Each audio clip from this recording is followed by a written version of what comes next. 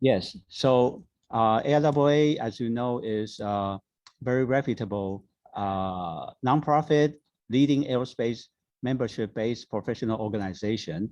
Our president right now is Ms. Laura McGill, executive director, Mr. Daniel Dunbarker, and I'm Ken Louis. I'm the section chair, continuing Dr. Jeffrey Puchel's great effort and leadership.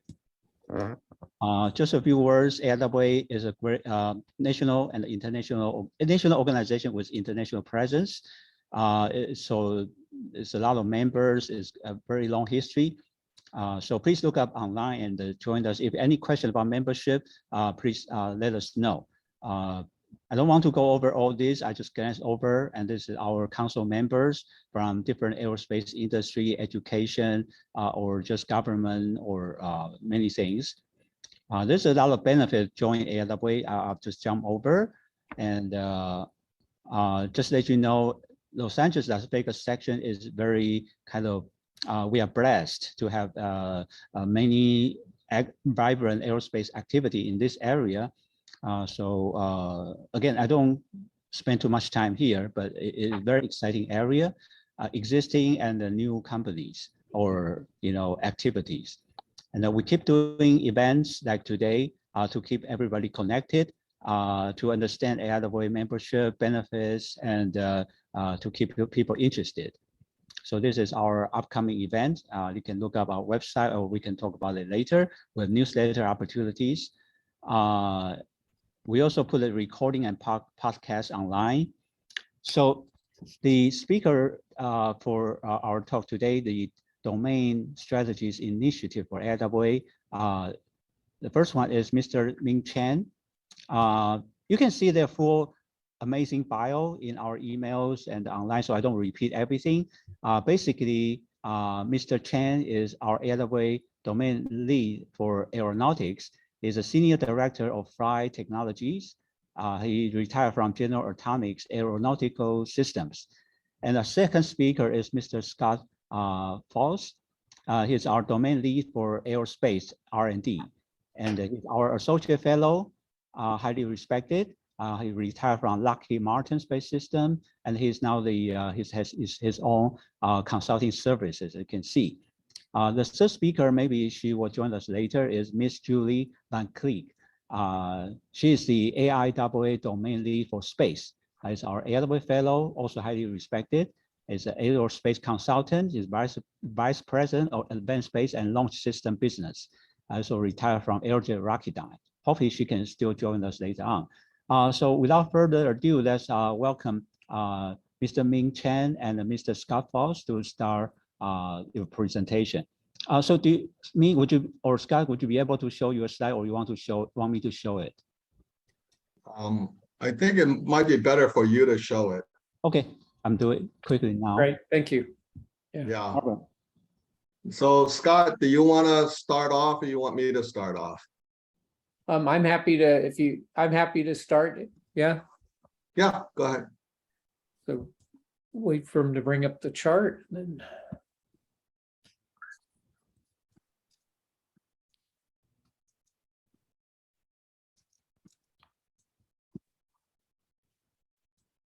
So while we're, there we go.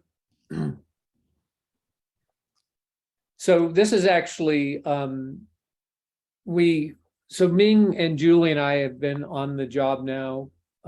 It'll be 1 year on October 1st. So we started October 1st, 2021.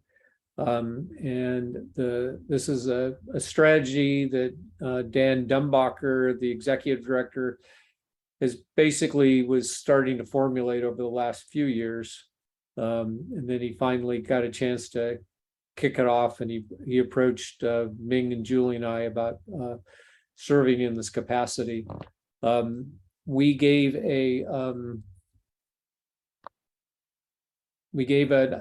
this last week, we actually had to give an update to the TAD, the Technical Activities Division. And so we're just using many of the charts. We're using some of the same charts we use for this activity. So why don't we go to the next chart? I think hopefully by now you guys have heard about the domain strategy. You know, Dan Dumbacher talks about it all the time.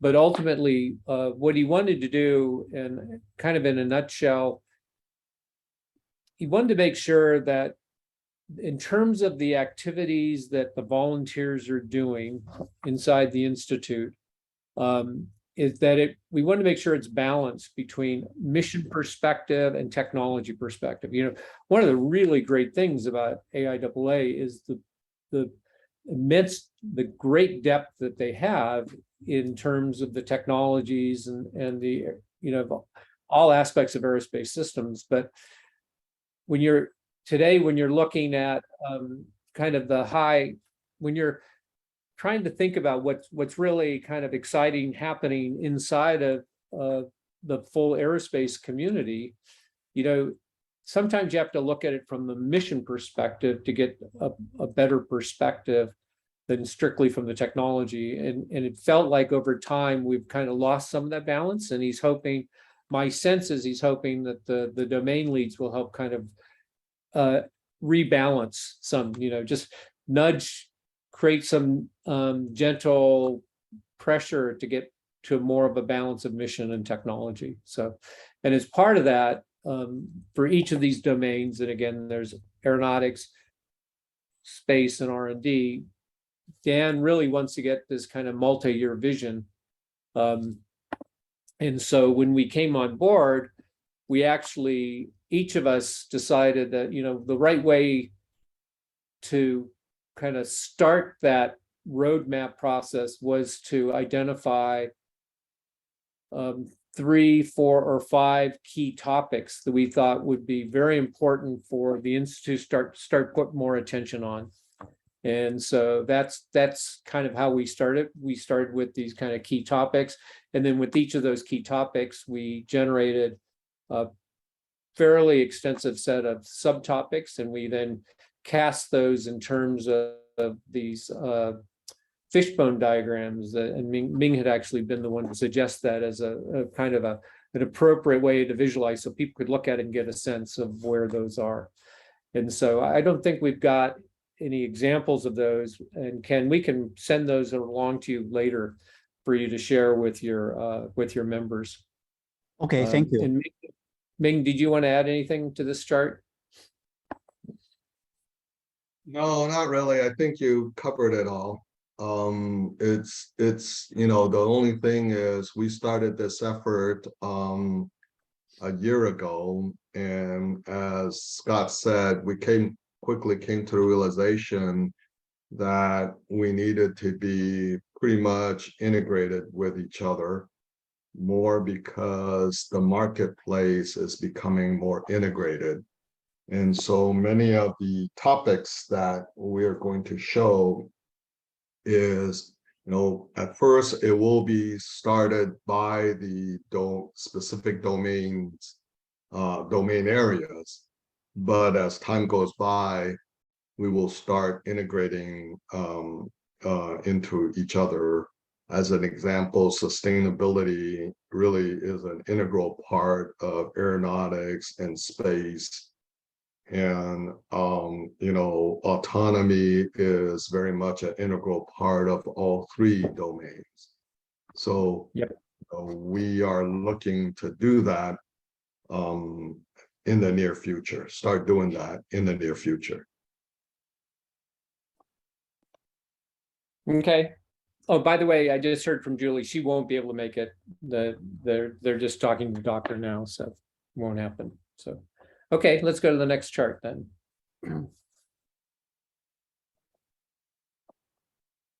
And so this actually now lays out the current set of key topics for the 3 domains. Ming, I'll let Ming, why don't you talk to your 4, and then I'll talk to my R&D ones. Yeah, so basically, each one of us looked into our own respective domain areas, and we kind of came out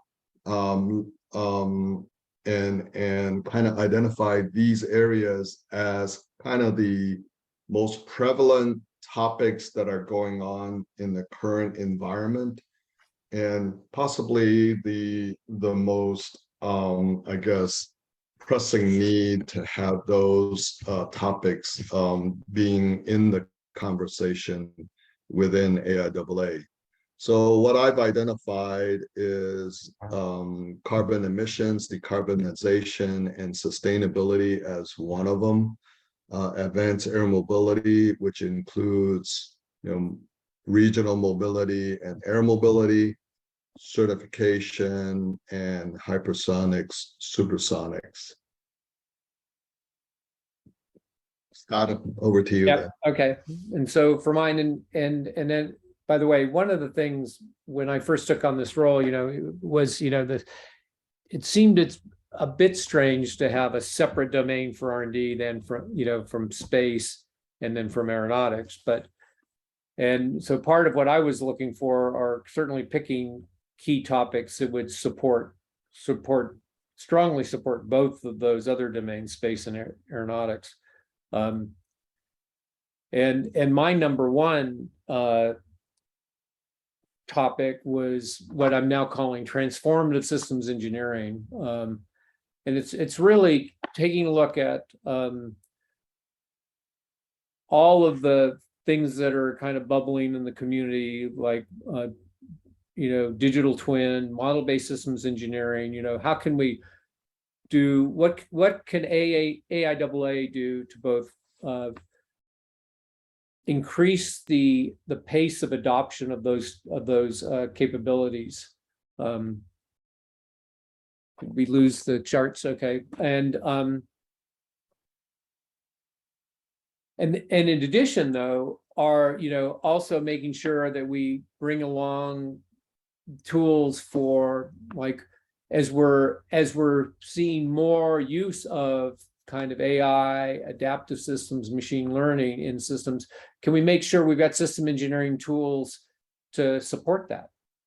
And a key interest of mine, because this is where I've actually spent most of my career, is this whole area of kind of human machine teaming. So can we do a better job of actually analyzing, doing the system analysis of the human machine team, the human machine system? So that's what we're doing. In fact, we'll talk about it a little bit later, but we're just kicked off a task force in this area of transformative system engineering. Autonomy, and Glenn Culler's on the call. He actually ran an autonomy summit last year in November and is currently organizing a major working group for defense, the Defense Forum in autonomy. But we just know that's going to be have such a profound impact on all future aerospace systems. And so we want to make sure that AIAA is doing all they can to kind of both respond to the immediate needs, as well as start to anticipate some of the farther out needs of how we're going to be dealing with autonomy and machine learning. And then as we get to greater capabilities in terms of digital avionics, digital systems, it turns out there's some challenges on the assurance side, as I think we're all aware, but there's also some opportunities on the resilience side. So, how can we do a better job of kind of wrapping our arms around those two concepts and dealing with them effectively? And then the last topic for me is in the area of advanced manufacturing and advanced materials. And I like to talk about that. My first year in college was when The Graduate came out, the movie The Graduate, and the favorite line there, I have one word for you: plastics. And even though I've been in information technology all my career, the opportunities when you are able to bring both new materials, multifunctional materials, as well as these new manufacturing techniques like additive manufacturing, it opens up the world in terms of some of the things you're able to accomplish. one of the projects I was running when I was at Lockheed was a project called PrintSat. So we were actively exploring what it would take to just simply print a satellite. That would include embedding, electronics into the structure itself. And then, so since Julie's not going to be able to join us, you can see the topics that she has, and these are topics that actually go back to that were kind of identified when the Ascend conference was first stood up. And given that you're the LA Las Vegas chapter, I'm assuming you're closely connected to the Ascend conference. But anyways, so you can see space traffic management and the former executive director Sandy Magnus is leading the activity in that area. Certainly, space sustainability and space exploration. I do like this fourth bullet, this concept of outpacing the space threat. How do we get out in front of that? And then just better understanding this kind of what the space economy is going to be. So she has quite a few activities going on as part of we've got the major Ascend conference coming up at the next month. Actually, it's not that long. It's coming up at the end of October, and but they also have pretty regular smaller Ascend events, and earlier this week there was an Ascend event on nuclear propulsion that was quite interesting. So let's go to the next chart. And so I think what we're going to do is talk a little bit about one of the ways we're organized. Now that we have these key topics, what we're doing is actually, and we've probably talked about the key topics. I don't need to brief this chart. You can just see it's got good. It tries to put a little bit more specificity to what a key topic is and what a subtopic is. But now that we have these key topics, what we want to do is how do we actually start moving out and starting to create activity around those key topics? And we're doing that now in the context of these domain task force, which is the next chart.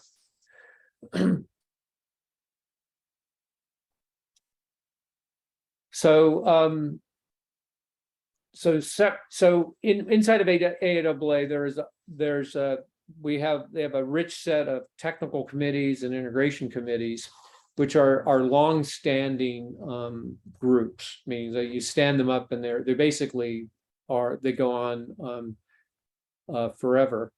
And what we're talking about with the domain task force is will be a much shorter duration, and we're thinking 6 months to 12 months. We find basically the job of the domain lead is to recruit a lead for that task force. And Ming has actually started up 2 of these already. He'll talk in more detail about that. But we want, as with all things at AIAA, we want this to be outcome focused. And so we want to kind of identify important outcomes that will move the community forward that can be accomplished in a 6 to 12 month time frame. And if necessary, there may be needs to recharter, to give it some new focus, and so that'll generate some new outcomes. But we'll cross that bridge when we get to it. And ultimately, it may be the case that at some point the domain task force might actually evolve into a new committee. But again, that's we want to be careful about that. So just because at some point they've got a lot of committees, and it's once those committees are formed, it's hard to keep them focused on relevant topics. So next chart.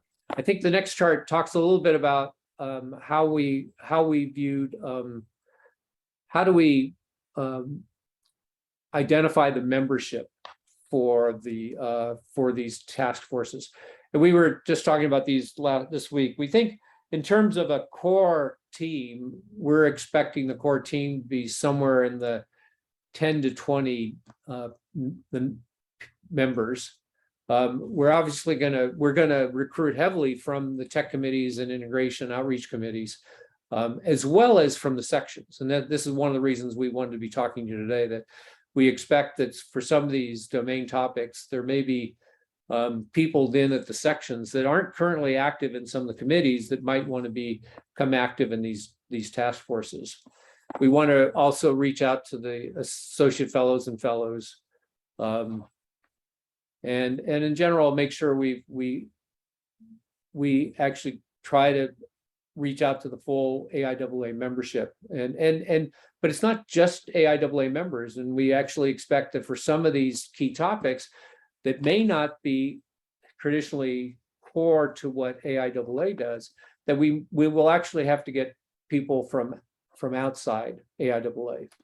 And we think this will be a good thing long term, because if we're successful, those people that get involved in these task forces may become more engaged and start to and join AIAA.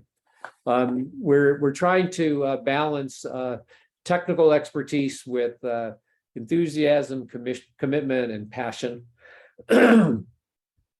Certainly always want to make sure that we get kind of a balance, balance demographically, whether it's gender, geography, where you are in your career, as well as traditional aerospace and kind of some of the new entrants, things like SpaceX.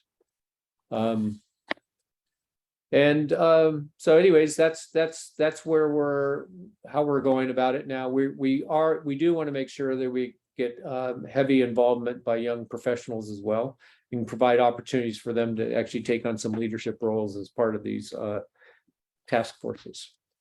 So I wanted to make sure that we kind of talk to this. And Ming, was there anything you wanted to add to this chart?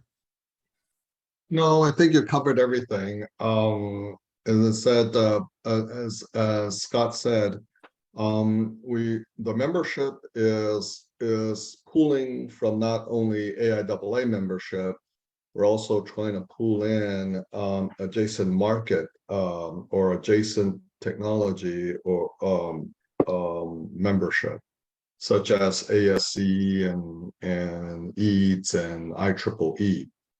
So if they are, of course, if they are relevant, or if they have the relevant expertise in the area.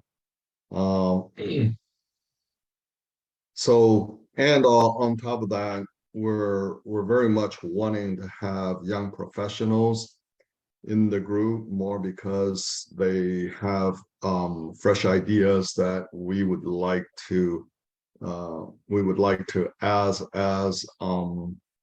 as domain leaders like to tap into more, because the fresh ideas are the ones that are going to be the future. So that's what we're looking for. I think it's the next chart. Yep, it should be your Okay, so as you can see there, we're starting to stand up domain task forces. In the aeronautics area, I've stood up advanced air mobility and carbon emission sustainability. I'm working on certification right now, and Scott is working on the transformative systems engineering one, and the autonomous vehicle system one. I think Scott is also working on that. And I think he's trying to figure out how to continue that on. right. Julie is standing up the space traffic management and also cislunar propellant depots. So next chart. So for the advanced mobility, we stood that up.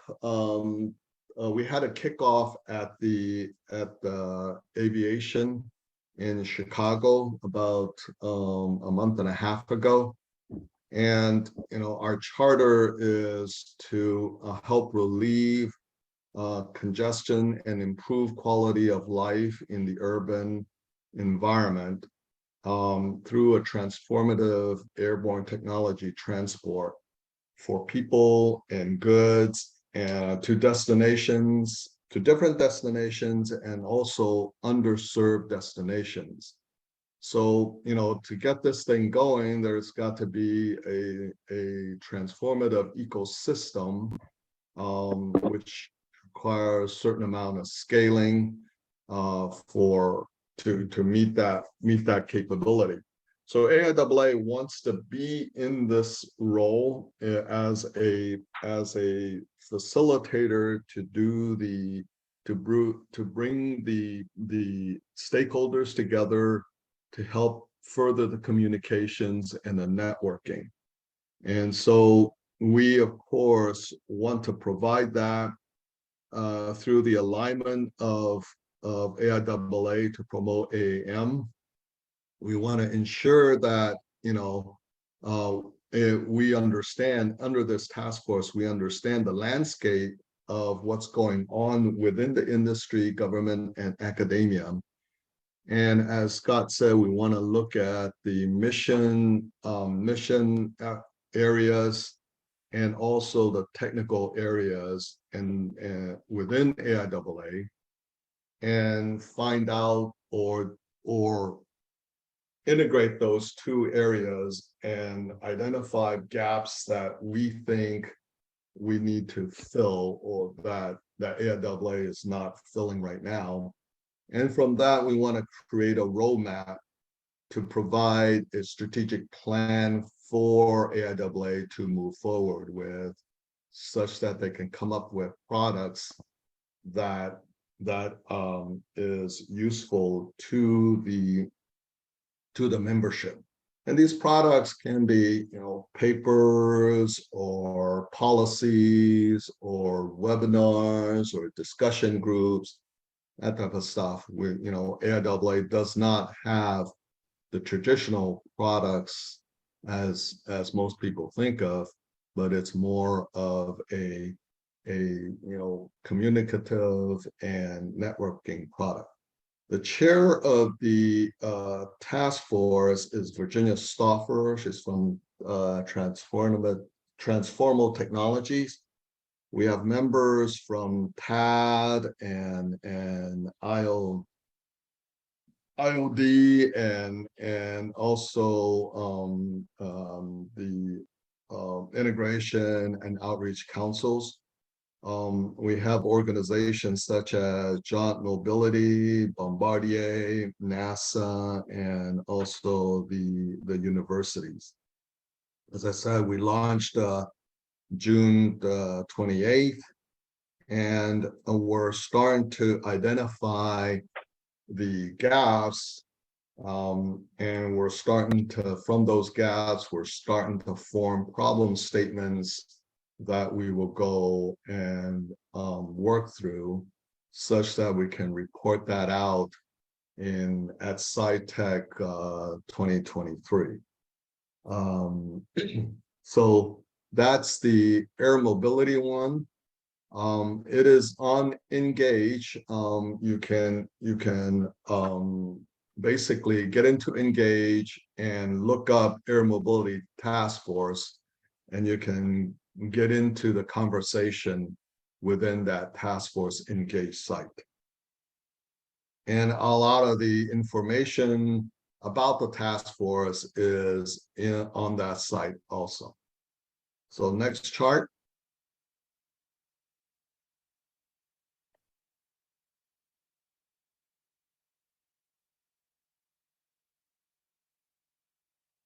So the next chart is the Carbon Emissions and Sustainability Task Force. Again, we're looking at aligning industry efforts to drive to the net zero carbon emission by 2050. We're looking at the landscape of efforts under AIAA across the industry, government, and academia. Again, looking for gaps within what AIAA is doing and creating a roadmap for that. Our initial scope right now is commercial aviation, more because that is really where we have most of the efforts going on, and the majority of the, I guess, the issues that are being focused on. And of course, through the commercial aviation arena, we're looking at impacts to climate change by reducing emissions. So the person who is running the task force is Ellen Ebner. She is from the Boeing company. And again, we have members within the TAD and IOD organization. We have Boeing, Airbus, and Pratt & Whitney and Rolls-Royce in there. We have FAA, NASA. We're looking also, and also we do have an airliner in there, Delta. We're also pursuing Lufthansa right now. The airline industry is a little bit interesting industry. They are very much into, I guess, alignment with the regulatory, I guess each country's regulatory rules. And so they want to ensure that if they do join an organization like ours, or do work within the organization like ours, that they meet the regulatory rulings. So at least Lufthansa is looking into that right now. So we hope that they will join us in the near future.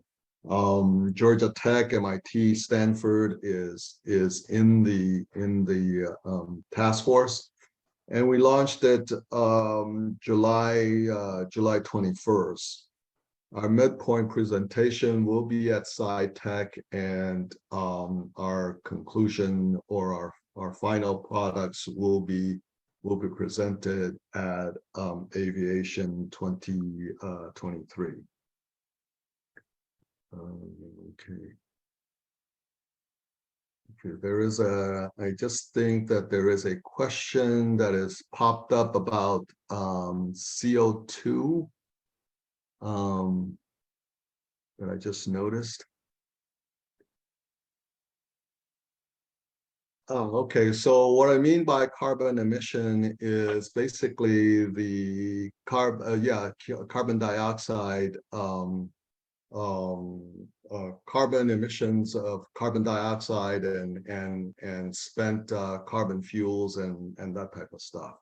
So anything that is basically heavy atoms, and in reality, it's more emissions, not necessarily carbon emissions, but it's really more emissions.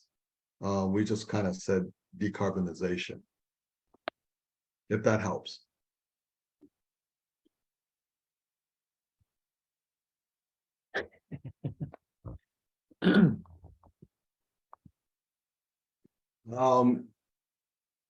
Why not say that? Well, I wasn't the one who created the title. AIAA created the title. So in reality, we could change it to emissions.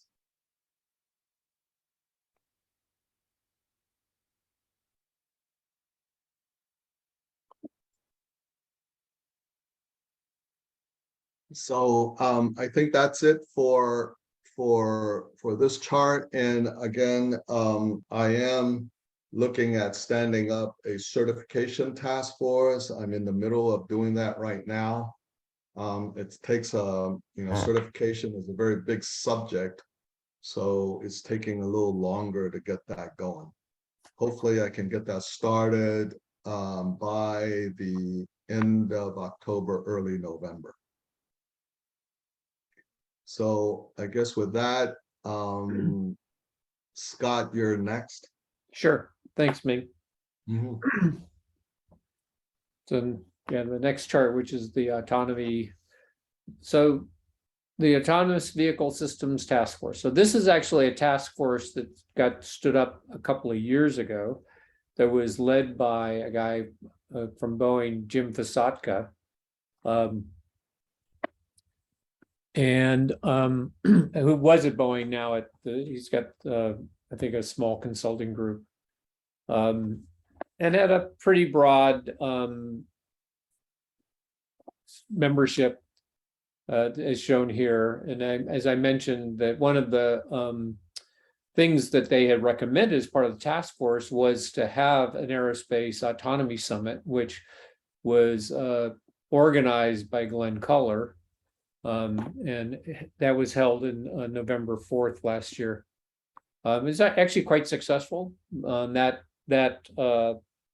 summit brought people, it was primarily focused on advanced air mobility aspects of autonomy. And there were, we organized a summit. It had a number of speakers, both from senior NASA, senior FAA, as well as congressmen. And then we had 4 panels, and most of the panels involved had members of NASA, FAA, industry, and academia. So it was actually a really great broad view. Gave one full day, got a very broad perspective. And we're actually following up on that right now with a space autonomy summit that's going to be held, I believe, on November 16th.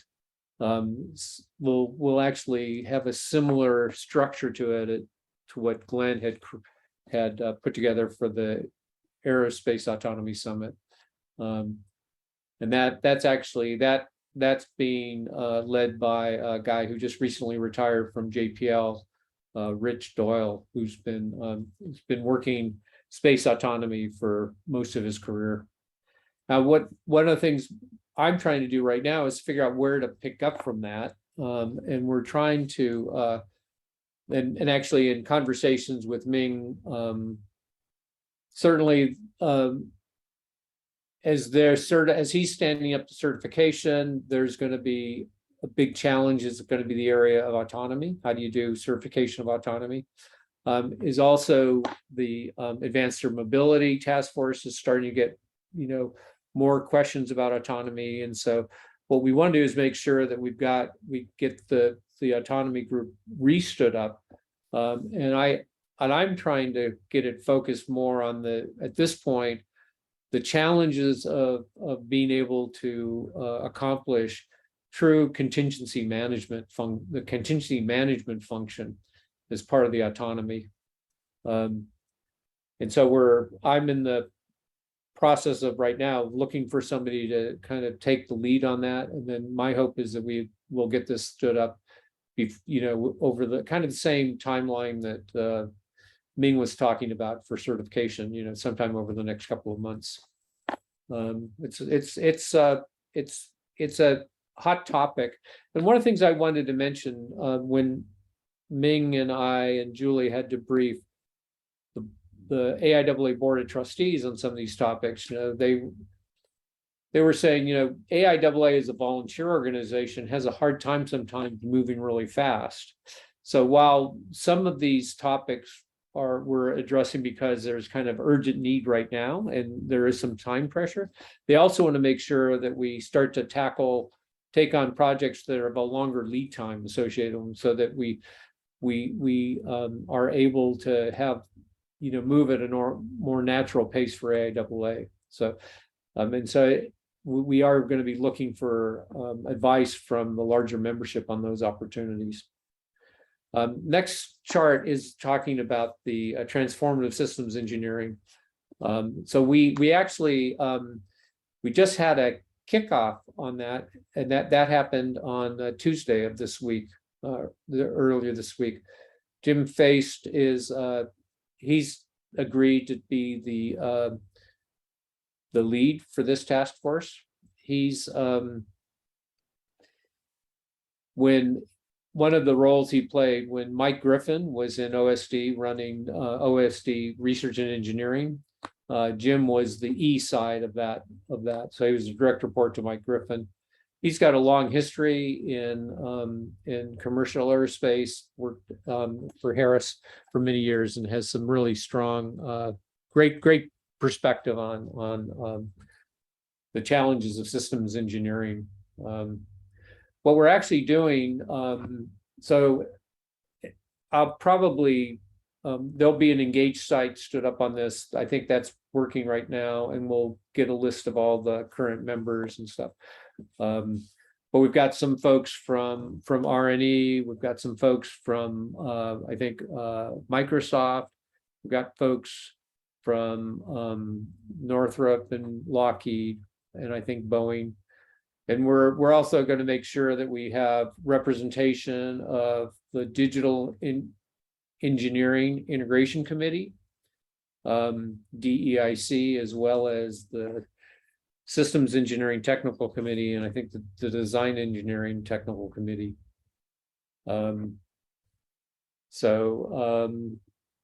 And what we've done also is we actually, one of the things Jim did is he actually reached out to DARPA and asked them if we were going to be doing something on transformative system engineering, what would you like to see us focus on? And they came back with a suggestion that said, they said, what if you kind of took a hard look at the challenge of autonomous systems of systems? And so we're using that as kind of our core use case to kind of focus the activity. And even that's still broad, but I expect that we'll, and over the next, I would say next few weeks, we'll probably start to generate some more detailed versions of what that use case might look like. So I think that's it for the transformative systems engineering. And if people are interested in participating, please reach out. Let's see, I see there's a question. Okay. Let's see. And then I think the next chart, what do we have next? I think it may be, forget what comes up next. Okay, so this is Julie's task force on space traffic management. This has been going on a while. It wasn't really stood up as a formal task force, but as I mentioned, Sandy Magnus has been leading the activity on this.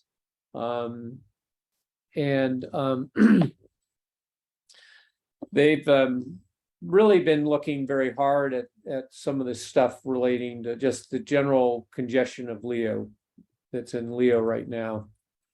You can see the kind of member organizations that are involved. And one of the things they'd like to take some credit for is the getting some movement on this Space Policy Directive 3, and then the full authorization, appropriation, staffing of the 8th Office of Space Commerce and elevation within the Department of Commerce. And so that's one of the things, and that actually is one of the things we would hope that's the kind of impact AIAA can make, is making sure that as from a policy perspective, as they start to kind of stand up key government organizations, they're kind of bright-headed about it and making sure that they're anticipating the types of organizations, the types of decisions they need to be prepared to make in these inside of the Department of Commerce. And shame that Julie's not here. She's really can talk to that. Okay. Are there questions, or do we want to wait till the end for questions, or see some?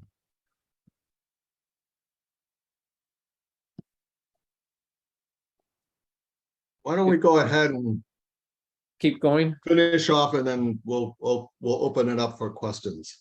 Okay. Then the next chart is, I think the next chart is talking about the work we're doing for both the aviation and SciTech. Is that right, Ming? Yeah. Next chart.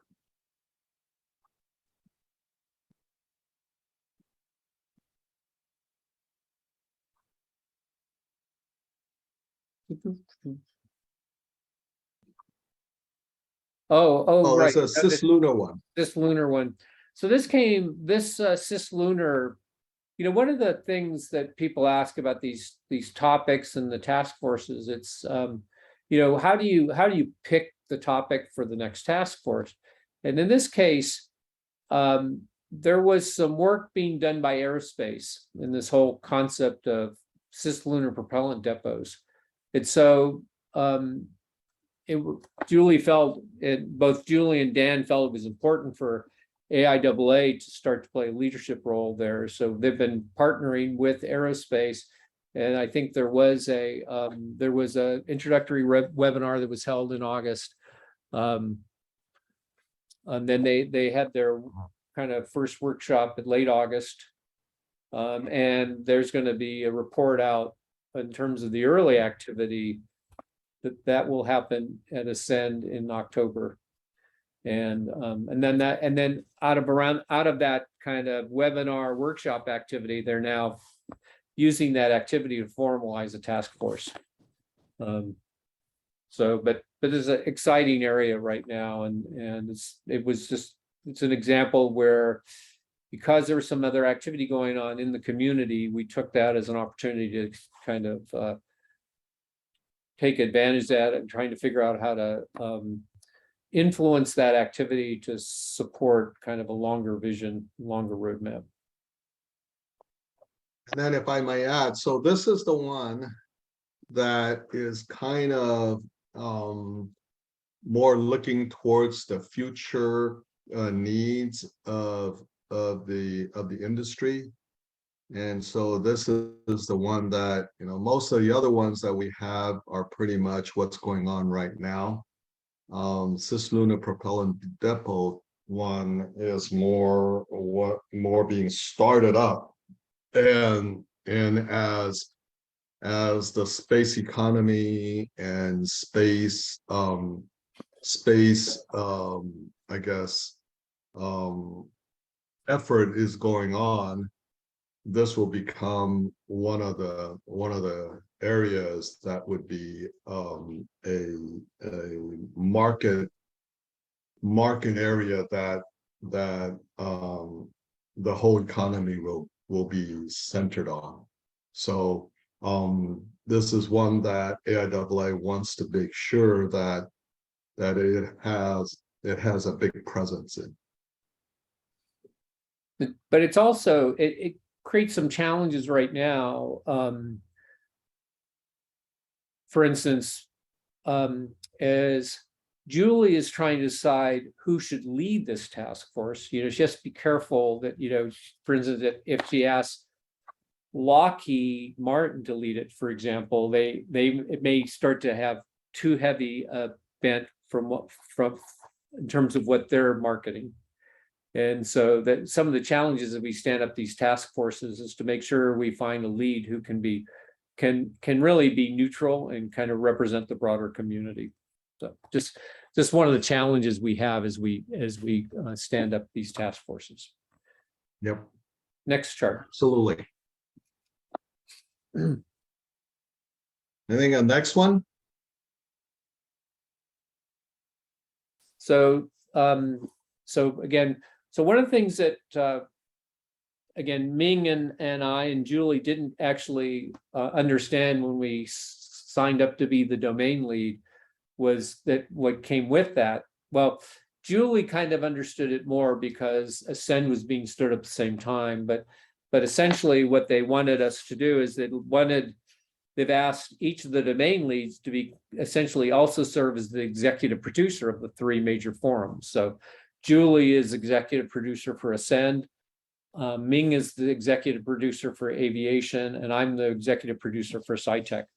So in addition to kind of thinking about how we organizing these task forces, and the other thing we're now doing is working on pulling together the forum. So for me, we've got Ascend is going to be in Washington D.C. the week of January 23rd. So it's actually interesting because traditionally it's the first week in January, and so this now is the third week in January.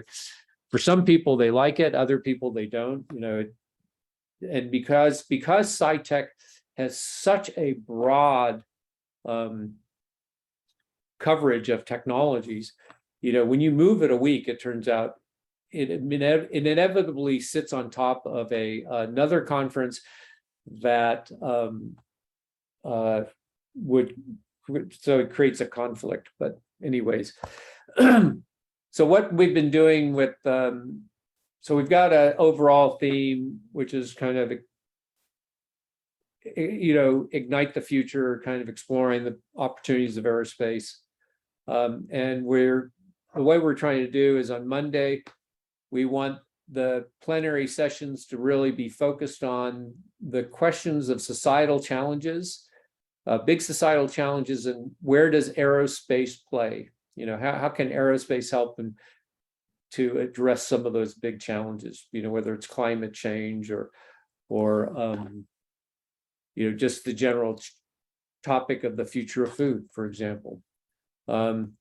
Tuesday, what we want to do is, because it's going to be in DC, we want to take full advantage of it and try to bring in many of the program managers that are actually funding technology work that would be addressing some of these grand challenges. And so we're calling Tuesday kind of a Meet the Funders Day. And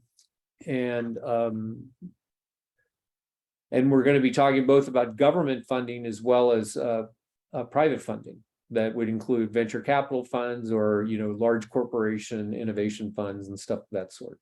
So that's what Tuesday's going to be. Wednesday is our Science Day. And one of the reasons we wanted to have a day devoted to science was just the amazing success. And, you know, Ken had it on his opening, one of his charts, you know, James Webb Space Telescope.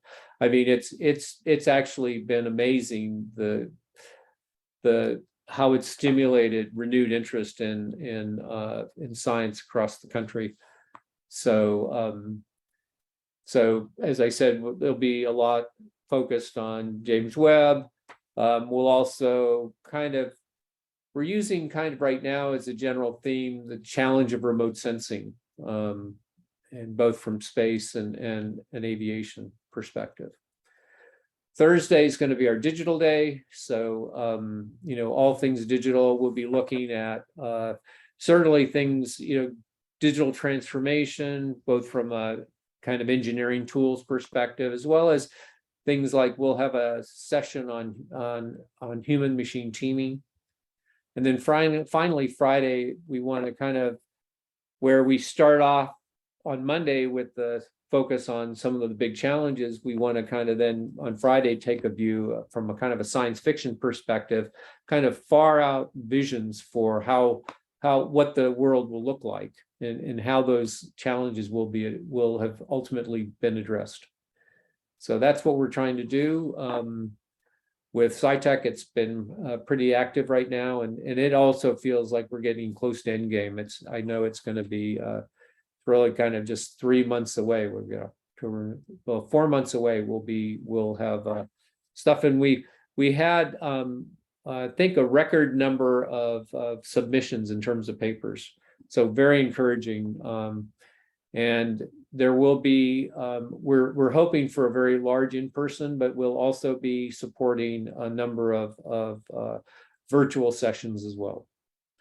So I think with that, if there are any questions, let's see. Scott, can you hear me? Yes, I can hear you. You mentioned about the SciTech. Are you talking about a special kind of session just for domain strategy initiative, or you're talking about the everyday SciTech general schedule here? Because that's every day. That's the overall SciTech each day, the theme for all SciTech. So these are not just, you know, the domain initiative. It's for right. Okay. No, and it goes back, Ken, to the, you know, when they asked us to be domain leads, they also asked us to play the role of executive producer, and the reason that is the case is they wanted to make sure that we would, the forums is where kind of a lot of the publication comes out. So So they're hoping that as us being executive producer, we'll start to influence the content to be aligned with the key topics we've identified for each of the domains. So you're saying your domain initiative become the backbone for SciTech. That's what you're saying. Ultimately, oh, okay. you know, we want to go slow, right? So SciTech Okay. is a very successful Okay. conference. So it's one of those things where you want to be careful. You don't want to change it too fast. You don't want to break what's not broken, right? But I think over time we're trying to do that. And Ming will talk to this too. One of the things we're trying to do is to make sure that there's better alignment between the plenary sessions and the technical paper sessions. And we'd like that alignment to, in addition to those two elements of SciTech being aligned, we'd then want them to be aligned with the domain roadmaps as well. So that's the ultimate objective. And, you know, we're doing what we can to influence to try to nudge it in that direction. So, and I think with that, I'm going to hand it over to Ming because he's going to talk about aviation now. Okay.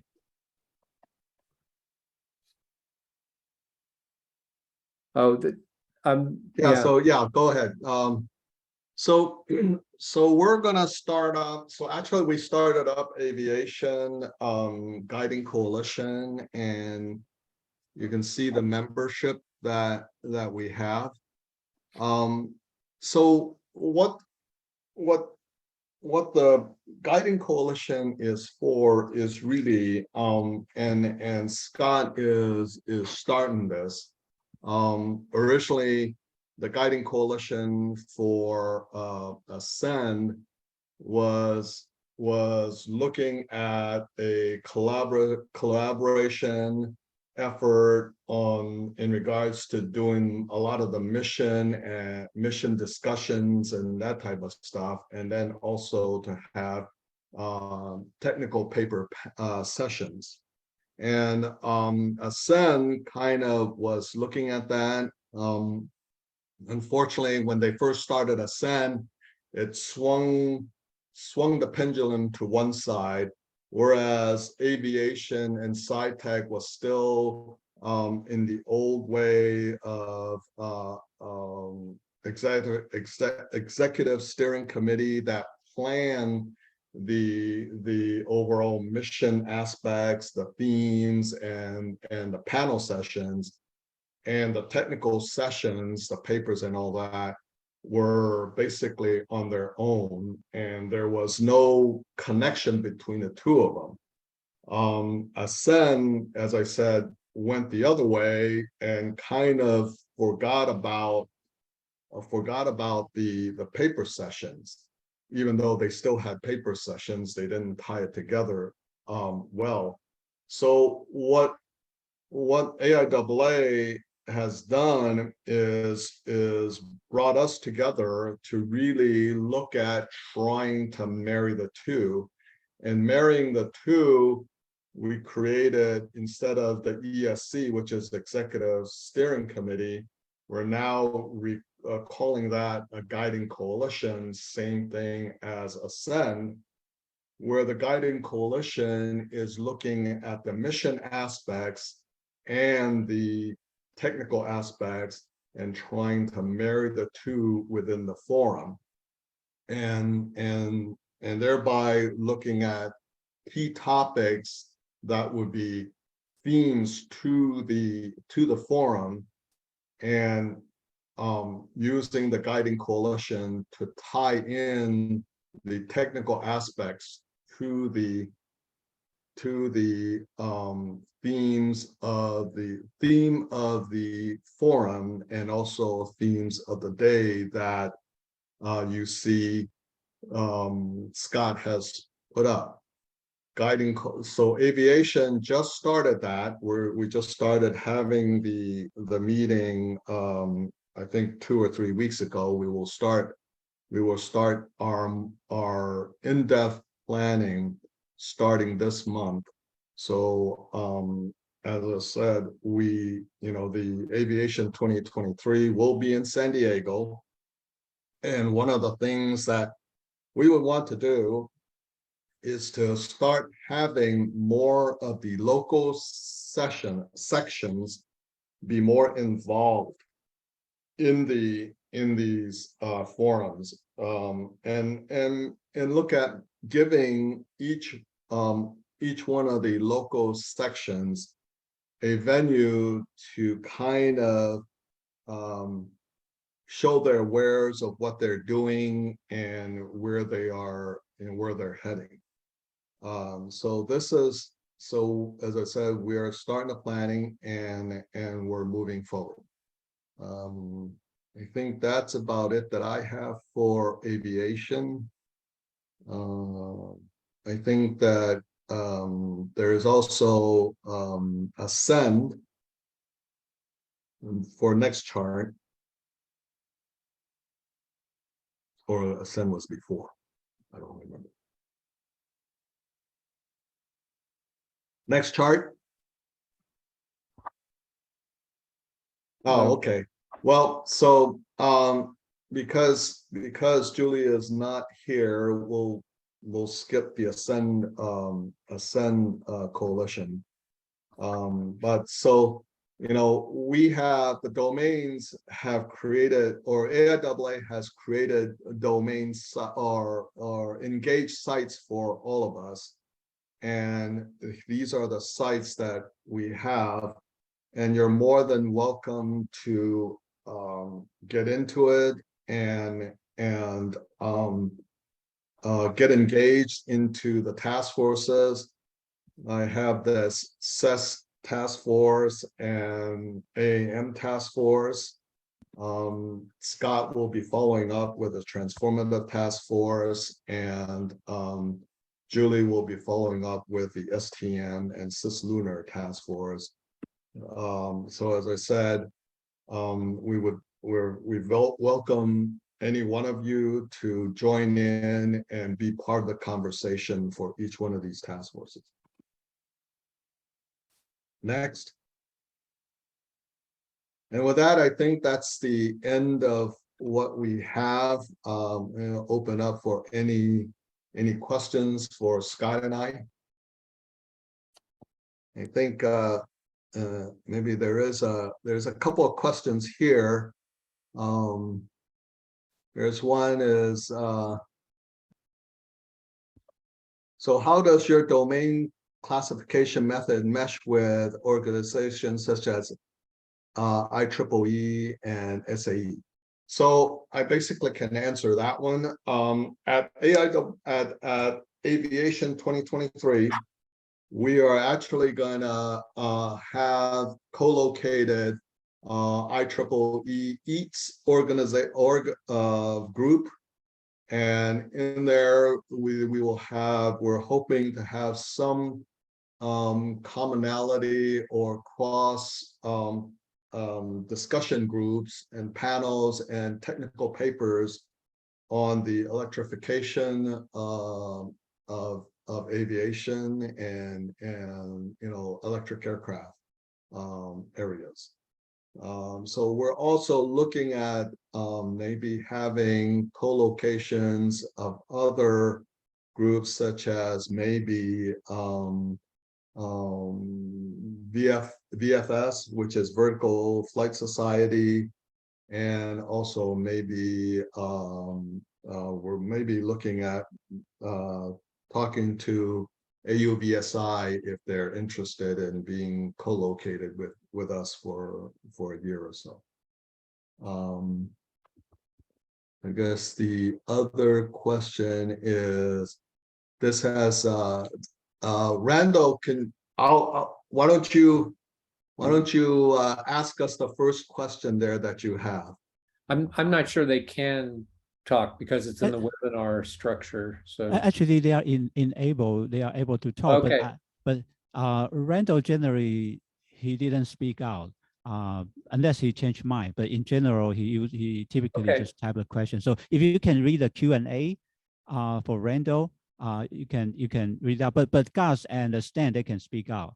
I Okay, asked them thanks. to Good to know. raise questions, so they anyone that want to ask question, they will be able to speak out. But Randall, typically he doesn't speak out. Okay, unless, so Ming, let me take a crack at this. So the question, this is a process / C-suite look to it. It appears a little foreign compared to how things have been presented in the past.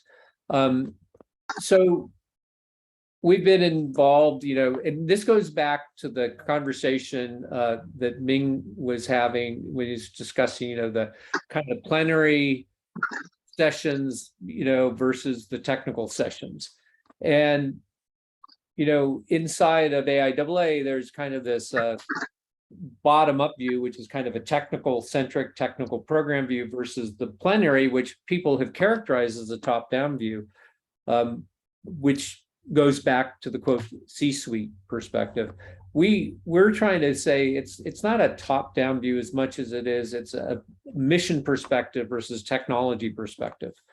And frankly, it's not bad sometimes to have a mission perspective and get an operator view of this. And we actually think that that can be powerful and valuable to the technical community. And that's part of what we're trying to do, is kind of bring a mission perspective, a user perspective into the room, so that as people, our membership is working on kind of creating key capabilities, enabling these key capabilities, they'll understand how people will use them and can actually factor that into their development work. So that we're trying to not use top down versus bottom up as much as technical perspective balanced with mission user perspective. I see Gus has his hand up. Gus, do you want to ask? Yeah, good morning. I actually have a few thoughts. So it's my first question was regarding for Ming and you, Scott, on the definition, or if you can elaborate on the certification process that you're talking about on this on the domain topics and subtopics. But before you respond back, I just have some thoughts and wanted to use this forum as just to kind of let you know. I am the Deputy Director of AIAA's Business Management and Legal and Economics Group. So it's part of the IOD. And I cannot express it more strongly, but this domain communication that you guys are providing today is extremely important because we believe, some of us feel, that members are still confused as to what this is all about. I know that Dan is working this hard, but perhaps the reads can help in disseminating the information that you're passing out. And I know that you guys are pretty busy with all of the ascent and the restructuring and the reorganization that is going on. So that's the food for thought. The BMG, the Business Management Group, is part of the IOD, which is Business Management, Economics, and Legal. So we will be reaching out to you in trying to get some roundtable or discussion to intersect how that can support your alignment within the main domain structures. And I agree on Julie's sentiment that making the leads and sponsors of this domain areas should be as objective as possible, because there's a possible danger of putting a heavy leaning on the corporate marketing on whoever is actually trying to lead that. And that's something that I've already come across in 3 different occasions with AIAA's leadership. When we bring up a subject regarding BMG, we need to be really careful on how we approach it, because the big boys in the big sponsors may take this in a sensitive way. To that subject of the intersection between BMG and the domains, I would be supporting the aviation forum domain. Michael Dodge is on the legal side. Emali Diaz from JPL, she would be supporting the ascent and the space topics. and Ray Flores out of Wright-Patterson Air Force Base on the research and development and the management topics. So good job today. I look forward to work with you. Thank Thanks. you, guys. That's great to hear. Appreciate the comments.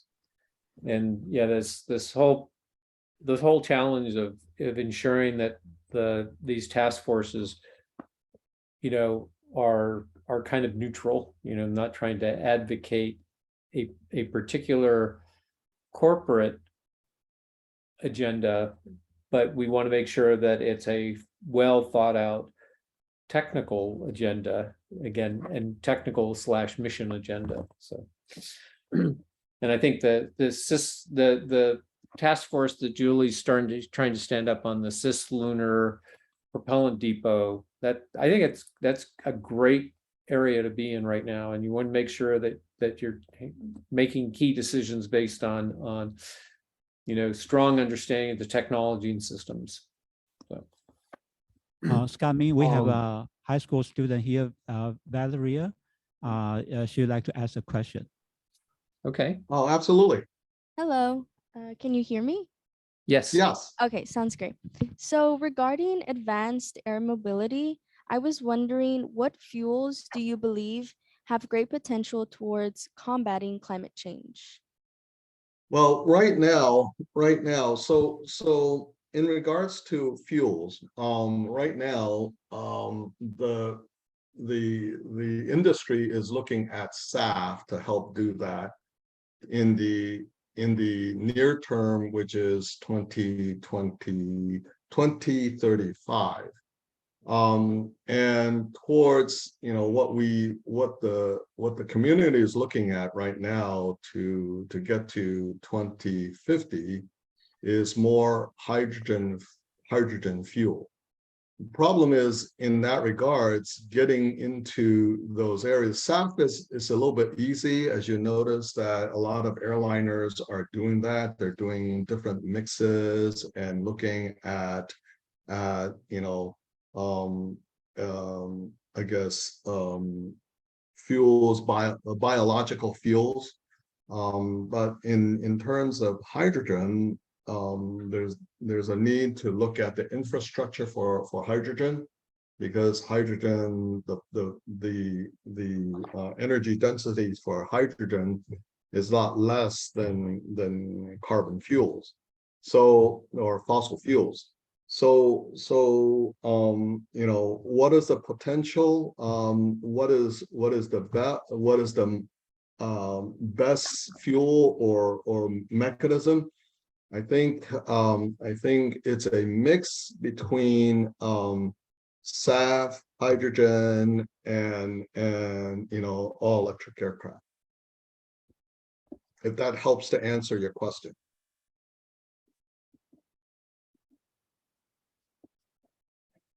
And then I guess Gus, you had a question in regards to certification. So certification, as you are aware, is a very, very big subject, right? And it scares everybody half to death. And so one of the things that I've been looking at, and of course I want to be as broad as possible.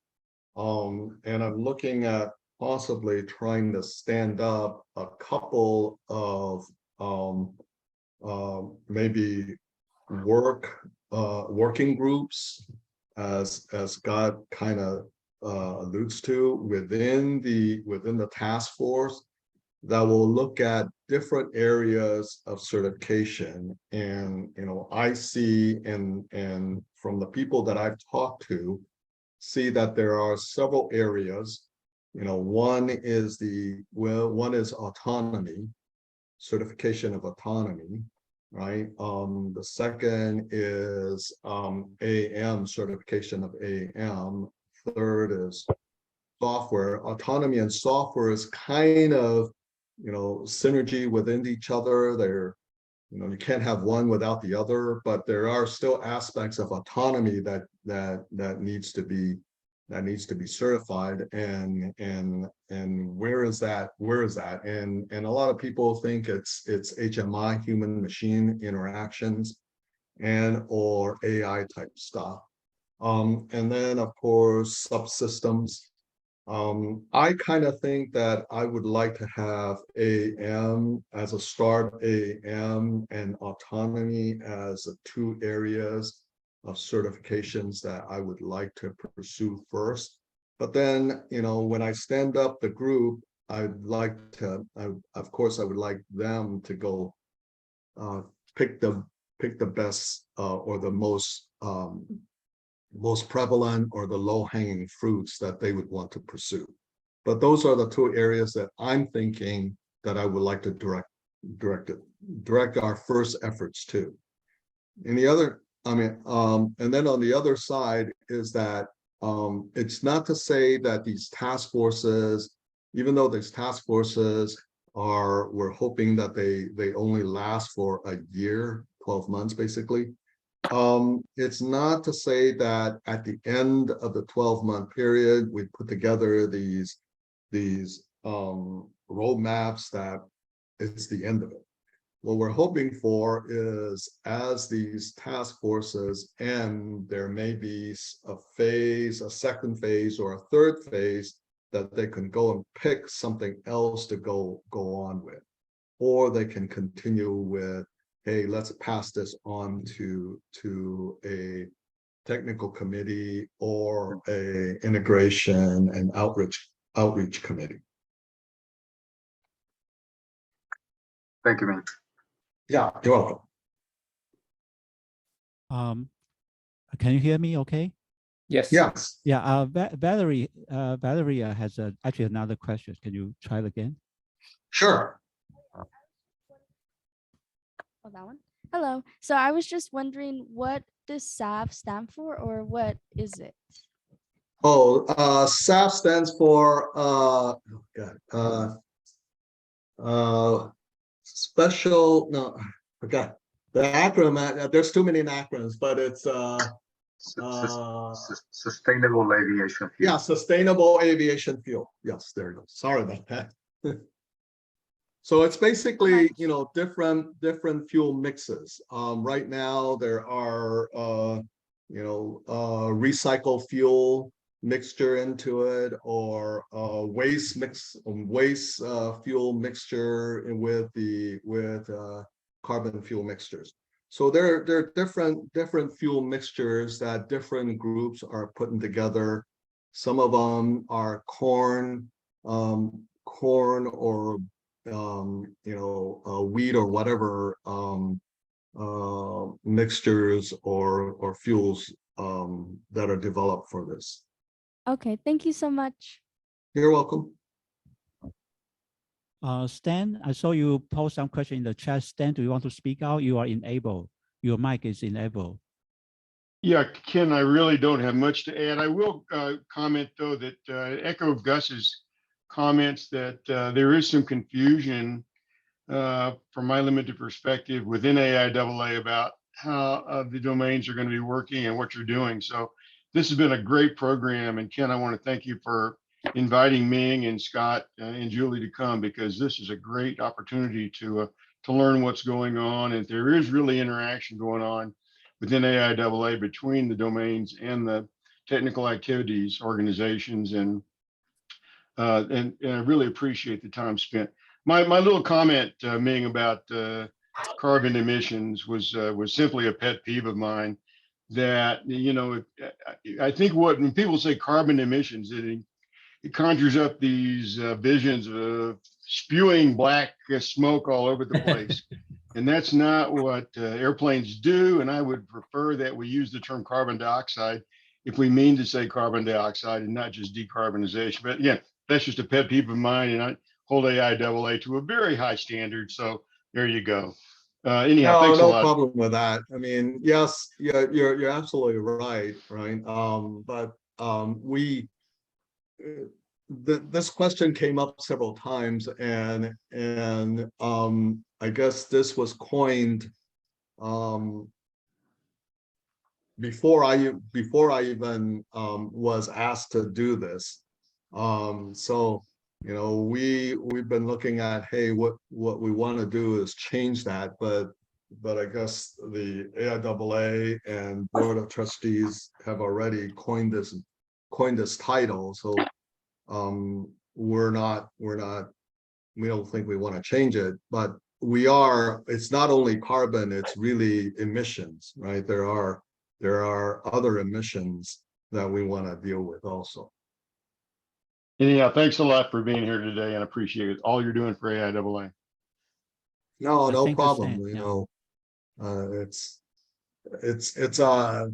an interesting problem for us, as both Gus and Stan, you guys know, is that AIAA, especially the forums, SciTech and aviation, the mission aspects and the technical aspects of the forums are totally disjointed. So papers are being presented all the time. Great that the papers are presented all the time, but then there is this panel speakers and all that. They're talking about, you know, sustainability. They're talking about digital engineering, all of that, but there's no tie-in between those topics. So going forward, Scott and I and Julie are going to work that such that they will be tied together. And as time goes by, each forum, from forum to forum to forum, they will also be tied together.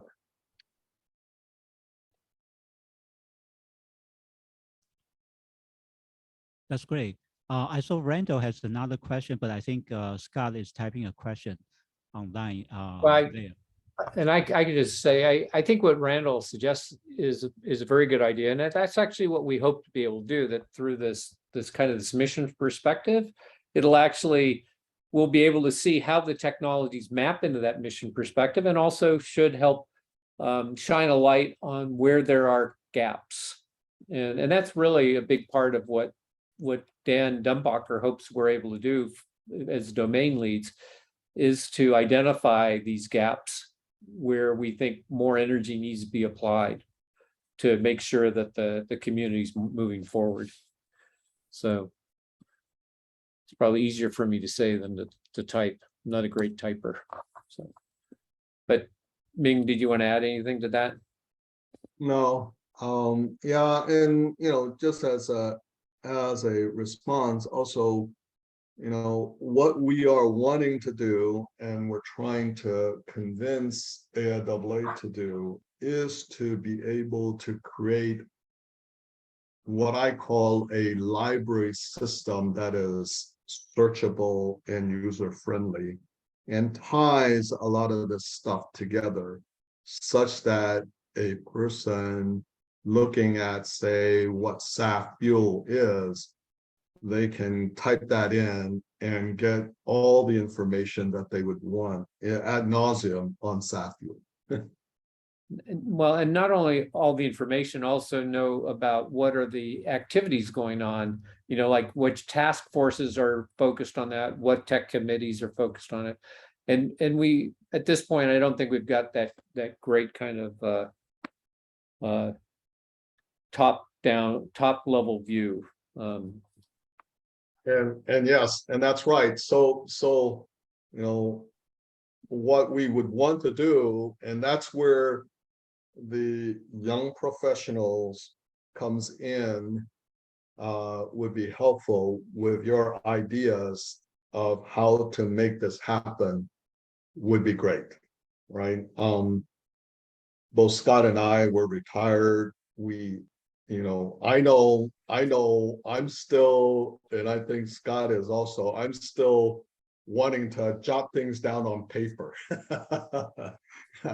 I'm one of those old-fashioned people that if I don't jot things down on paper, it just doesn't feel right.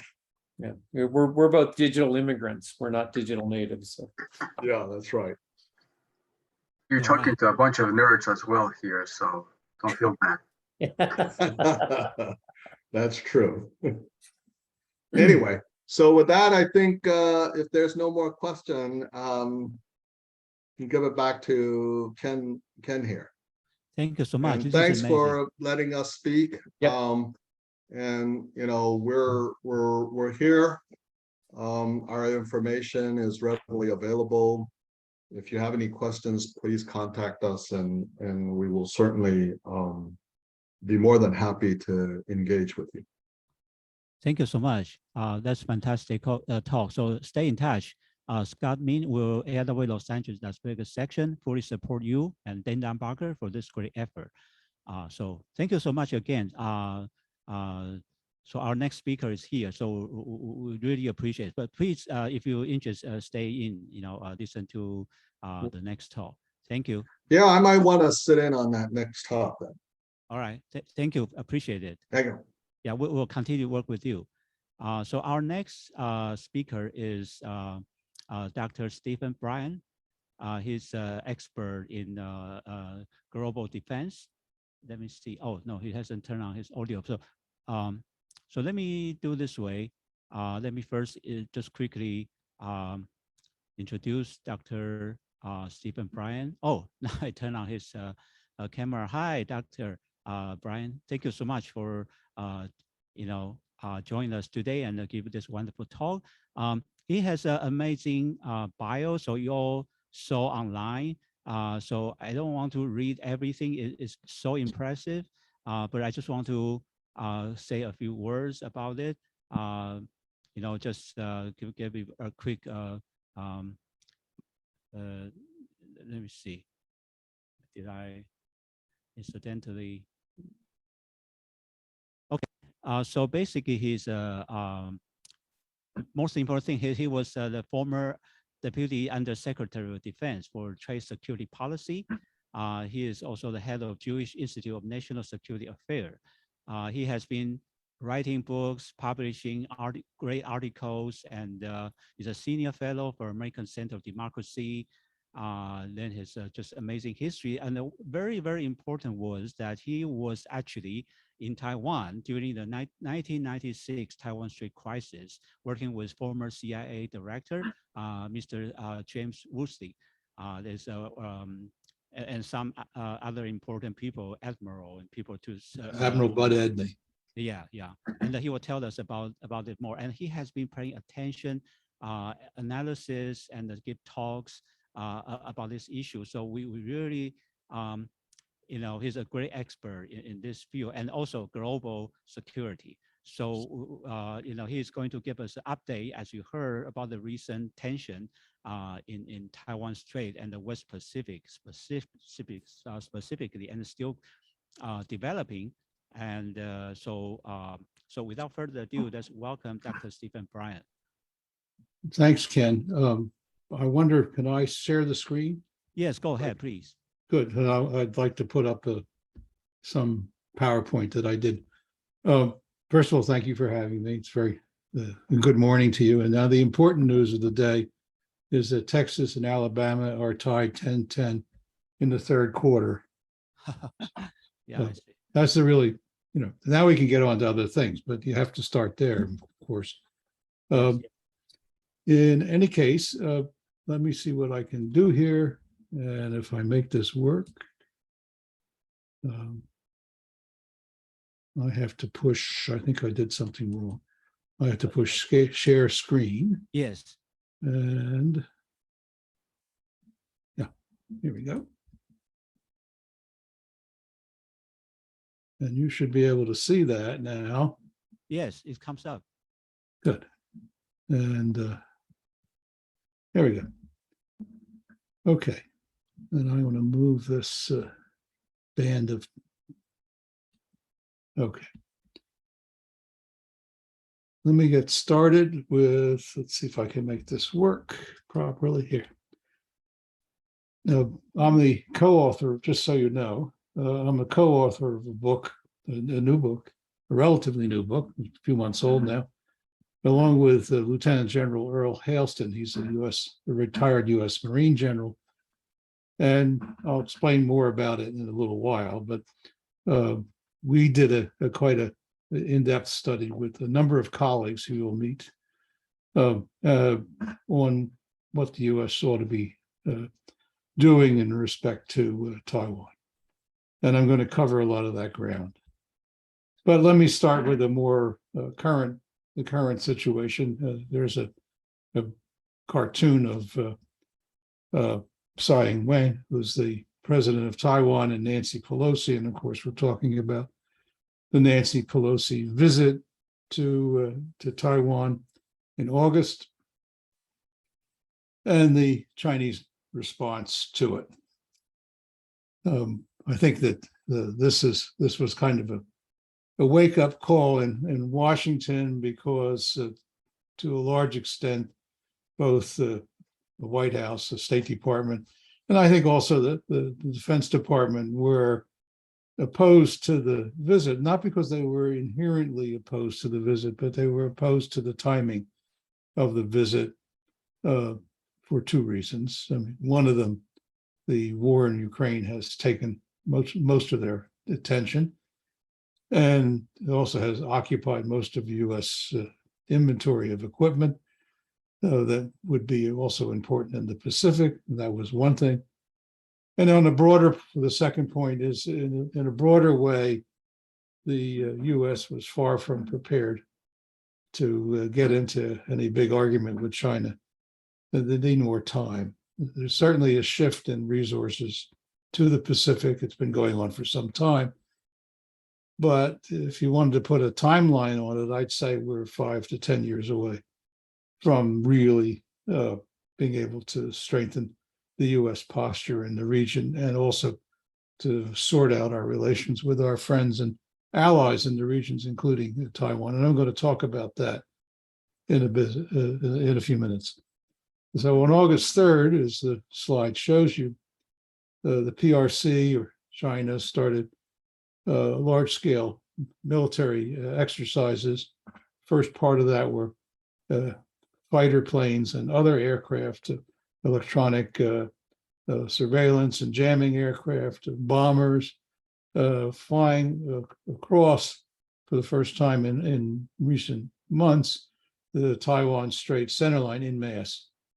This was immediately seen by Taiwan as a major challenge that could get them into a war. They were of course, they tried to shadow all these Chinese incursions on a regular basis, mostly by bringing up their F-16s to meet and greet, we can call it. This was a big one, in fact, very big. Now, one thing to note, and I think it's very important, is that this penetration, that this line has been there since the 1950s. It's an imaginary line down the center of the Taiwan Straits, which both sides have more or less honored, both sides being Taiwan and China, have more or less honored as a no-go. You don't cross, because that becomes a provocation, and you don't want provocations. So that has mostly stayed in place and mostly has been honored. There have been a number of occasions, especially in recent months, where Chinese planes have gone across, but not for long. And in this case, and it's important to note that they basically crossed the line for about 4 minutes. So it wasn't, they were very cautious about, they wanted to do it to make a point, but they also wanted to make it clear that they weren't trying to start a conflict. And that's quite significant, I think. And of course, that was noted by the United States and by the Japanese and by the Taiwanese as well. Now, when the PLA started this exercise in response to the Pelosi visit, all branches of the Chinese military were supposedly engaged in various exercises, which were called training sessions. And the objective was both to show that they could do a blockade of Taiwan, that they could carry out assaults from the air and the sea, that they could hit ground targets. So they were showing off their targeting capabilities at sea, of course, not on land. And that they could manage joint naval and air operations and even joint combat capabilities of troops, although and I'll come to it in a minute, but it's important to know there was no ground assault preparation in these exercises. They stayed back from that again, so as not to provoke not just Taiwan, but not to provoke the United States. There was a case of 4 missiles that actually crossed over Taiwanese territory. It's an interesting question because I was there, as Ken mentioned. I was in Taiwan in 1996 with Jim Woolsey and Admiral Bud Edney during a much more serious, in my opinion, a much more serious crisis between China and Taiwan, where the straits were closed, where all the access to Taiwan was blocked off, and where the missiles were being fired. And there was a real angst inside Taiwan that because the Taiwanese have no answer to these missiles. Let's be straightforward about it. And they still don't, actually. So the 4 missiles going over Taiwanese territory were risky, to say the least, and somewhat out of the ordinary. I think the Chinese were looking to see how Taiwan's air defenses, modern air defenses, responded. Since '96, Taiwan has PAC-3, it's a Patriot PAC-3, which is a far better system than what they had before. But in my personal view, well, I think it's not mine only, the PAC-3, even PAC-3 is not a very good missile defense system. We've seen it operate in Saudi Arabia, in the UAE, in Israel, but principally against ballistic missiles. The ones in Israel were used again. They were earlier version PAC-2s, and they were used against Scuds, but Scud missiles. But what we saw in UAE and Saudi was the Patriots trying to deal with ballistic, heavy ballistic missiles. It's short range, but heavy. And they partially worked. It partially isn't very much good enough. And the reason, I think, is we could have a longer discussion about this, but the reason it seems is that they really only do intercepts a few thousand feet away from the target. They may have a greater slant range in principle, but by the time they respond and by the time the missiles reach the target, that target is almost visible to the naked eye. So it gets quite close. And so even if it hits the incoming missile, it may knock it off course a little bit, but it may not destroy it. And that's a significant issue with missile defenses, not just PAC-3, but many others, is whether they can really take out ballistic missiles, which often have a lot of kinetic energy and speed, and are difficult to deflect and destroy. Now, on the naval side, when you look on the chart that I just put up on the left side, the Chinese sent out 10 destroyers and frigates. That is a significant number when you consider that Taiwan doesn't have destroyers. It has some frigates. And most of these are pretty old. These the bunch of them that they have the Lafayette class corvettes, which is probably the best ships that they have. Knox class cruisers they have, and they also have FFG-7 frigates from the United States, but they're old. They've been repaired and modernized to a limited extent, but they're no challenge. They're no competition to what the Chinese have in operationally in the Chinese Navy, which, by the way, the Chinese Navy is now, at least technically, and I stress technically, larger than the US Navy. And the reason I say technically is that it depends how you count and what you count. And if you really count firepower and capability, the US Navy is much stronger. But if you count ships, which is the classical, when I was started in the Pentagon in the first Reagan administration, we wanted to build a 600 ship Navy, but of course it depended on what those 600 ships were. You could make a bunch of oilers and pocket cruisers and stuff like that. Yeah, you get up to 600, but what use does it have? more recently, we built these magnificent littoral combat ships, which are really great. They have no firepower and they're more or less worthless. But so we put our efforts into that and wasted 15 or 10 years at least of maybe a little more of effort in shipbuilding that could have been built. We could have been building serious ships, but we didn't. In the exercise, the Chinese had both their aircraft carriers out before the exercise got started. It means out of port. Before the exercise started, they pulled both of them back, and they were not engaged or operational during this event, we'll call it an event, this crisis.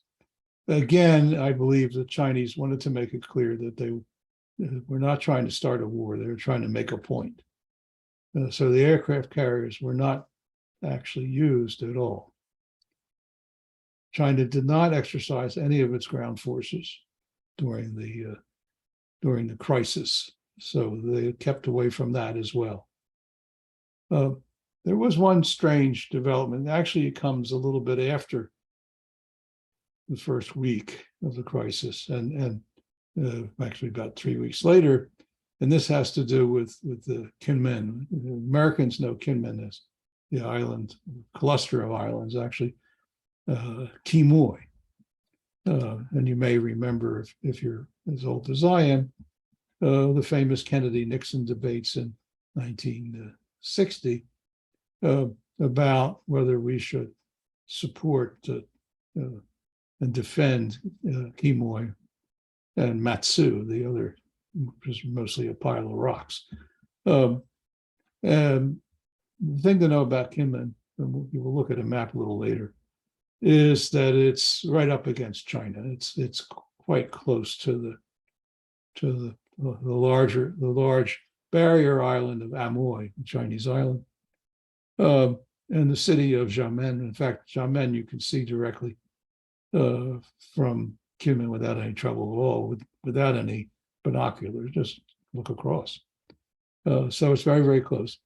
And I visited Kinmen 3 times now, so I know it pretty well. It's a very highly fortified island. Many of its military installations are underground in rock formations, and artillery is partially underground and deeply embedded in the hills. So it's something that is potentially defensible. In 1949, Mao, then of course the head of China, tried to invade Kinmen. The idea was to shake up Chiang Kai-shek over in Taiwan and to show them that they could defeat nationalist forces, at least nearby ones in Kinmen. They sent about 7,000 troops, mostly on fishing boats, because they didn't have anything else at the time, to hit the beaches in Kinmen. The invasion failed. The nationalists, who Mao thought would not fight, did fight and fought pretty well. They had some old Sherman tanks stuck in the sand, but they could still fire, and they used them effectively. And so they turned back this invasion, and it was a big black eye for the Chinese. Anyways, what caught my attention, and you may have seen the stories, is the 2 events. One was, and both of them involved drones. One was a military drone. That one overflew Kinmen. Didn't do anything, just overflew Kinmen and left. And the second one was a commercial drone that actually went over the little islet. I'll show you a picture of it in a minute, and which the Taiwanese shot down. And the Chinese didn't take too much. I mean, didn't say very much about it. Didn't apologize, of course. And that little drone that they did shoot down was just one of those quadricopter things. You can buy them anywhere in the United States. anywhere around the world. And they're all made in China. But at least 80% of them are made in China. Unfortunately, this headline, actually, that pile of rocks and a few trees that you can see there is actually the little islet where this drone flew over, and the thing in the back is Xiamen, which is the Chinese city seen from Kinmen. So it shows you how close it is. I mean, if there was a sports stadium there, both sides could watch the games. I kind of like this spot. The other thing to understand is that China is watching very closely the whole business in Ukraine. So there's a lot of lessons that are coming out of the Ukraine war, and we don't have all of them yet by any stretch of the imagination. I don't know how many of you are following the events there. It looks today like the Russians are in trouble, in both in the Donbass area and then also in the south, principally in the Donbass, in the northern part of the Donbass area, where they're having a rough time at the moment. But the first thing to note is that the Chinese have understood, as we understand too, the importance of two systems. One is the HIMARS system.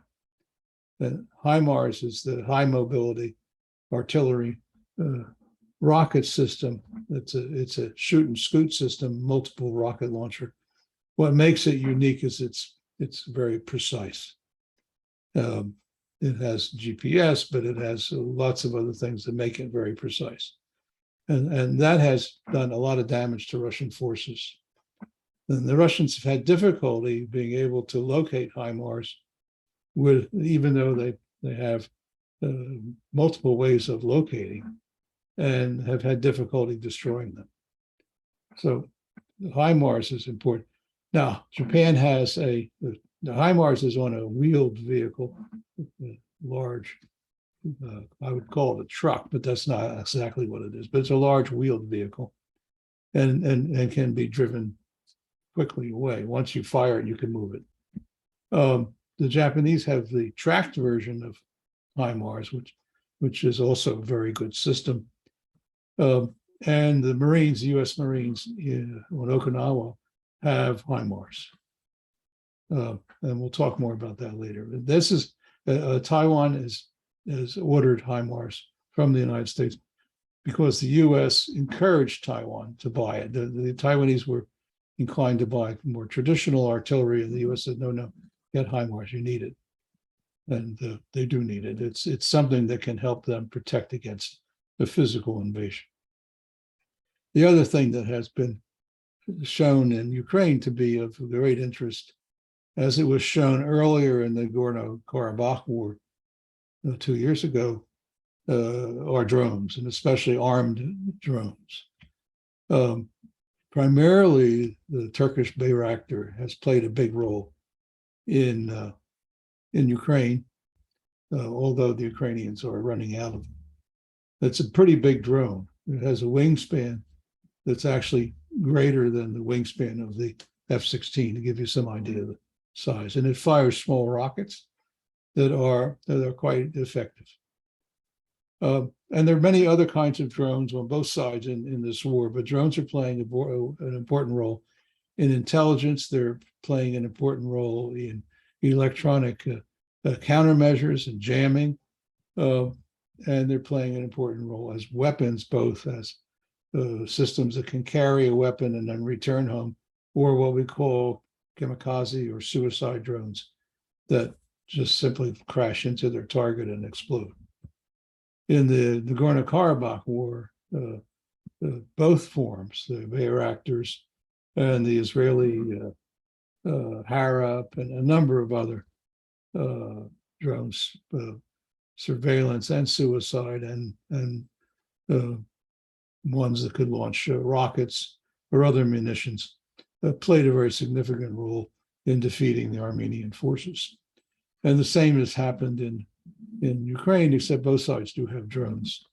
The Russians have a number of systems. The most important one is called Orlan.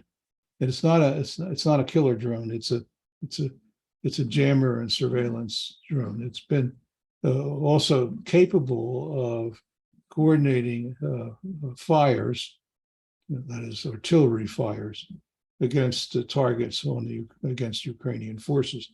And it's worked out pretty well, although the Russians have lost probably 50 of them, maybe more so far. But they have quite a lot. They have over 1,000. The second thing about the Ukraine war, and this was not so much anticipated, was the tremendous use of munitions on both sides. Huge, absolutely huge.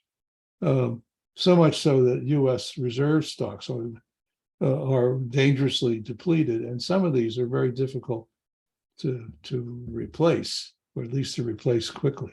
This is especially true when we are talking about man-pads, ground-to-air missiles, anti-tank weapons, all those that use a lot of electronics. Take a few years at least to replace and to rebuild the stocks. And because Ukraine is still demanding more and more weapons and shooting them off as fast as they get them, there's a lesson in that any conflict in the Pacific, which would be on a much more massive scale, I think, than Ukraine, would eat up a vast amount of ordnance, both ground launched and air launched and sea launched. So that's a definite lesson from this war, and a worrisome one from the point of view of future warfighting capabilities. China, I think, is following not only the use of the American equipment in the war, but what the Russians can do about it, how effective their jamming systems are, how effective Russian air defenses are.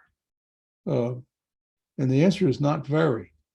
They haven't panned out quite as well as perhaps Russian marketing and advertising would have suggested.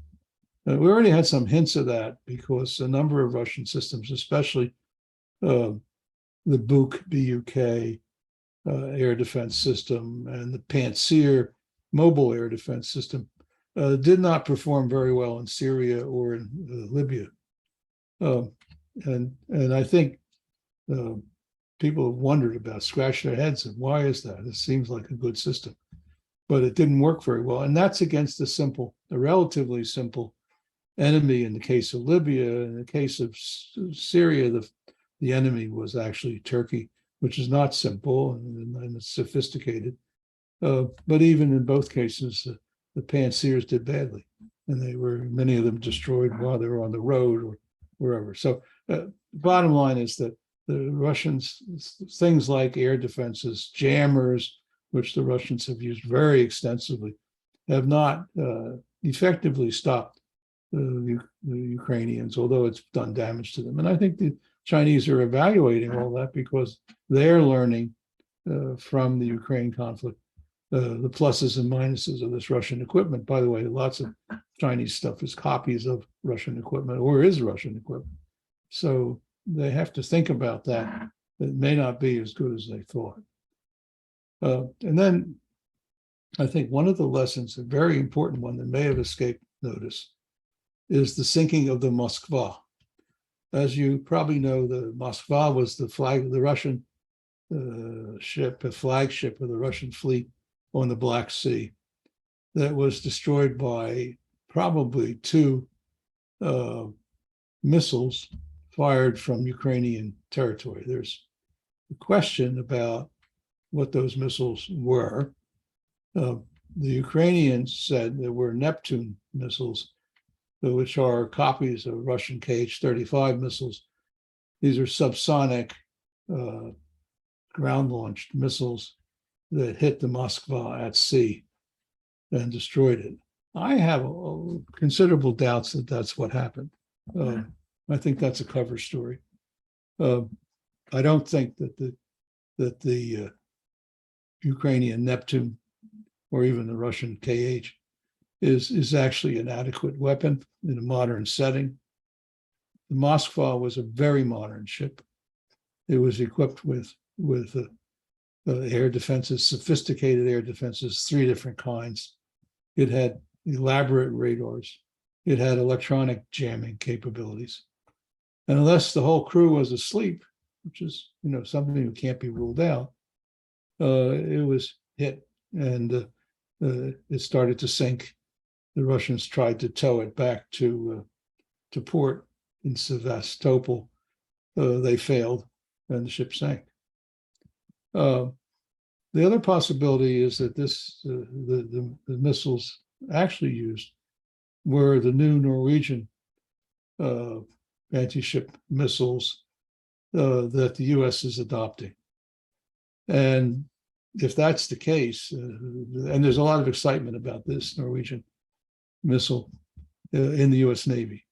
And if that's the case, that this is something that China has to worry about, because they put a lot of emphasis on their Navy, modern Navy, and on the ability to carry out the huge naval exercises just as they did.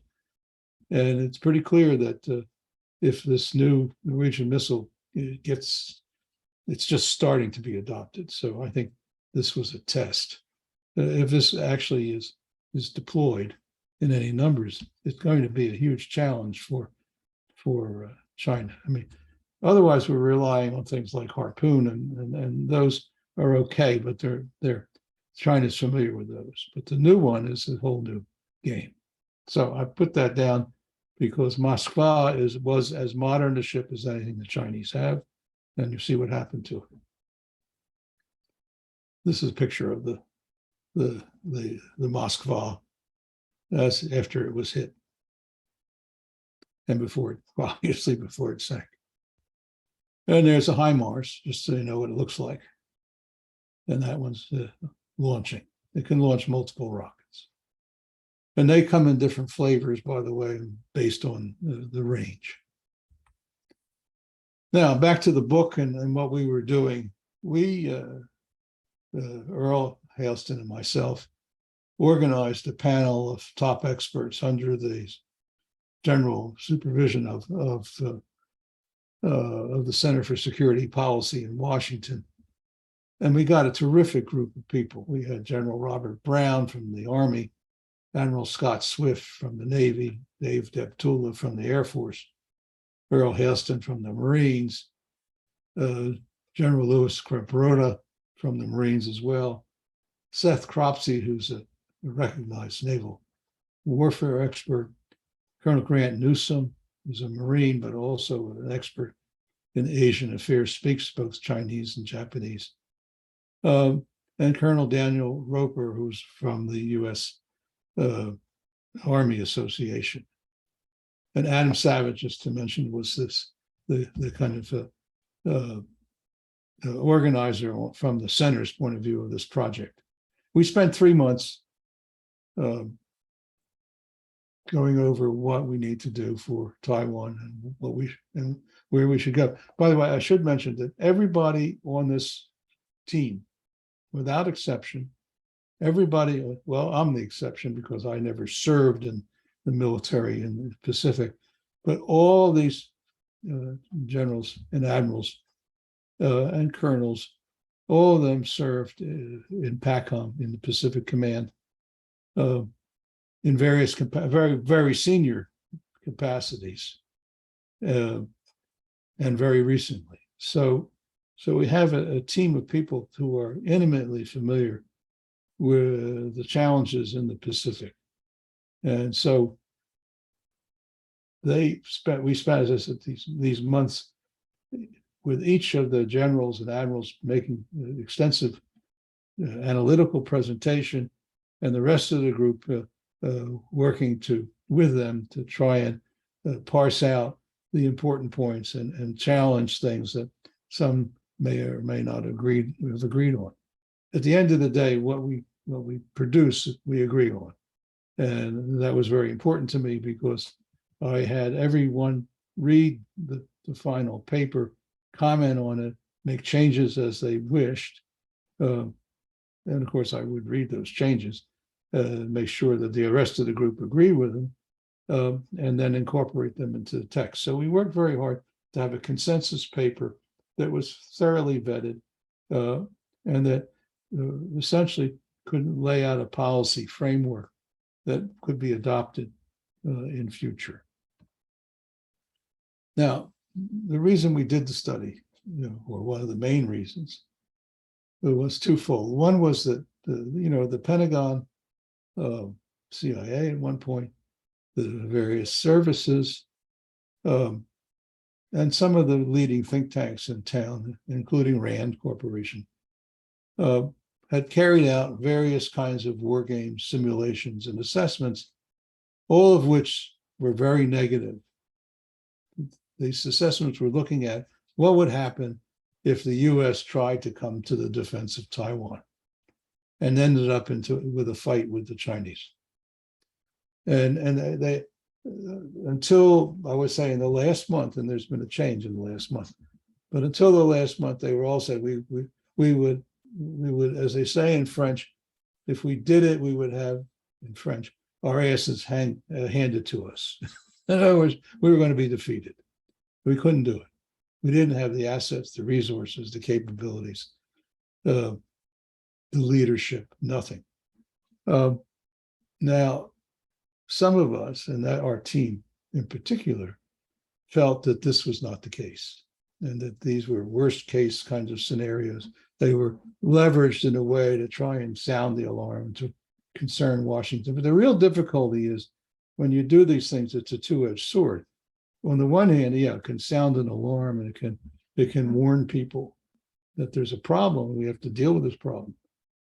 But on the other hand, it can also frustrate them so that if something like the recent Chinese exercises happened and started to turn into a real conflict, if you're the president or the commander, or the field commander, or if you're a general on the Joint Chiefs, or the head of the Joint Chiefs, or any of these guys, they're going to say, wait a minute, we better not get involved in this. Let's see what else we can do here, because we're going to lose. So here's all these studies, we already know that.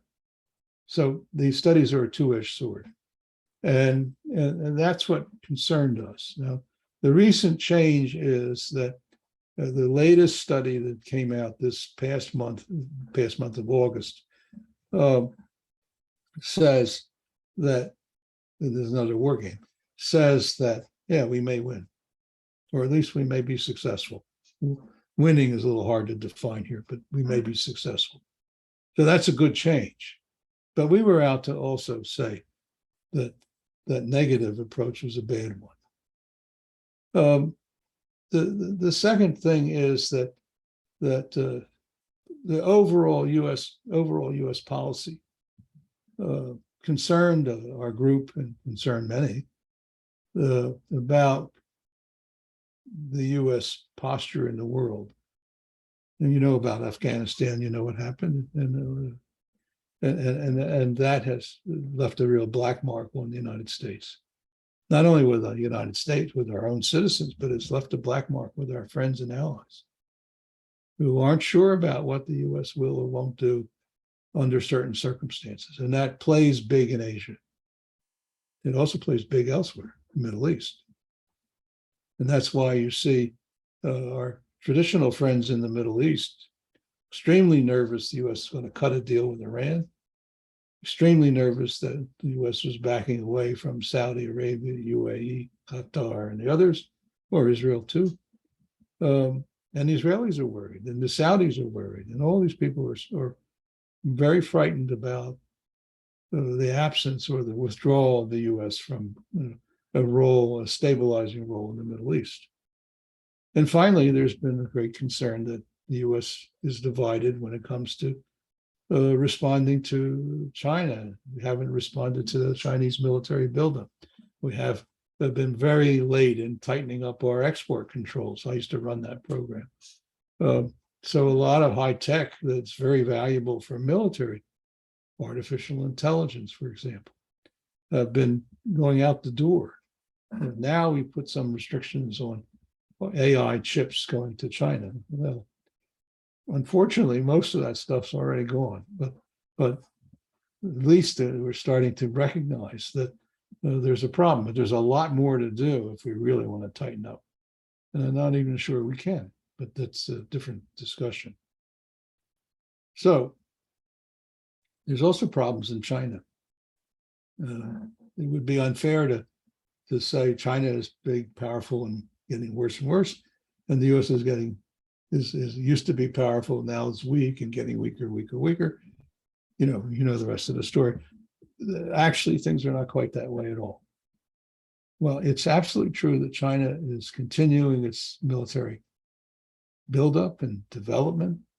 It is working on many very high-tech weapons. It's working on space-based weapons. I mean, it's got a lot of stuff going on. And I think we have to tip our hat, if I was wearing one, to the Chinese. I think they've actually, in a very short period of time, done a remarkable job in terms of what they have achieved in terms of military capabilities. There's a lot we don't know about China's military capabilities, especially how well it's integrated and whether it really works in a way that lets them take advantage of the synergies of their capabilities, something the Pentagon calls net-centric warfare. Not so clear, not clear at all. So we have more to learn there. But the other thing to take note of is that China is going through some considerable turmoil right now.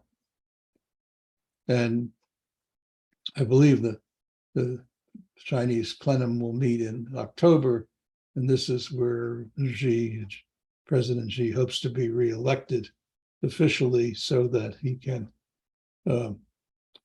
take control of the country. But right now, everything's kind of in abeyance because no one's sure that he's going to be the leader after October. So there's a lot of uncertainty. The Chinese economy is in a mess. Now, part of that's because of COVID, and I'll talk about that in a second. But part of it's for other intrinsic reasons. Their productivity is going way down. They have a housing crisis of considerable significance because, well, we have housing crisis in the United States from time to time, but in China, the housing crisis involves new build apartments for primarily apartments for middle-class Chinese people who could afford them, or who thought they could afford them. And some of these banks have essentially shut down that were taking their money because you pay for the mortgage before you even get to the apartment.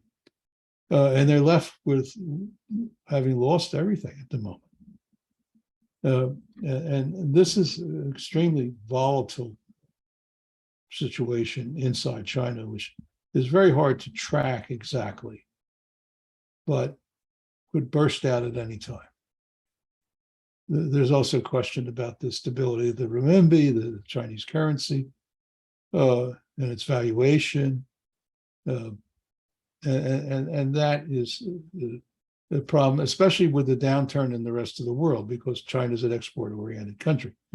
To be able to keep up its pace of development, it needs to export. And if people can't buy the goods that are being manufactured or don't want to, it's a real problem for the Chinese. And then you have this very strange phenomena in China of these massive lockdowns in various cities, ostensibly because of the COVID pandemic. And yet, in these cases, we see that maybe there's 25 or 50, sometimes 100 cases, but very small level of infection. But even so, the Chinese authorities locked down the town. These are big towns. So the question is, what's going on here? Is it just an overreaction, that they're really scared? And that could be. But Taiwan, which is, a bellwether in this case, they got people wearing masks, but they're not locking down. So they're coping. The other thing is the Chinese health support system, let's call it that, is quite poor and certainly unable to handle infectious epidemics. It's rather odd, in fact, that the Chinese are persisting in developing biological weapons when they themselves are so utterly vulnerable. But that's the facts. So you have a China that's in a very uncertain moment. Its productivity is down, its economy is wavering, its currency is weak, may have to be devalued. It's got cities that are locked down. It's got middle-class people who are not going to get their apartments and they're going to lose their savings. That's bad stuff. And the usual consequences of that are some kind of upheaval internally, or to head it off, some kind of externalizing of the internal problem. That's a classic political science doctrine. Hitler comes to power in Germany after the Weimar Republic, a disaster from an economic point of view, and many other ways. And he externalized, he almost immediately starts to externalize Germany's problems by Czechoslovakia and Poland and Austria first, Czechoslovakia, Poland, and so on, Sudetenland, the whole thing, and eventually even Russia and Western Europe. So what you have is a classical case that political science had predicted, German political scientists had predicted in the 30s was likely to happened. Are we going to see that again? This is a concern. It's a big concern. Now, also there are developments in East Asia, North and East Asia, which are troubling. Both Japan and Taiwan are extremely nervous, I think, that the US is not going to protect them in the conflict. Unfortunately, for both of them, actually, neither is prepared for a conflict. Neither. The Japanese have underinvested in their defense for years, thinking they could rely on the US nuclear deterrent, and that was enough, and they could spend their money elsewhere. And they spent well less than 2% of their gross domestic product on defense. As you know, constitutionally, Japan is limited on what it can do with its Army, Navy, and Marines, and Coast Guard, for that matter, and the Air Force. Those limits come from the Constitution because trying to make sure that Japan would not become an aggressive imperialistic power in future after World War II. And so the Japanese military are called self-defense forces, or home defense forces. And it's only starting to change and get away from those restrictions. And there have been suggestions in Japan to change the Constitution, but there probably, at least now, not any ability to politically to get those changes. Taiwan is also a problem. They also underspend on defense. People don't realize that. But Taiwan has two problems, actually. One is they have not spent nearly enough on their own defensive capabilities, something that's not generally understood in the United States. And the other is they've had in recent years the great difficulty in recruiting military personnel. They don't have conscription anymore in Taiwan. But even when they had it, the level of commitment by the young people to defending the island has been, how can we say, shaky at best, and sometimes less than that. Hadn't led to protests, but it leads to malaise. Now, maybe the current circumstances will change things, but Taiwan has a ways to go. And so they really do need the United States, but and so does Japan. But whether the US will respond is still, I would say the jury is still out. Now, the other thing to note is that Japan and Taiwan are pretty close, even though they don't have political, official or diplomatic relations between the two countries. They're talking all the time. There's some problems with that, which I'll explain. Well, I can tell you now.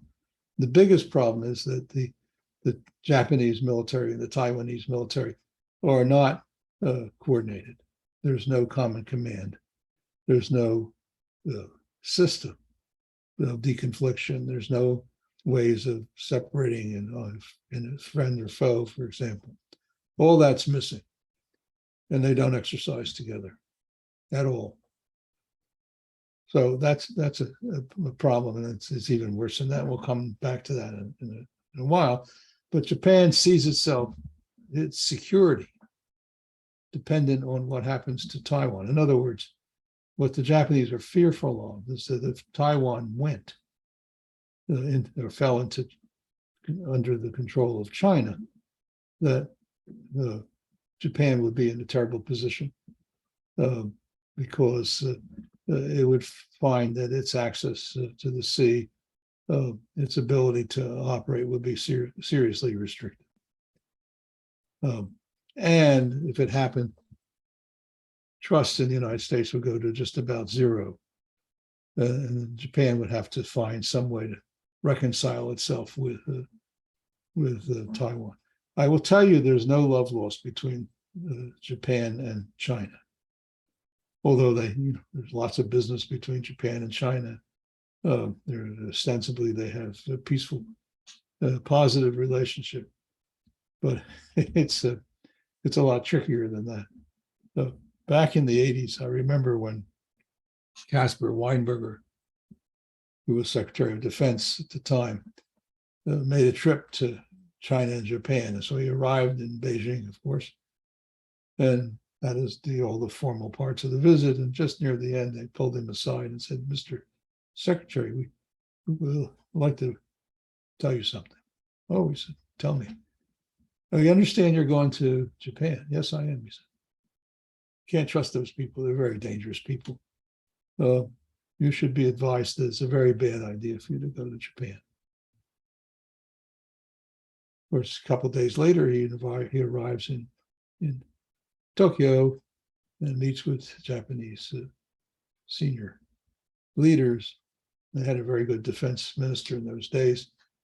And the defense minister pulled him apart and said, "I see you were just in China." He said, "Yes, I was." He said, "Those are absolutely terrible people. They're a menace to the world. They're dangerous.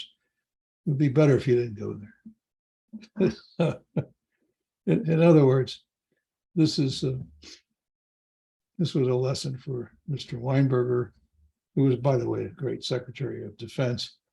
And it's an indication of the history, because as you know, there's a bitter history between Japan and China, and the Chinese have some real gripes because what the Japanese did before we're in the 30s and then, of course, during World War II to the Chinese was awful, horrible, appalling. And that has not been forgotten. It will never be forgotten. Finally, and the other part of the concern is that Taiwan physically sits in the middle of what's called the first island chain, that chain of islands that stretches down from the northern part of Japan all the way down to the end of the South China Sea. Taiwan is the most important island, the largest and most important from a strategic point of view. It controls the straits and access from the East China Sea and all that. If it went into Chinese hands, it would be a major. It would give China practical control of the first island chain sooner or later. It would be inevitable. And then the strategic challenge for the United States is we would be behind that chain and trapped, both Okinawa and our bases in Japan. And it's part of China's policy, frankly, to push the United States back to Guam if possible, or in their more expressive dreams to push the United States back to Alaska and Hawaii if possible. So that's a kind of strategic goal, not one that they can realize tomorrow morning, but it informs their strategic outlook. So what did we do? Our study came up with 34, we call them game-changing findings and recommendations. So I put a hypersonic glide missile on the left-hand picture to indicate game-changing. We think that these 34 findings, if they were taken seriously in Washington, would play a major role in reestablishing deterrence in the Pacific, and would be especially important to Taiwan's security, but also to Japan's and Korea's as well. I didn't spend much time on Korea in this, in fact, not at all in this presentation, but I want to mention a couple of things which are, I think, of importance. Korea is actually in air miles closer to Taiwan than Japan from the existing Japanese airfields. So that's a significant point. We have a large troop presence in Korea. We have an Air Force presence in Korea. And we have a naval presence that operates in and around Korea. So Korea is a very important player. Of course, Korea is primarily occupied with the problem of North Korea, which is a nuclear problem as well as a conventional military problem. And I don't know if you saw the recent yesterday announcement by Kim Jong-un and the North Korean parliament approving its new position on nuclear weapons, which basically says, one, North Korea is a nuclear power, intends to stay a nuclear power. So any talk about negotiating its nuclear capabilities is off the table as far as they're concerned. And secondly, that they will respond to any threat to their leadership with nuclear weapons. That is different because that goes way beyond what anyone would consider a reasonable concept. Because how you determine what is determine what a threat is to someone's leadership is not entirely discernible.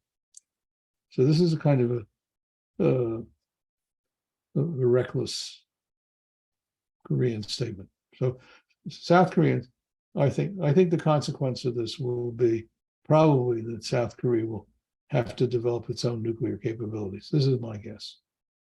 Because otherwise they have to rely on the US responding, and I don't know, I think the US would probably, but whether they would respond quickly enough to protect South Korea is one of those questions nobody can answer. Now, our group's findings and recommendations are founded on the need for a solid and proactive US leadership and what our group calls the whole of government approach to security in the Pacific region. I don't think we can argue right now that we have a whole of government approach. We have factions in the government, in the State Department, in the Defense Department, even in the White House, who either want to do more things with China and don't want to get tied up with Taiwan. They see China as the #1 competitor to the US. And I think that we can both be cooperative and competitive. So they go down that road.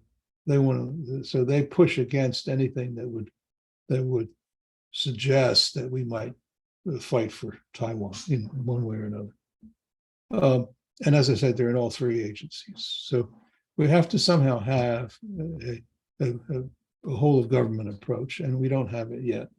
We don't have it at all, but we need it. And so that was now how you get that, how you actually demonstrate that you have that is not so simple, but it can be done. I mean, there are ways to strengthen the US political position but we're not doing it exactly. I'll talk more about that in a minute. Now, the most important two recommendations that we make, one is very tangible and real, and the other one is very, how can we say, it's a policy suggestion or proposal. Now, the tangible and real need that we don't have today is the need for a common command structure in the Pacific.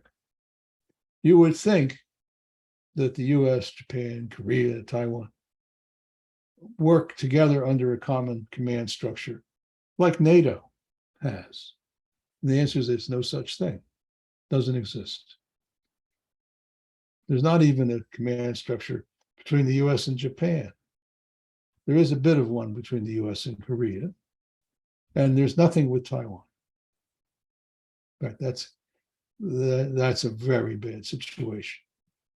Because if the conflict breaks out for any reason, and the US wants to insert forces, it has to work with the local forces that are available for a whole lot of reasons.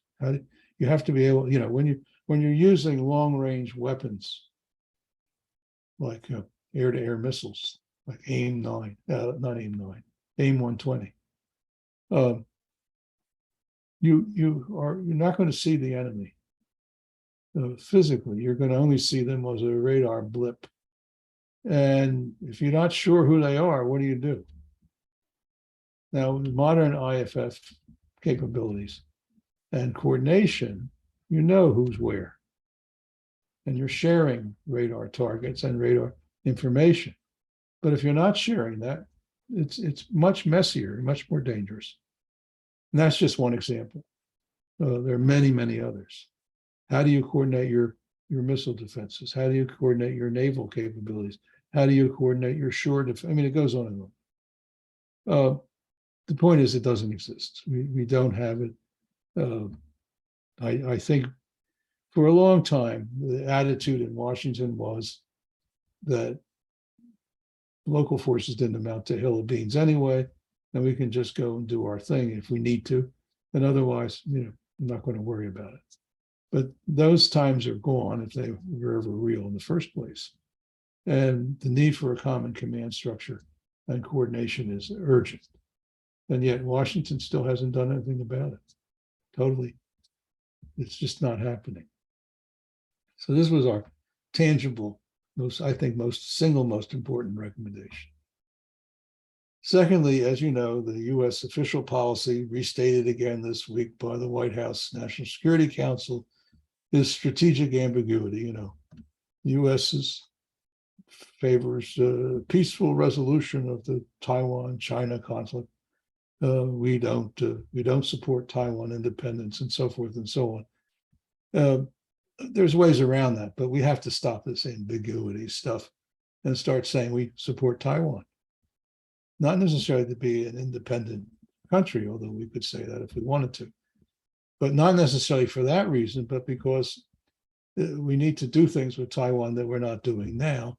And we have to resolve this complicated, when I was in Defense Department, and this has been true until very recently, I was not allowed to go to Taiwan as a government official. I was a senior official. I was a Deputy Undersecretary of Defense, but I couldn't go there. I couldn't meet with Taiwanese people in the United States, military guys. And they have military guys here in the US. It was verboten. I wasn't allowed. American military people couldn't go to Taiwan for any reason. We couldn't land an airplane in Taiwan.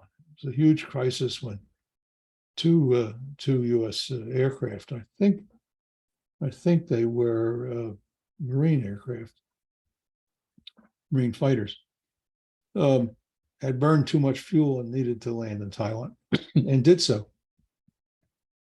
It created a real furor with China, but it also made people in the Pentagon and the State Department apoplectic. So, those are things that just can't continue. Okay, so these are our two major recommendations. Secondly, or thirdly, I guess, we're very keen on the idea of maintaining regional air superiority.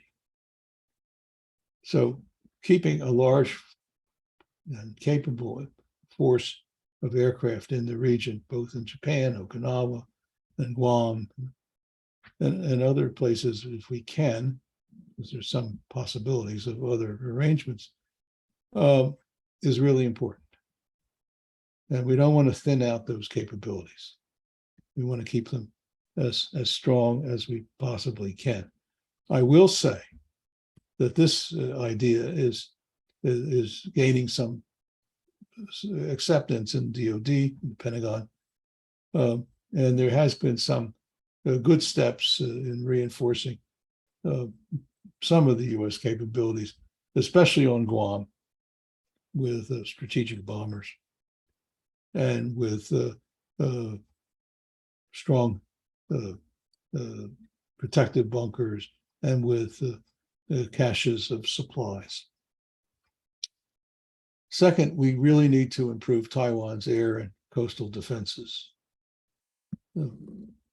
This is going to be difficult because we don't have a lot to offer at the moment in terms of air defenses. In fact, one of the great weaknesses in the U.S. scheme, military scheme, is the lack of adequate air defense capabilities. We just don't have it. You know, it's not like Israel where they have layered air defense from the strategic Arrow 3 and Arrow 2 down to various David Sling and what's called Iron Dome, and then the lesser ones against for drones and stuff like that. I mean, they have all that, and it's increasingly well integrated. We don't have any integration whatever in our forces. It just doesn't exist. So we're way behind on this in terms of air defense. In the naval defense area, we're improving. And by the way, if you want to know why we don't have integrated air defenses, I can tell you that a lot of that's because we have an iron rice bowl when it comes to who makes this stuff, and the lack of competition in this field, and the lack of, and to a certain degree, in my humble opinion, a lack of initiative. But we come to coastal defenses, we are bucking up the Taiwanese capability, but this new Norwegian system that I mentioned, that's a picture of it, would be a big addition and very valuable, would be a major challenge for the Chinese. But that's a few years off if we do it. But right now, there's not much conversation about it. Now there's some do's and don'ts. One of the don'ts is don't retire any F-22. The F-22, as you know, is a stealth aircraft. It's aging, but it is a remarkable airplane. It's remarkable because it's all aspects of stealth, and it's a strategic aircraft with long range. It is, I think, the single major fighter bomber that frightens China. The Pentagon has proposed in the budget retiring 22 of them. They can't be replaced. There are no more. Not only are they out of production, but there's no possibility of producing them again. Those 22 airplanes are very important. And then our second bullet is you deploy those to Japan. Fix them up and get them into Japan, because, by the way, the Japanese desperately wanted to buy F-22s, but were never able to buy them because the U.S. Could not sell them because there's congressional legislation that was passed and signed into law that says the U.S. cannot export the F-22. Now, there are creative ways around that problem. There certainly could be creative ways around. They could be lend-lease, they could be rented. I mean, there are different ways to skin that cat, but nobody tried because all the emphasis was to throw money into the F-35 and dump off the F-22, which is a very expensive airplane. It's very costly, but the deterrence value for the F-22 is huge. because it's not going to be knocked out by any Chinese air defense system. And it's not going to be knocked out by any Chinese fighter aircraft. So we recommend don't retire any of them. Deploy them to Japan, either under the US Air Force or give them to the Japanese and let them deploy them. They know what to do with them. The other is in terms of naval combatants. What you're looking at here is a Ticonderoga class, an Arleigh Burke class cruisers, destroyer and cruisers that are equipped with the Aegis air defense system. I think probably the Aegis at sea, that version of it that at sea, is the best air defense capability that we have. Unfortunately, and I think it's very unfortunate, Japan, which had originally intended to buy a land-based version of Aegis called Aegis Ashore, abandoned the idea when there was local opposition to stationing them in certain places in Japan, on Japanese territory. This deprived Japan and the United States, and for that matter, Taiwan too, of a 24/7 air defense capability. Air defenses on ships are not 24/7. Ships have to go into port for service. They have to be replenished. They can only operate in good weather. There are a lot of restrictions. They can't stay at sea that long. I mean, all these things affect shipboard air defenses. But by the same token, they're very good systems. The US Navy is starting to retire the Ticonderoga class cruisers. They're old. There's no doubt they're old, but they're absolutely serviceable. And with small investments, they can be kept on the seas for another decade or more. So it's a very bad idea to do that. I had written an article for Asia Times and said, if we're really serious and we want to send them to the scrapyard, change that and send them to Taiwan. Let them have them. And we give them a much better air defense system than they have right now. And they could be modernized in some ways. They could actually be just tied up in port and used from there. They don't really need to go at sea. In any case, that's one of our recommendations. Now we come to something that's really significant. If I were to ask you how many American trainers there are for Taiwanese forces, you might scratch your head and not know the answer, or you might say there's only a handful. There's actually only 12. Now, the 12 guys are not going to train the Taiwanese Army or the Marines or the Navy or anybody else in Taiwan. And those 12 are better than what we had in the past, which was 0. And we weren't training them in the United States. The only thing we train at all in the United States are Taiwan pilots, and only they're on a limited basis. So the argument we make is that we have to step up this training. We have to help Taiwan modernize how it runs its military and how it trains its soldiers. And I think we're very good at it, but it's something that's a political decision to do it. There's no reason, if you have 12, you can have 100, in my opinion. If you have 100, you can have 500. So it's not that. It's just a lack of initiative on the part of the Defense Department and certainly on the part of the White House and State Department to let it happen. But it's very critical because we need them to be as professional as possible, and we need them to be as plugged into how we do things as possible, because we're going to have to cooperate if there's a crisis. So this was one of the suggestions.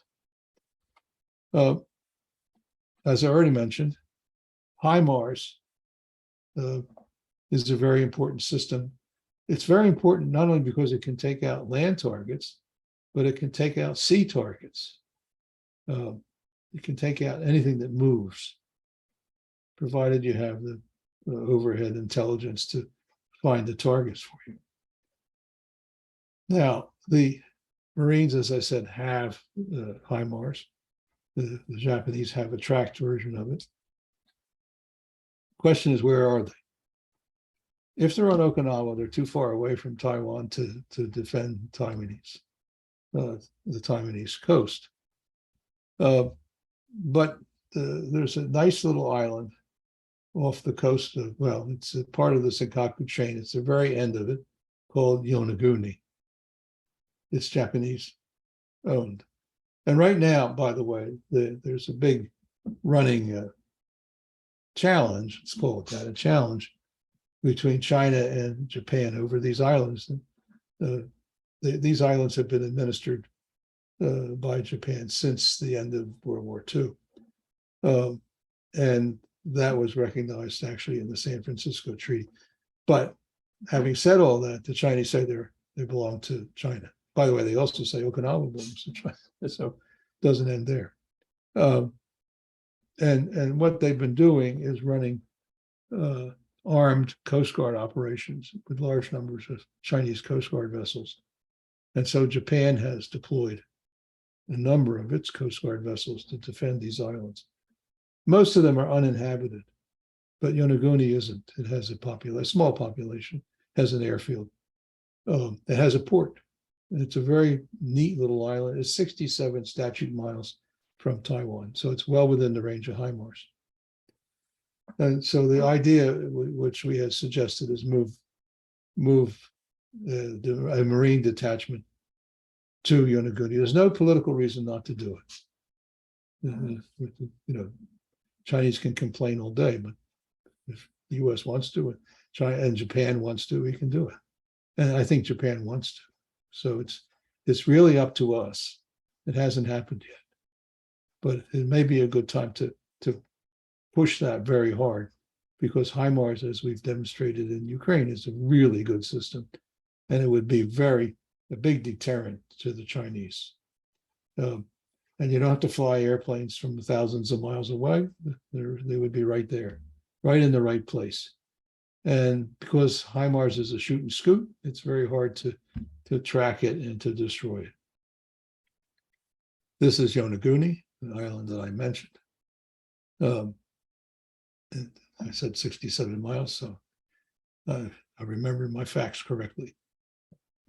Incidentally, the previous Japanese emperor, just before he, I guess you would call it, retired, visited Yonaguni, and as the Japanese press said, he waved to his friends in Taiwan. It was a political move by the emperor with the support of the Japanese government. And here's a nice map of Taiwan, just to give you an idea. If you look across to the left side, I don't know if I can put a point. Can you see the pointer? If I put it in maybe you can. There's Xiamen. This is Amoy, this big landmass here. And this yellow area over here in the Chimintao area, this is Kinmen, the county of Kinmen. You can see how close it is. And then if you look all the way across the other side, and you go to the last island over here, this is Yonaguni. Okay.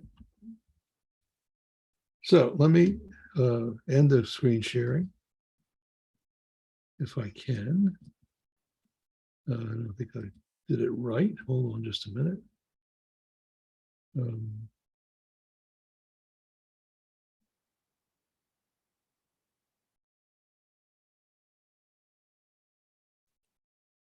I'm trying to get to the point where I can open this up.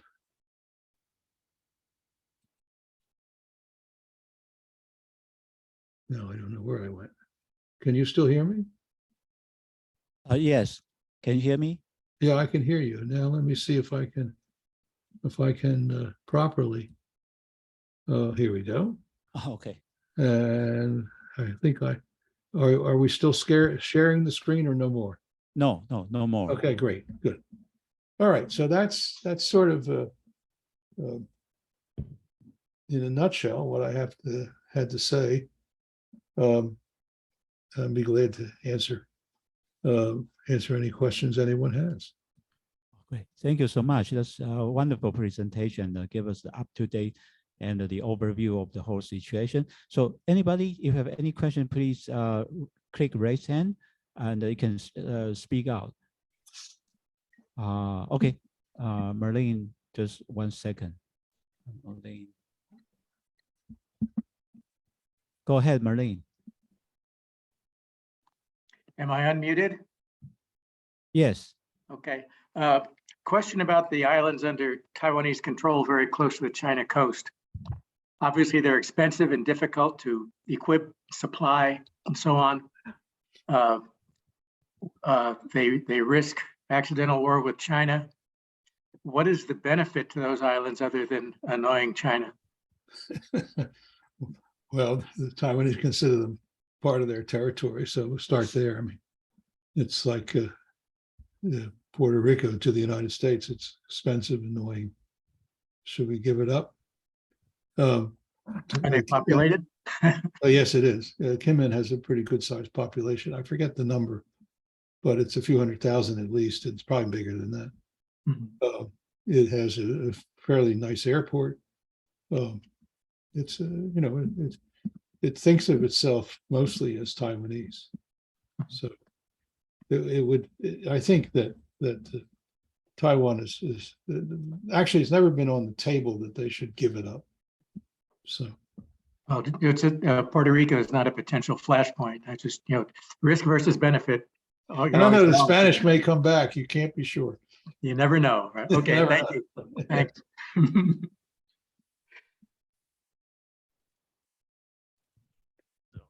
Yes. Daniel has a question here. Can you hear me? Yes.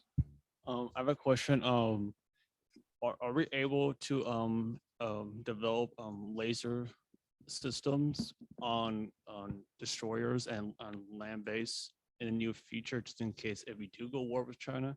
Do you think that's capable? It could happen in the future if we don't able to produce enough technology to help our allies. Well, the U.S. has been working on lasers for some time.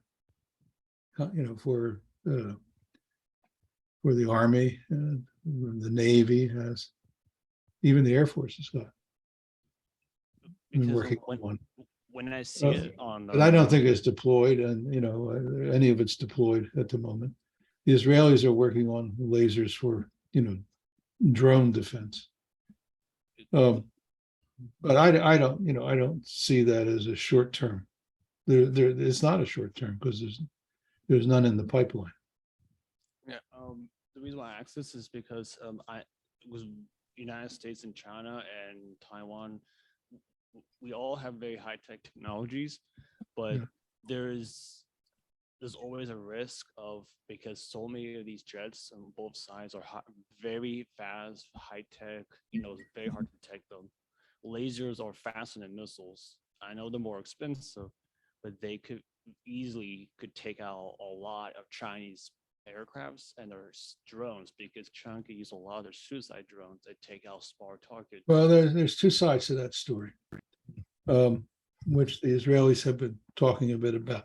I mean, a laser can destroy a missile, okay, or a drone, but you have to keep the laser on it for some period of time, seconds. So in a saturation type attack, unless you have lots of lasers and lots of power, you have a problem. So there are some limitations. Plus there are weather limitations to lasers. They don't do well in clouds, in fog, rain. So there are limitations. I don't have a good answer for you, because it may well be that in future non-kinetic weapons like lasers will become more popular, let's say. By the way, before I leave it, and I didn't discuss it, Taiwan has a lot of high tech, as you know, and one of those most important of all is Taiwan Semi. Taiwan Semiconductor is is, I think today, the world's most advanced fabrication facility in the world. And I think it's working down to 3 nanometer feature size, which is incredibly small.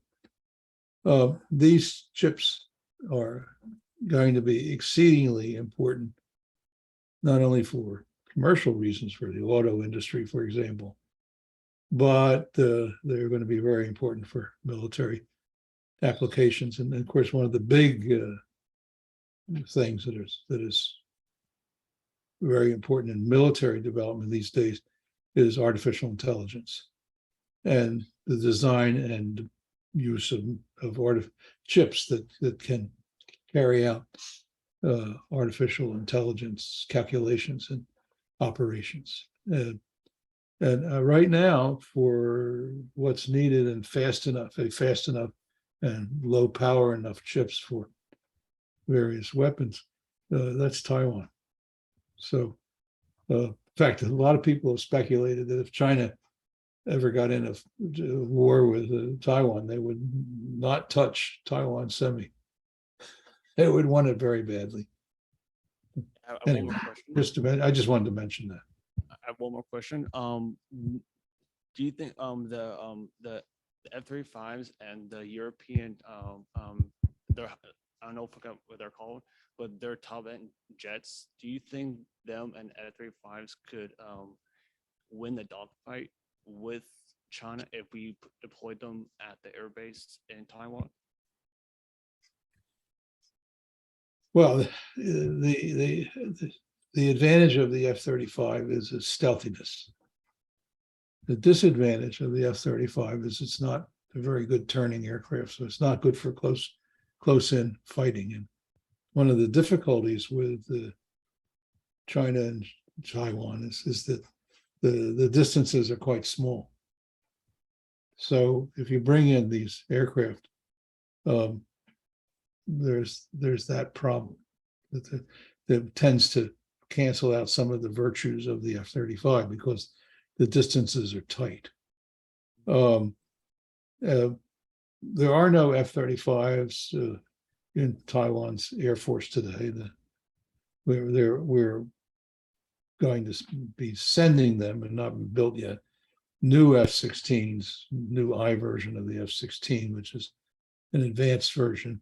And we're upgrading their old F-16s, and they're very old F-16s that go back to the 91, 92, with new radars and many other new systems, but they don't have the power, the engine power, or the some of the other features of the new aircraft. Thank you. The big threat for Taiwan's air deployment, let's call it that, is that its airfields are very exposed to Chinese missile attack.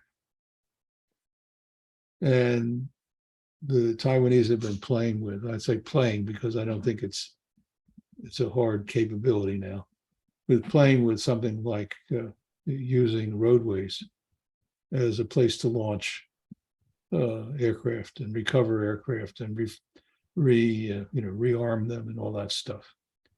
Some of our friends in Europe do that, and I've seen it. I actually saw it in Sweden. It was pretty impressive. But again, whether that's the other alternative would be a vertical takeoff aircraft, such as there's a version of the F-35, the C, I think it's the C, that's a vertical takeoff airplane. But the trade-off on that is you give up a lot of capability in terms of range and carrying power to have that vertical takeoff. So I don't know that that's the right answer. I mean, I think the right answer is that Taiwan's going to need help to defend its airspace, and that help's going to have to come from elsewhere, from Japan, Okinawa. Guam's too far back for fighter planes, way too far back. You'd have to refuel, and it would be a huge mess. So I think that now we don't have any US F-35s on the Japanese territory. We have some of the short-range F-35s on Okinawa that belong to the Marines, but not very many. And that's about it. There are no F-22s. I think F-22 is the right answer. I think it could take out anything the Chinese fly. The US Air Forces and the Navy too are fairly confident that they can handle the Chinese Air Force. I'm not going to go beyond that, but they are confident even now. So, and even without the F-22s. So that's you should think about that. Thank you. I have a question. Go ahead. Yes, thank you. You've spoken a great deal about surface-to-air weaponry and assets. Projecting onto a potential conflict and the ramifications, what does it portend if it goes into a space-based domain, particularly with respect to the articles of the Outer Space Treaty? Well, that's a global conflict, isn't it? I mean, that's not just going to be around Taiwan.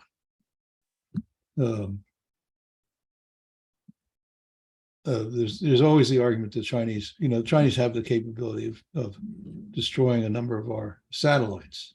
They already have that capability.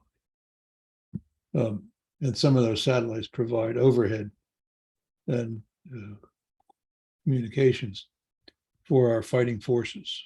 A lot of that stuff's classified, so I don't know how much I can say, but I think the bottom line is that the only way to stop that sort of thing would be to knock out the Chinese missiles that are capable of hitting our satellites. So I think if they tried it, we would respond. Does that answer your question? The space treaty, Yes. Nobody worries about treaties in war. You can forget about it. I know they're not binding, but we don't have such regulations with respect to outer space activities. So yes, I know, of course, China, the Chinese have participated in ASAT as well as the Russians, and et cetera. So I was just curious about that, but thank you for taking my question and answering it. I hope I gave you an adequate answer. I'm not really an expert on outer space capabilities and weapons, but I think in the future it's going to grow. It's obviously going to grow in importance. Incidentally, one of the things we could exploit and would give us a very interesting capability would be Elon Musk's Starlink system, because you can't destroy it. There's too many of them, thousands of satellites. And I know the Chinese have entered a complaint at the UN specifically related to the Starlink. And of course, they've been very instrumental in the Ukrainian defense. So let them go ahead and complain. This is a great sign when they complain, because then you know it must work. Do you agree? yes, exactly. I mean, look, the UN is a nice organization which gives people employment who have nothing else to do, but it's worthless from the point of view of strategic issues. That's my view. Anybody that would rely on the UN have to be mad or certainly on the edge.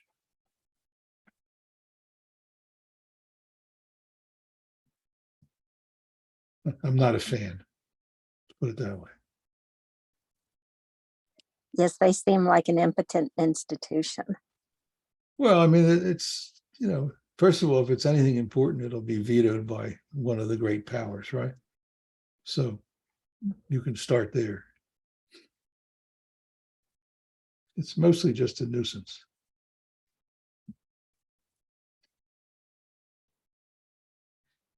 Yeah, thank you, Linda. Stan has a question. Stan, go ahead.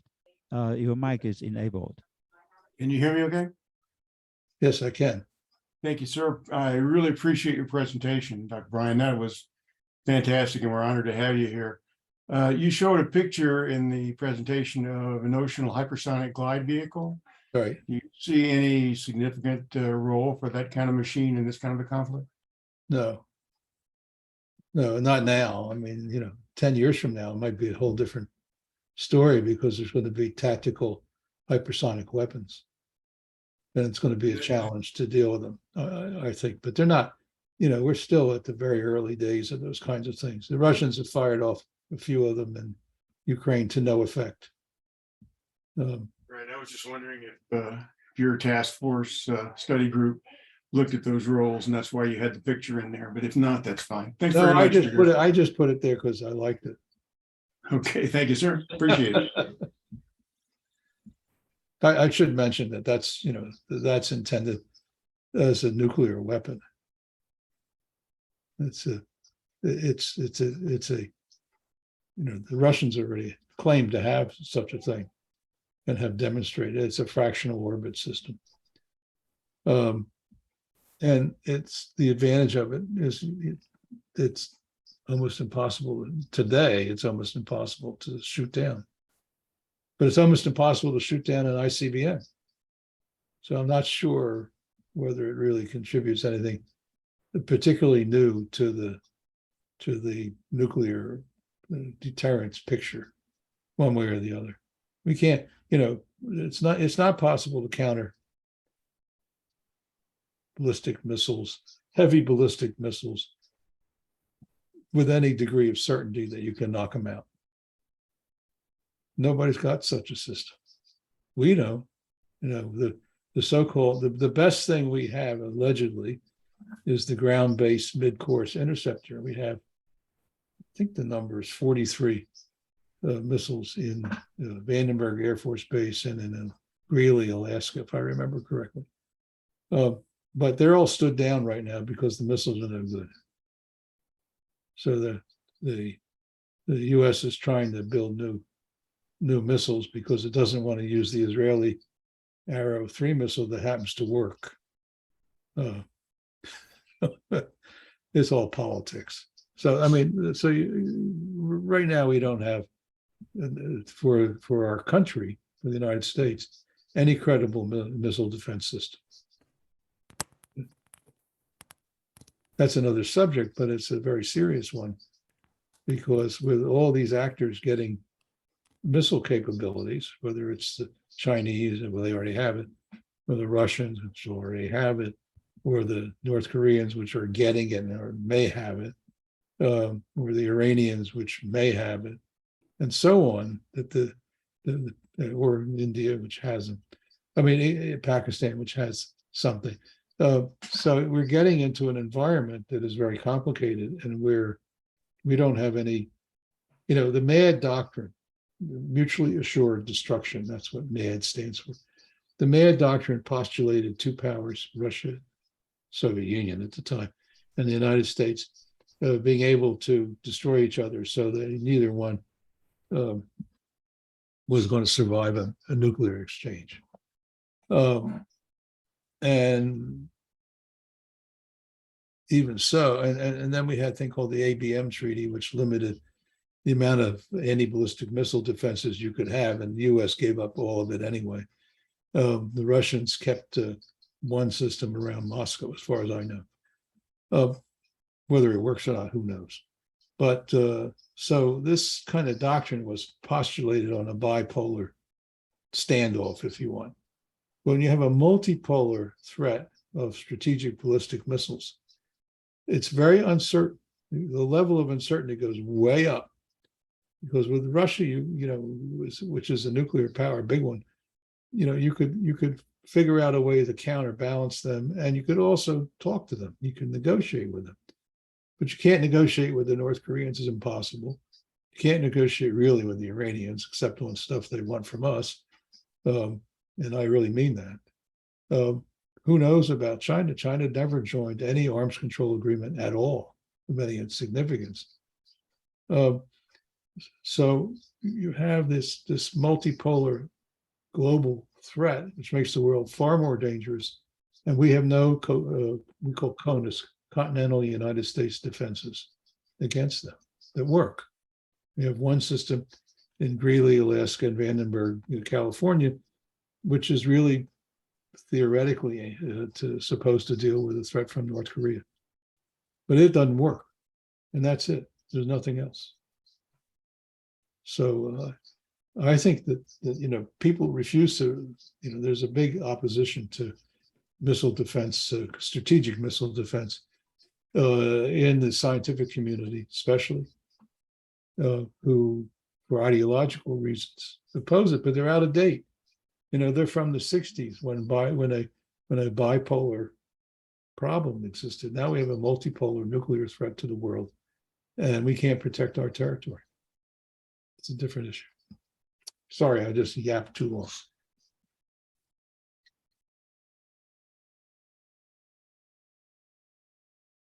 Yeah, thank you, Dr. Brian. This is amazing, wonderful talk, and truly appreciate for your speech and analysis. So we'll stay in touch, and because everything you touch here is highly related to AIAA.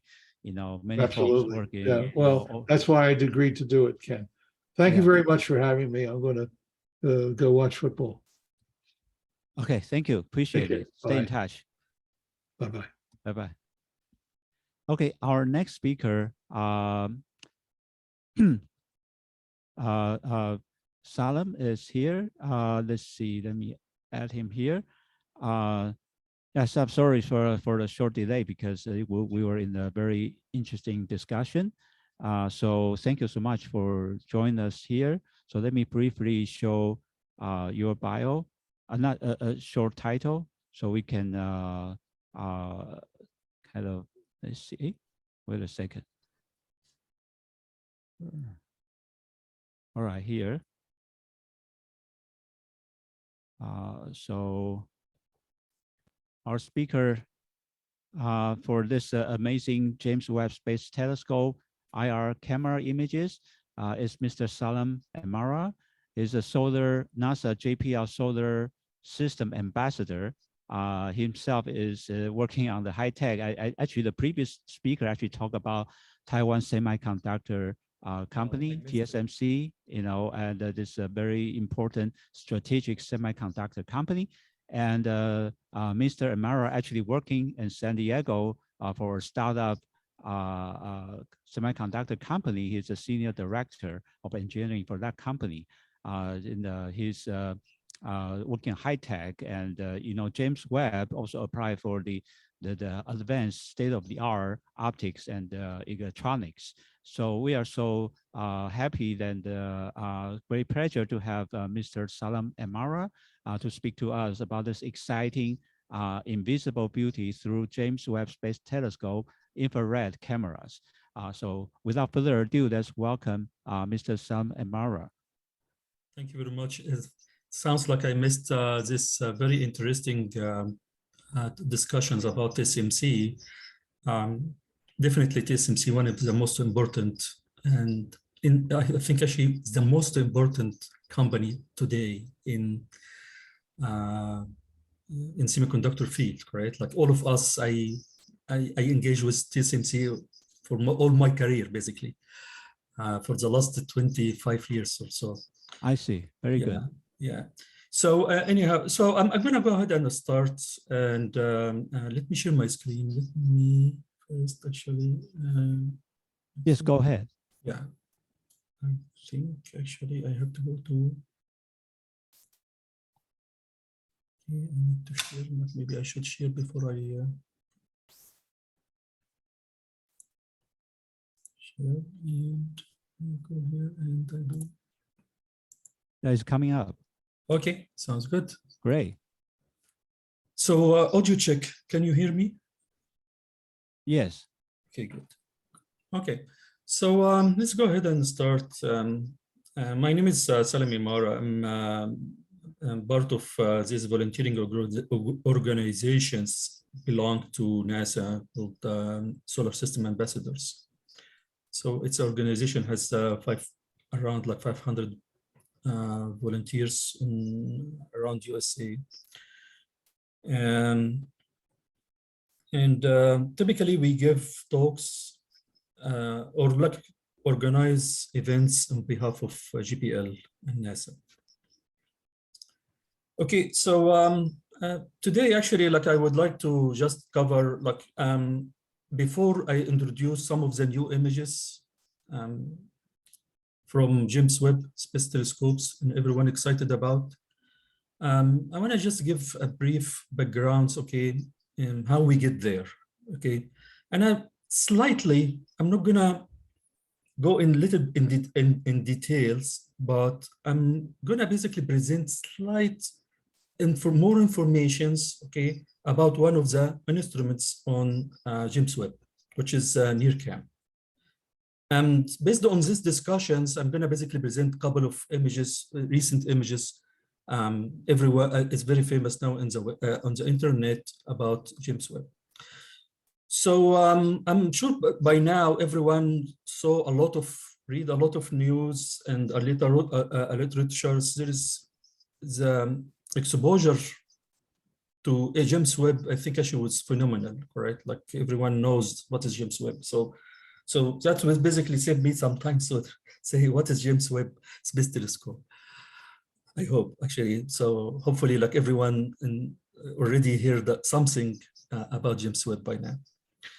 Okay, so to start the discussions, I just basically, let us go briefly about the microwave spectrum, okay, which is, we know it is the electromagnetic spectrum, which we know that is at the high frequency side. It goes from gamma rays and X-rays, and it goes to UV. Then comes the visible, then the near infrared, or like the IR, then of course the radio waves. So the focus for today discussions, we just, of course, like we're not gonna cover everything on the, James Webb is only designed to look only at the near infrared and mid infrared. So basically says the terminology, when we talk about near infrared, we're talking about like from red to the 2.5 micron. So that is basically the number 2.5 microns is just the wavelengths of the electromagnetic, right? So if you look in here, can you see my mouse? So like the ultraviolet or like the blue start from 0.4 to 0.7 something. Okay, this is the red, and anything after that from this up to 100 micrometer is basically we call it the infrared. So there is very interesting science can be done on this very long infrared, which is, we call it at the 100 micron, correct? That is, we call it the sub-millimeter waves, and there is very interesting science actually done on that, and there is very interesting missions and ground telescopes actually designed to handle that. But James Webb is not designed for this signal. James Webb is designed for something in between, optimized from the 0.8 all the way to 25 micron. So this is basically the sweet spot for James Webb. But I'm gonna explain this in a little bit, slight details, not in deep details, but just to give you an idea, what is the challenges actually to do images at this range. Of course, all of us, we enjoy how cheap actually the cameras these days. Every cell phone has a camera, you have a security cameras, and you have all those, and basically those actually work on the visible spectrum. And because of the volume, and there is so many researches on that field, so basically like cost for these cameras become, like you can buy a CMOS CCD cameras, okay, like CMOS cameras, not CCD, for like less than $1, correct, these days, literally. But for infrared is completely different, okay? And I'm gonna basically explain why that actually, maybe in few slides ahead. Okay. And part of the cost structures for cameras for infrared, of course, is the sensor itself, okay? And part is optics. The optics for infrared cannot use glass because glass actually block infrared. And there is a very exotic materials need to be used to basically to build lenses in the infrared domain. And if you go to like military shows or like air shows or something like that, you can see some of the airplanes actually have this very weird colored openings. Okay, those actually an infrared thermal or like a thermal guides stuff, and it has a very weird color because you can use glass to basically as a lens for when you're using infrared. So basically, if you want to build an infrared camera, the cost structure is not going to be from the silicons. It's going to be most of the cost actually will come from the optics as well. But there's another challenge also like in the cost structures, because in semiconductors, the cost actually depends on the size of your silicon, right? So when you're talking about visible, we talk about like 0.4 micron to 0.8 micron, correct? This is the range we are talking about for visible. So I can basically make a pixel. Of course, like your pixel size has to be bigger than the wavelengths, correct? It makes sense. Okay, so you have to be basically more than 1 micron. Today, for example, actually your iPhone, like iPhone 14 or something like that, okay? What is the pixel size? The pixel size around 1 point something, less than a 2 micron, correct? And sometimes actually like some competitions to iPhones, actually they have 50 meg cameras or something like that, because they can make the pixels much smaller. They want to go very small, so they can basically, marketing, they can sell a 50 meg cameras, correct? But how can they achieve that? Because the pixel size is small. It has to be bigger than the wavelengths you're trying to capture. When you come to infrared, for example, actually in the 2 microns domain, your sensor has to be much bigger than 2 micron. And typically it is in the 15 microns, okay, dimensions, like 15 by 15 micron. Okay. When you basically want to have a good resolutions camera, all of a sudden, actually your sensor become huge, become very big, right? Like if you want to do 1,000 by 1,000 pixel sensor, and your pixel size is 20 microns, all of a sudden, actually, your sensor itself actually become 2 centimeter by 2 centimeter. Definitely, you cannot put this in a cell phone, for example. But of course, like a very expensive multi-billion-dollar missions or a telescope, of course, like you can afford to buy that. But anyhow, but in this, so let us basically now, we're not going to talk about the sub-millimeters because it has its own challenges, and that is beyond the talk.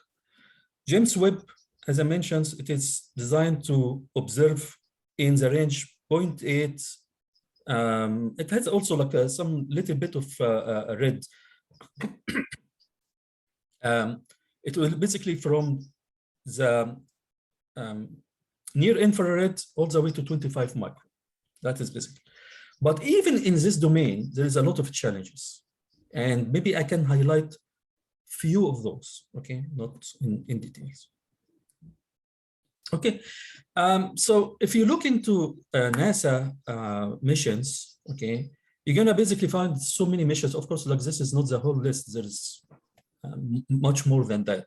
But just to give you an idea, that is for each spectrum or each frequency range, you need to design missions designed for this frequency range, or like this bandwidth, right? So for like, of course, like for gamma rays, actually there is some missions for Fermi, and the famous one for X-ray is called Chandra. And of course, like Hubble's and James Webb in Hubble, of course, has optical, like a visible domain, but also have infrared, like the update Hubble. I think actually like in the 2004, 2003, to basically have more capability in the infrared. And of course, like today, actually, we have the Webb telescopes, which is only focused on the infrared. Sub-millimeters, basically, there's so many ground-based, and there is this very famous one is called Sophia. This is beyond the discussion for today. Okay, so why we like infrared? There's two reasons. And I'll explain one of them now, and one I'm gonna basically discuss it later when we discuss one of the images from James Webb Space Telescope. So pretty much, actually, let us talk about, like, there is something what is we refer to black body radiations. I'm sure that is everyone in the call hear about this term, which is basically anything, okay, radiates based on the temperature, intrinsic temperatures, without forcing energy into a subject. It basically starts to radiate, and it has a radiation spectrum or a shape, right? So, for example, our sun, most of the radiations of the sun, the Earth sun, okay, is in the visible light. Like if it has like black body radiations at 5,000 degrees, okay, Kelvin. And when you look into this spectrum, you see it basically peak at the visible light. That's why most of the light around us actually in this range, and that's why our eyes is sensitive to this visible light. But our sun is not a common in our galaxy way, by the way. Our sun is rare, which means that most of the stars you go at night and you see it, it is in the reddish side, like it is in the red. And there is so many of those type of the stars, and basically they move from the visible, okay, and their spectrum keep shifting into the red or infrared. Like, I think actually if we see an alien, this is, I guess actually, if we see an aliens coming from one of these stars, his eye has to be much bigger than our eyes. Okay, why? Because those stars, the spectrums coming from those stars are in the infrared more than the visible. Maybe they have some little bit of in the visible domain, but most of the spectrum will come from the infrared. So that is basically in the near infrared. Near infrared is very good actually to for red stars, red giants, and dusts. Okay, and basically, the dust actually cannot basically is almost like transparent in this frequency, right? Mid-infrared is typically planets, okay, comets, asteroids. Those actually emit in the mid-infrared. So if you want to basically watch far, far, far away planets, okay, of course, like it doesn't have the glow of a star, but it has its own glow, and its own glow come from mainly the spectrum of it come mainly from the mid-infrared.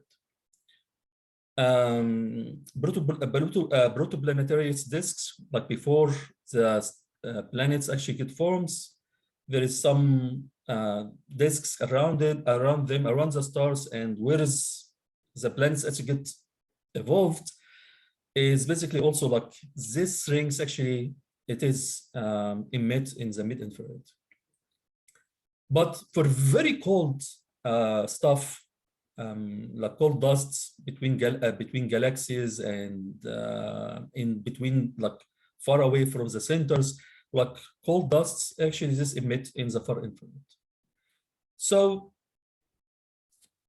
that is basically why, if you want to see this stuff in little details, you need to watch it, okay, in infrared. That's why it is basically, it's very important. Okay. Let us basically see, like, let us basically face what is the challenges actually in infrared imaging from Earth. This actually is the like atmospheric absorptions. Basically, like it's a curve. It shows that is okay. If you are in these spectrums, how much we are protected by our atmosphere. And you can see very clear, actually, if you are in the ultraviolet, we almost like blocked. That's very good, correct? Like sometimes actually some little bit, it is blocked by the ozones, and when the ozones deplete little bit, like quite a bit of ultraviolet sneak in, and it's very harmful. So somehow Earth is protected from ultraviolet. Of course, we are not protected from visible, right? Like most of the visible lights actually go through the atmosphere. That's why we enjoy going out, okay, and see very good colors, vibrant colors in parks and everything. So in here, actually, like the we call it the solar window, means that is okay. This is a window of a spectrum. It is the atmosphere actually does not block it.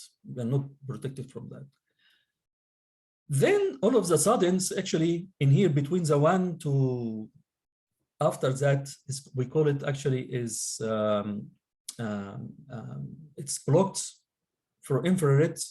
It is, you can see like it is actually the shape is more complex than that, but this is actually a good diagram to give you the idea.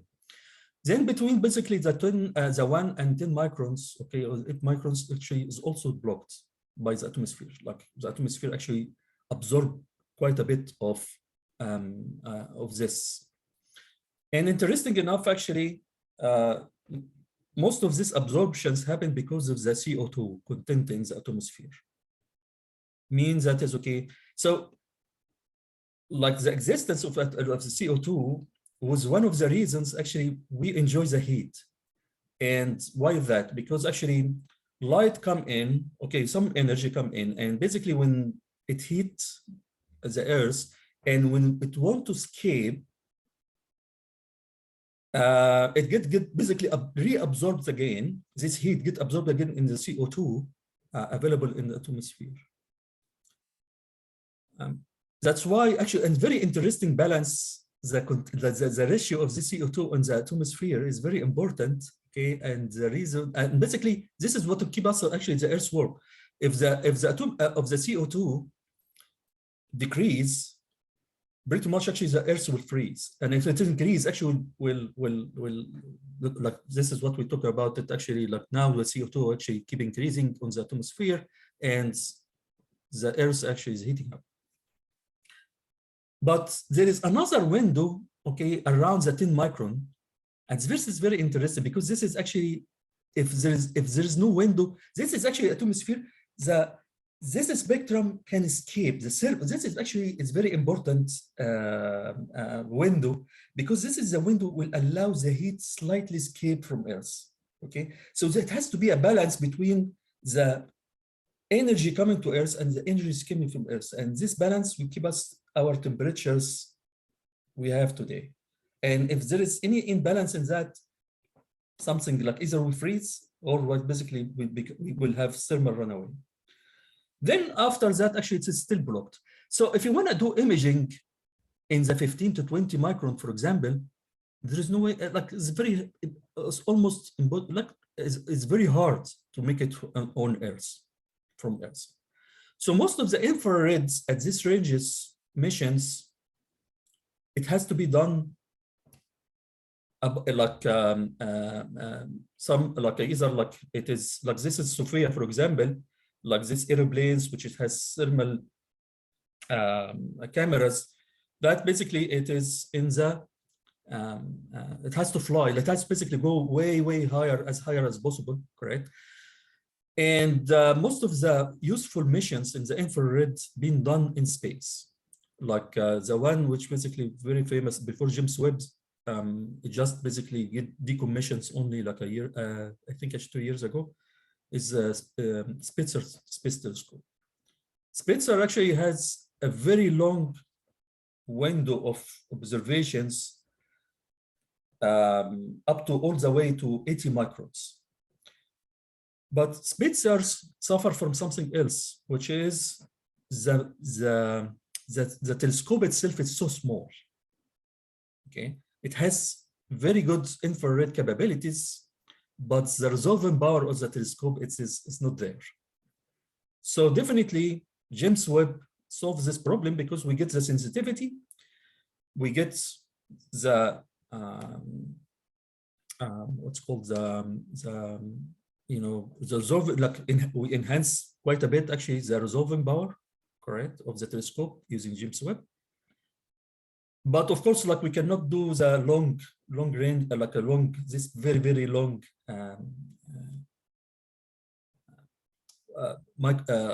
electromagnetics actually, or like very long waves actually as Spitzer. So it is every mission has to, they have to compromise what they want about is the main sub object of the missions, and they design the equipment based on that. Okay, so now that is actually, this is very, it tells us actually is very interesting things. Actually, most of the infrared is blocked. There is a window, like you can basically do a telescope on Earth much better than in space, because you can, of course, like Earth, we can build a bit much bigger telescopes, but there will be a bigger problems actually in the 10 microns. Okay. That is very interesting, okay, diagram, which is, we call it the atmospheric background. Okay, what is that? So I just basically told you that is okay, that in the 10 micron, there is a window similar to the window to the sky, similar to the window we have for the visible. So why not actually, if you want to do around the 10 micron, I can go in Earth and basically build the telescopes much bigger than any telescopes we can put it in space, definitely. But in this window, there is another bigger problems actually for infrared, for the infrared, which is that. Okay, so there is most of the, in the temperature range, we are, okay, like around like between 0 to 25 or like 0 to centigrade. The thermal radiations as a black body focused around this number, around the 10 micron space. So pretty much actually it is everything glow, every subject, every object around us, the Earth, the atmosphere, it glow around. Of course, like it depends on the temperatures, but the idea actually, everything is glowing at this wavelengths around the 10 micro range, right? So in here, actually, this is very interesting because this is rarely scattered. What's that? When you look into the during days, the sky looks blue. And why is the sky looks blue? Because actually, because of this rarely scattered. So during days, you cannot do any observations. You cannot look into the sky and basically resolving any stars. Although we know that there is a stars, but you cannot resolve it because of this really scattering. Like, you know, light come in and basically scatters in a specific ways, and only blue basically dominating, and basically that's why the sky looks blue. But this effect goes dramatically down once you go to the micro, beyond 1 micron. So beyond 1 micron, we don't have this scatter. So everything looks okay from this point of view. But we're gonna get a lot of this thermal radiations at this, once you pass this 1 micron, okay? So for light, like for the visible light, during the day, we get this noise, it's called the Rayleigh scatter, okay? But during nights, I can take my telescope and I can go to my backyard and observe. Unfortunately, the thermal it doesn't go away. It's always there. So you always have a huge background noise coming from these thermal radiations, okay? It's coming from the telescope itself. If we have a telescope on Earth itself, it's glowing. It's like as hot, okay? And it basically radiates in this range. So that is basically this, that is based on the atmosphere, correct? Like our atmosphere is glowing, the Earth is glowing, the trees is glowing, everything is glowing at this 10 micron. And to resolve anything, it's almost equivalent. You wanna do observations using the telescope during the day. It's something similar. There is another actually effect, but actually I didn't point here, is also like all the dust around in between our sun and other suns, like, you know, and in our Milky Way itself, it is glowing also like in this range. So it's very challenging making imaging, astronomy imaging at this. Mainly, if you want to do it from Earth, it is almost like very difficult, okay?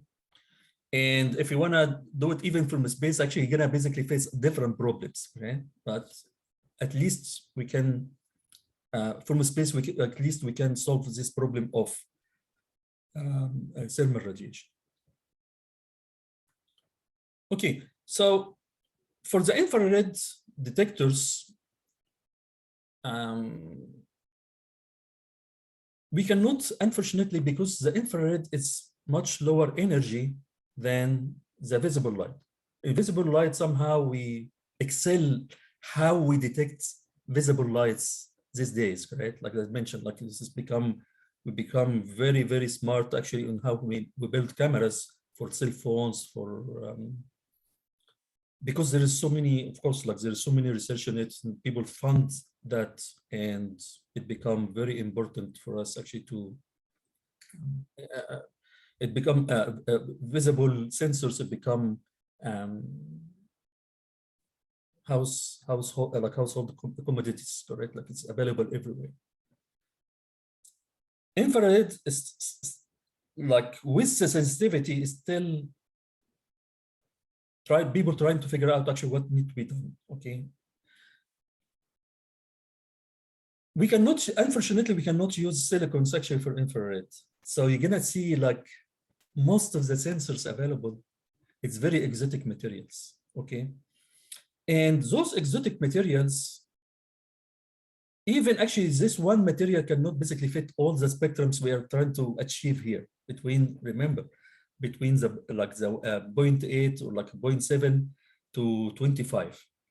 Even that, I cannot find one material to basically have a good sensitivity across all these spectrums. So typically, we have to basically use multiple sensors for different regions in that. For example, actually, James Webb, most of the sensors within the range of 0.8 to 5 microns, they are using the mercury cadmium tellurides, okay, which is this one. And all the sensors actually in James Webb, it is using this, this material. And when they want to go much, much higher wavelengths, like for example, they have an instrument called MIRI, mid-infrared instrument. They use different material for the sensors, or silicon arsenic. What is good about this material, like for the between the 0.8 to 5 microns, which is mercury cadmium tellurides one, is this material is, you can basically tune this material somehow, okay? And you can, for specific sensitivity, like you can get more sensitivity if you want to focus in specific wavelengths, you can basically play with that combinations, okay, molecular combinations, like how the crystal is done, and you can have a very like more sensitive. You can get more sensitivity, and we're gonna see how they did it actually for James Webb. Remember the thermal, like the thermal background noise, correct? Which is the sensor itself. Actually, it is a material. It's basically will radiate at that. So most of these sensors, especially at the mid-infrared, if you want to do mid-infrared, it has to be cooled down.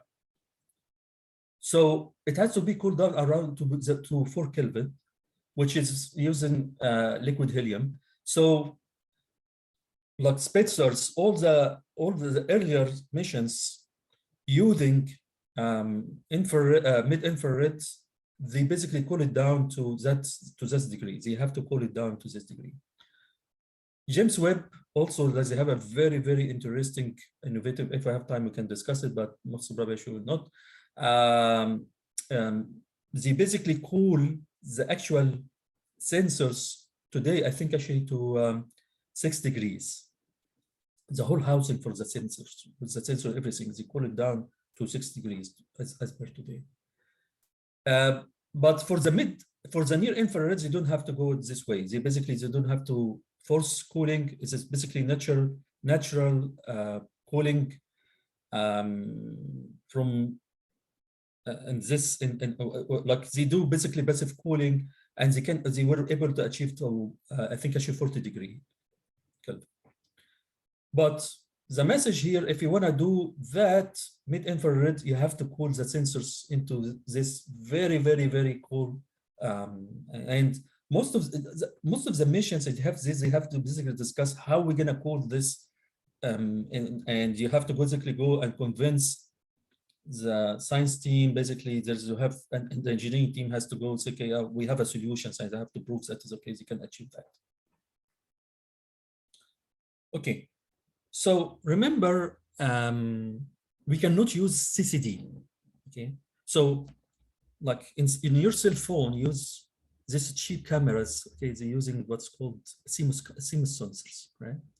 But the high-end cameras, little bit high-end cameras, okay? Of course, like we don't use it for digital photography. I think actually because it's expensive, but you can see like in some there's some cheap what's called cheap astronomy cameras for $1,000 or $2,000 using CCDs. But CCDs actually means that is okay. When you have a charge, you can move the charge within the sensor itself.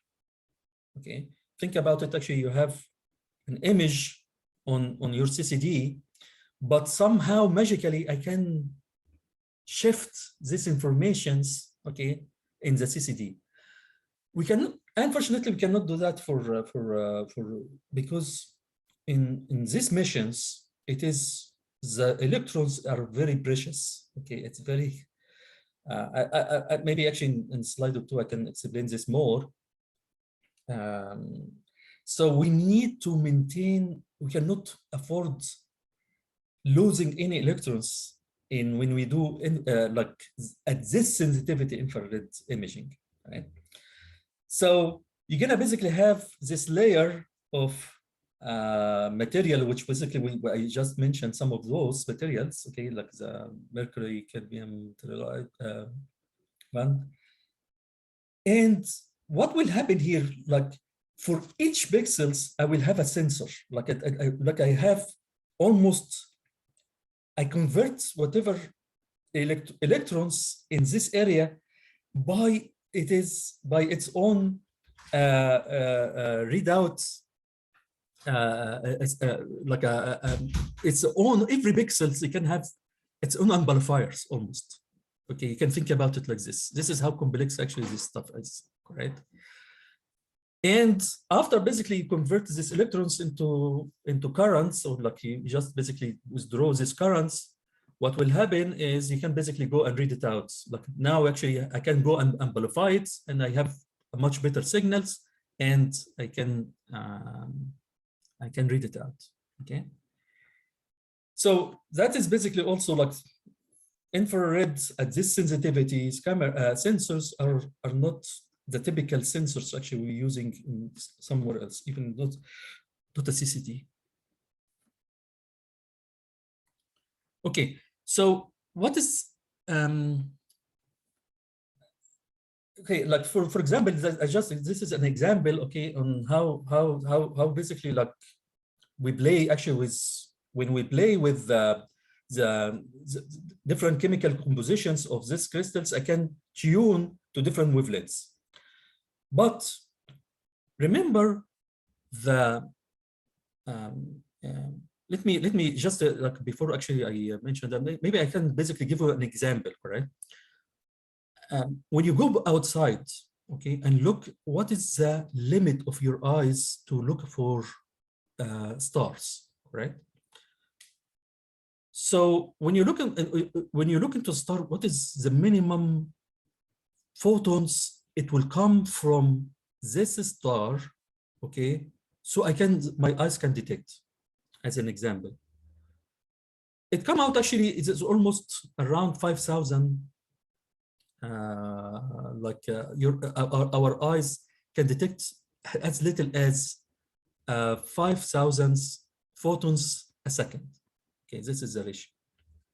Okay. It is slightly less because actually our eye, how the eye actually treats the images, it treated differently. So basically maybe less, correct? And there is something called what we call it quantum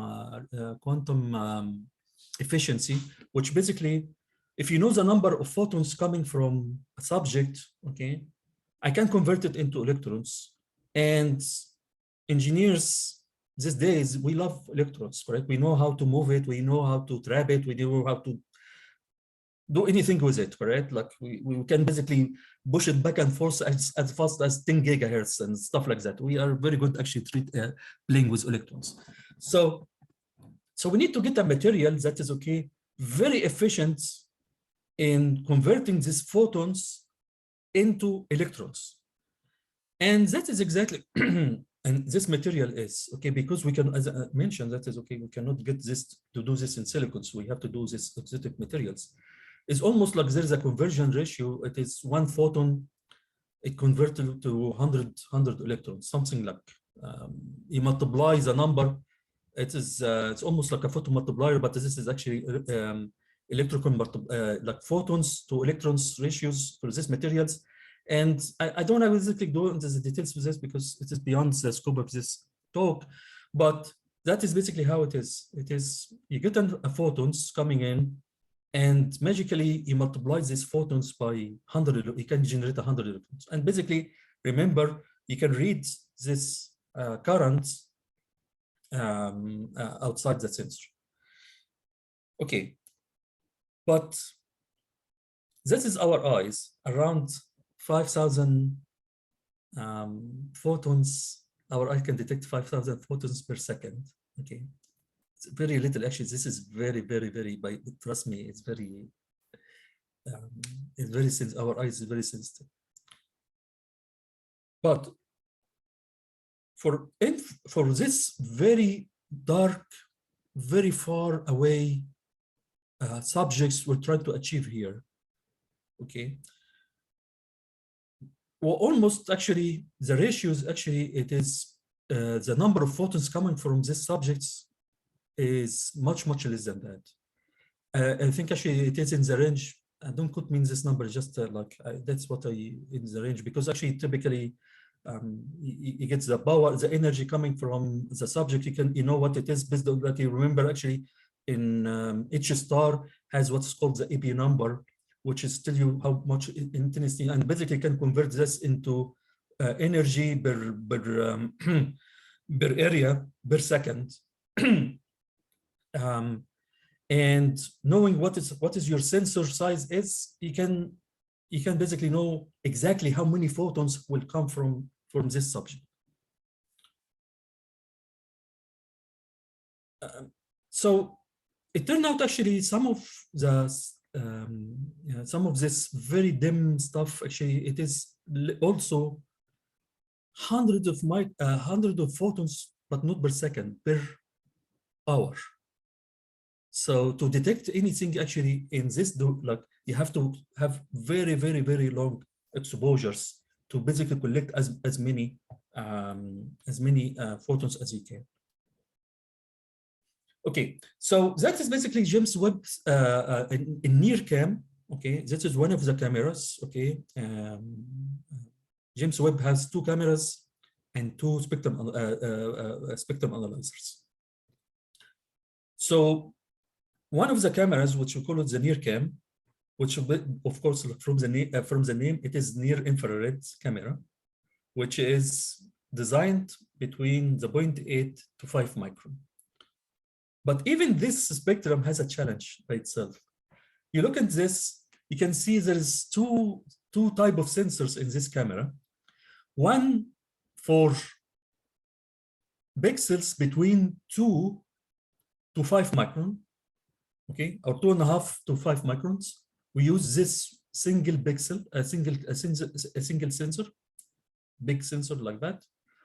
And for the shorter one or shorter channels, we use 4 smaller, more resolution cameras.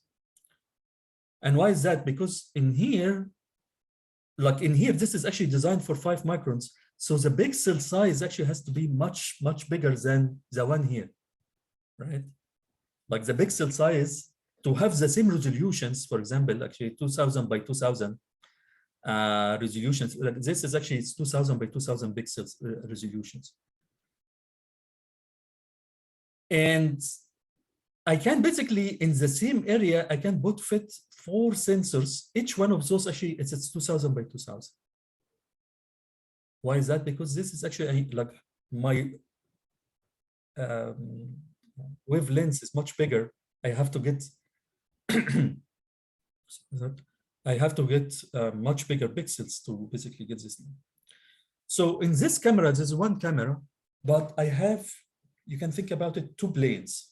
One have 4 cameras beside each other for the range between 0.8 micron to 2.5 micron. And much bigger, another channel for bigger wavelengths than that, in the range of 2.5 to 5, I can basically use different camera. Okay, and remember, they have to tune the materials in those sensors differently to basically be sensitive in this bandwidth. Okay, they are talking about. How this camera in James Webb looks like, this is just, not going to go through the exact detail, but it's very, very simple enough to basically go through the optical path. It just basically the light will come from here, okay, and get reflected, and another reflections, collimators, basically just lenses, and this a splitter. This splitter will split. You remember, I have 2 sensors. Remember, we have the one big one, and there is another channel has 4 smaller sensors. So I do basically have a beam splitter for short waves. When we call short waves, the 0.8 to 2.5, and the long, which it has a sensor here for the long, which is it's one big sensor by itself, and each one of those has what's called like a wheel in front of it, correct? And this is double wheels. It has different, I can mix and match between pupil and filters, okay? And we're gonna see, when we see some of the James Webb Space Telescope images, we're gonna basically see how those actually get in use.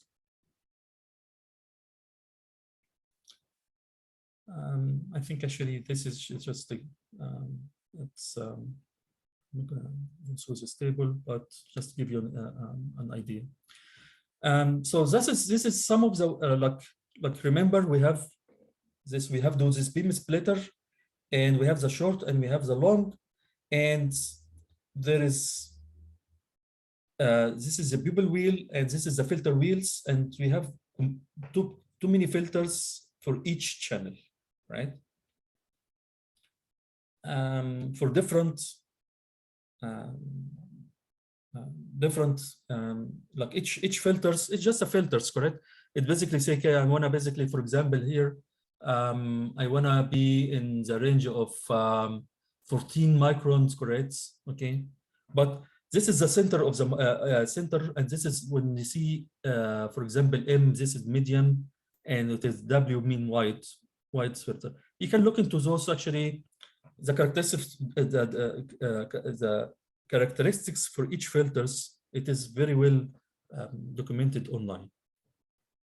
Okay, so when I took an image, what I'm gonna have to do, I have to basically the same subject, I'm gonna see it in two cameras simultaneously, and each camera I can basically go and change the filters. Okay.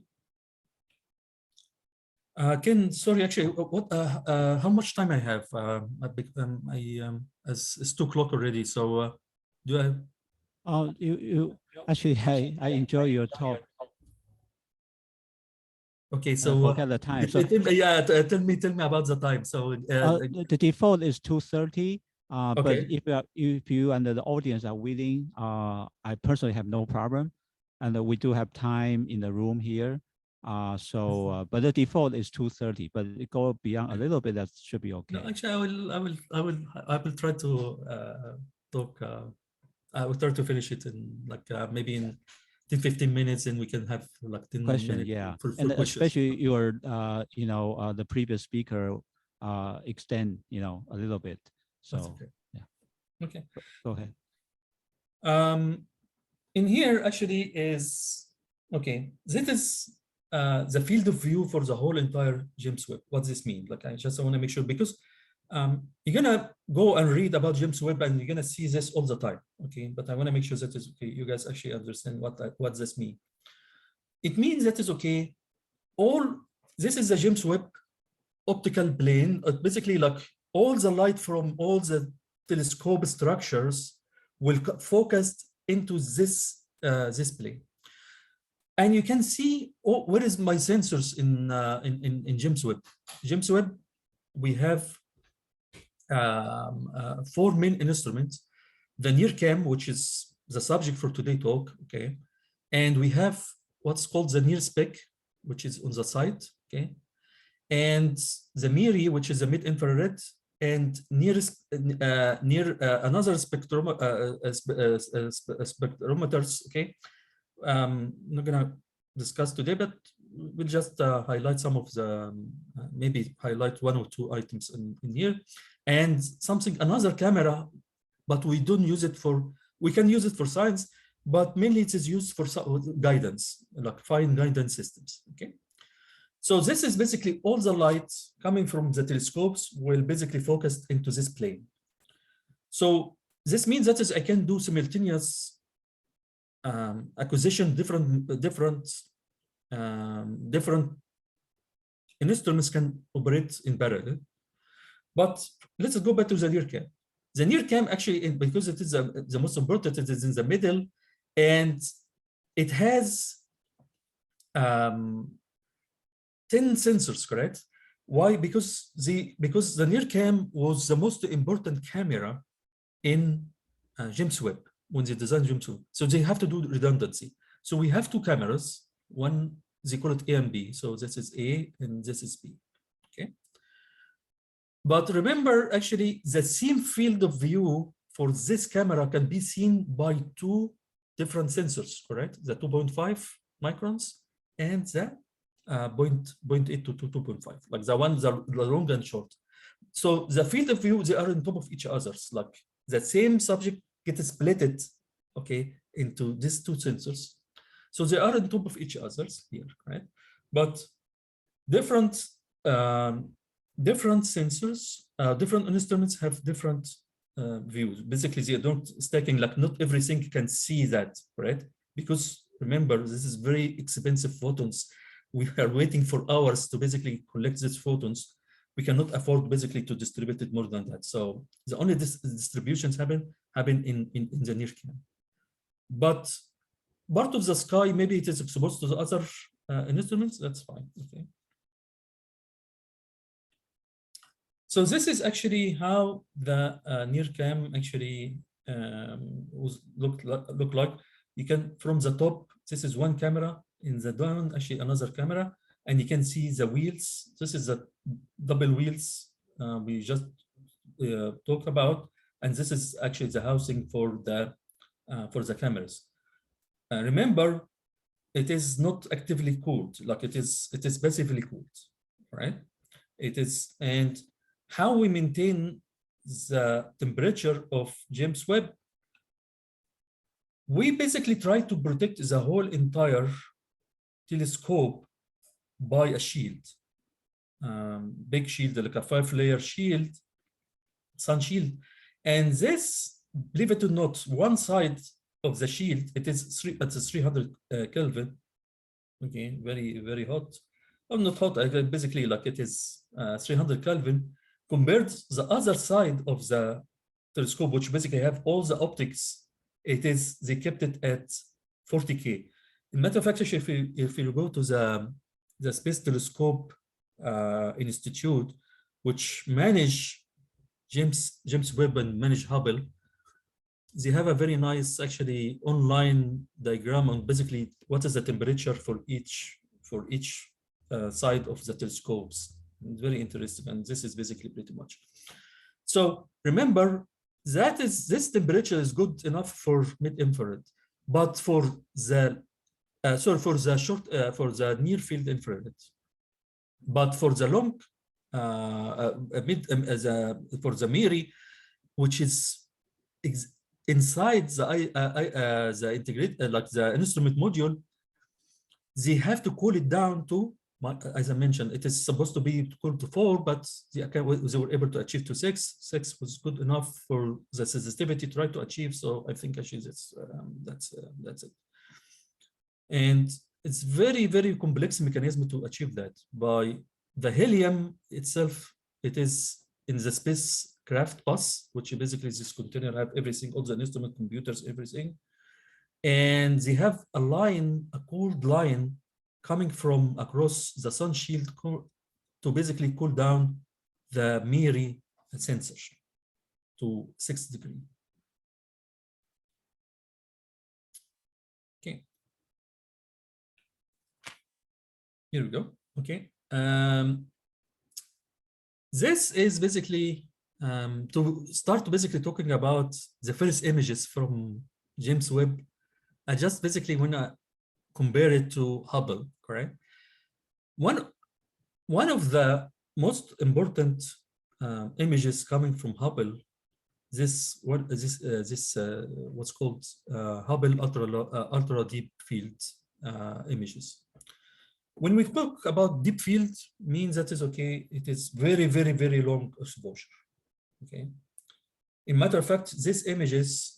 I think actually the one on the left, it talks them 800. You know, Hubble has orbit around Earth, so it suffer from this issue because it has to go and basically at one point of time, actually, like it rotates around Earth every 1.5 hours. So every 1.5 hours, it gives rotations around Earth, but it's very important that is okay. They have to shut down, like they have to close the opening of the telescope so they don't damage if the brightness come so too high or like. So they have only 1 hour of exposure. Then basically have to shut down then they have to do it again, or like maybe less than that. Like it depends on the programs and what they are trying to do. But this is its idea. If you do the deep field, actually, it's similar to astrophotography on Earth, correct? Like for example, if you want to do very nice astrophotography, what you do, you just do very long exposures. Sometimes actually people, like I have a friends actually they do like multi-days exposure. For Hubble, to take this image, it takes them 800 cycles. It takes almost like 20 days. Okay, imagine 20 days looking into one. You have to look. You cannot basically. You have to look into one spot and you keep looking into it for 21 days. That's why it is not common to do Hubble ultra deep field again, because you take the telescope and use it for 21 days for one image. Of course, this is not practical. There is thousands of people trying to use Hubble, and of course, like this will happen again for James Webb. There's thousands of people who want to use submitting proposal to James Webb to get a time on the telescope. So that's basically tell you that is okay. What is like if you really need to do ultra deep fields, okay, to get this very sensitive subjects. Remember, I told you that is okay. Some of these subjects actually can get a few photons every hour. Okay, that is basically how ridiculous this. So you have no choice. You have to collect informations from different part of the subjects, so we can get the result, and you have to have the capability to resolve something out from this subject. So how you solve this? Either like having a bigger telescope. It has to be also like in space. That's why James Webb actually is unreplaceable. There's nothing actually can replace James Webb today from ground or from anything else. Basically, this is our biggest telescope now yet in space. So that image actually it is coming from Hubble. Okay, so it took 21 days, and basically what's revolutionized it basically, and I explain why it was revolutionized. This actually because there is another exactly the same image was taken by James Webb Space Telescope. By the way, actually, how you know? Because again, I see too many images from James Webb and from Hubble for the same subject. But how can you differentiate it? Which? It's very easy. I can tell you, like you look into what's called the BSF, okay, spread function, pixel spread functions, okay, point spread functions. So you can see here actually in Hubble, it is a cross. Like it has four perpendicular. Like the spreading actually for a point, it has this very distinctive shape, correct? So whenever you see this, you know exactly it is coming from James Webb. Coming from Hubble. For James Webb, this is slightly different, and I explain. Maybe if I have time, I can explain to you why they are different from. Okay. So this image, as I mentioned, when Hubble took it, was a revolution. And why it is? Because actually, this is our first time to go and look at the first galaxies, come close to watch the first galaxies. Why is that? It is because actually, faraway galaxies, okay, are very far away galaxies actually are very close to it is basically redshifted. When saying it is redshifted, it is also indicating that it is also like an old galaxies, right? But actually, what do we mean by old? If you look into actually today, actually go outside and see something, okay, that is actually have no redshift. I hope actually everyone in the call actually knows what is redshift, so I don't have to explain what is redshift. I mean, shift basically the spectrum of the subject is shifted to become longer, like you stretch the spectrum a little bit and become basically it moved to the red side. Okay, so today actually, if you look the nearby galaxies, actually there are no redshifts or like slightly shifted, okay, but because it is very close, but far away galaxies actually way redshifted to a degree that is, okay, the spectrum of it, when of course, like it is in the visual visible domain, but actually it is shifted way too much to a degree it become the whole galaxies actually in the infrared. You cannot basically have any ground telescope to see it. It is completely disappeared. And that's very interesting also, like this is actually the epoch of reionizations, because remember, after the when the universe started with a big bang, or like inflations, whatever it is, and you have after something like around 380,000 years, it starts to cool down, okay, and it become completely dark.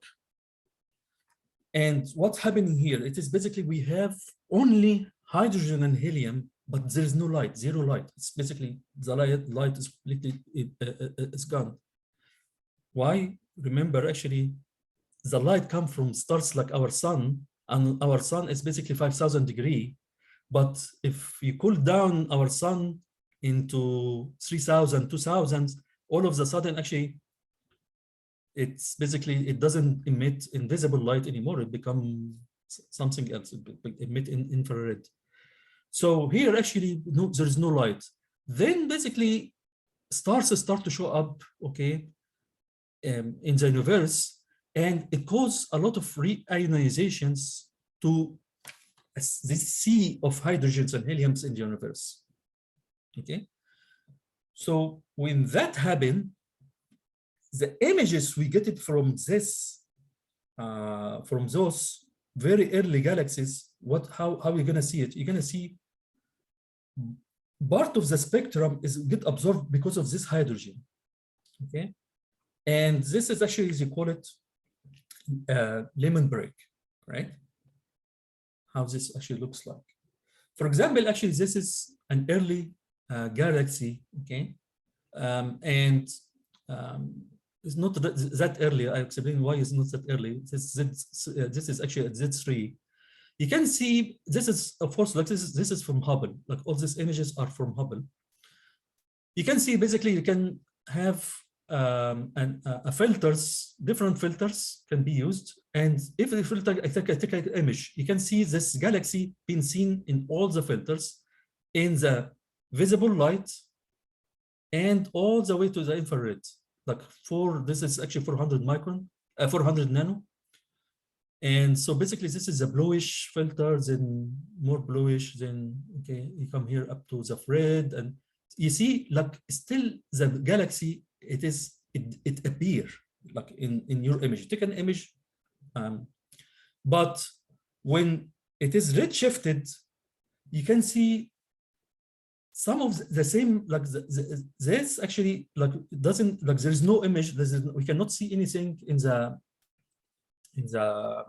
we cannot see anything on your detectors until you achieve specific wavelengths. It starts to basically show up. This is actually, like you can hear this term actually a lot in the science talks. Actually, they call it lemon break, which is the universal field for hydrogen. And this galaxy is emitting spectrum supposed to be in also like in the ultraviolets, but we don't see this. Why? Because it gets absorbed by this intergalactic medium, correct? So what happened actually if high redshifter suns, it basically goes all the way, it is not visible at all. It's not even visible. It starts to basically not become visible in the infrared. Like here up to, it shows only in the 1.6 micron in Hubble. Hubble does not have any capability beyond that, beyond the 2 microns, okay?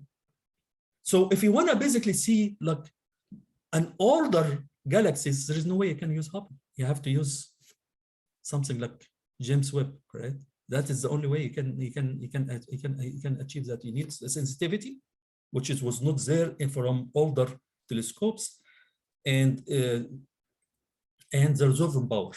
So you can see more pixels, and instead of actually seeing 2-3 pixels, like we need to see more than that for each galaxy, right? So that's why actually it is, see, like Hubble can stop, this is the limit of Hubble, right? That's 2 micron. But if a galaxy actually keep moving in the red area, cannot be basically be observed by Hubble. In the infrared area, will not be able to be observed by Hubble. James Webb basically will excel in those type of galaxies. Okay. This is actually is first image, okay, announced in July 7th, correct? Like a couple of months ago. And you can see it's the same image being taken by Hubble 10 years ago, okay? But the difference is, it is, instead of actually taking weeks to complete, this is take only 12 hours. This is amazing, right? Like 12 hours, because I have much bigger telescope, okay? And more sensitive sensors and setup, okay? I can basically achieve, I can get this, the same image actually for less than, much less than.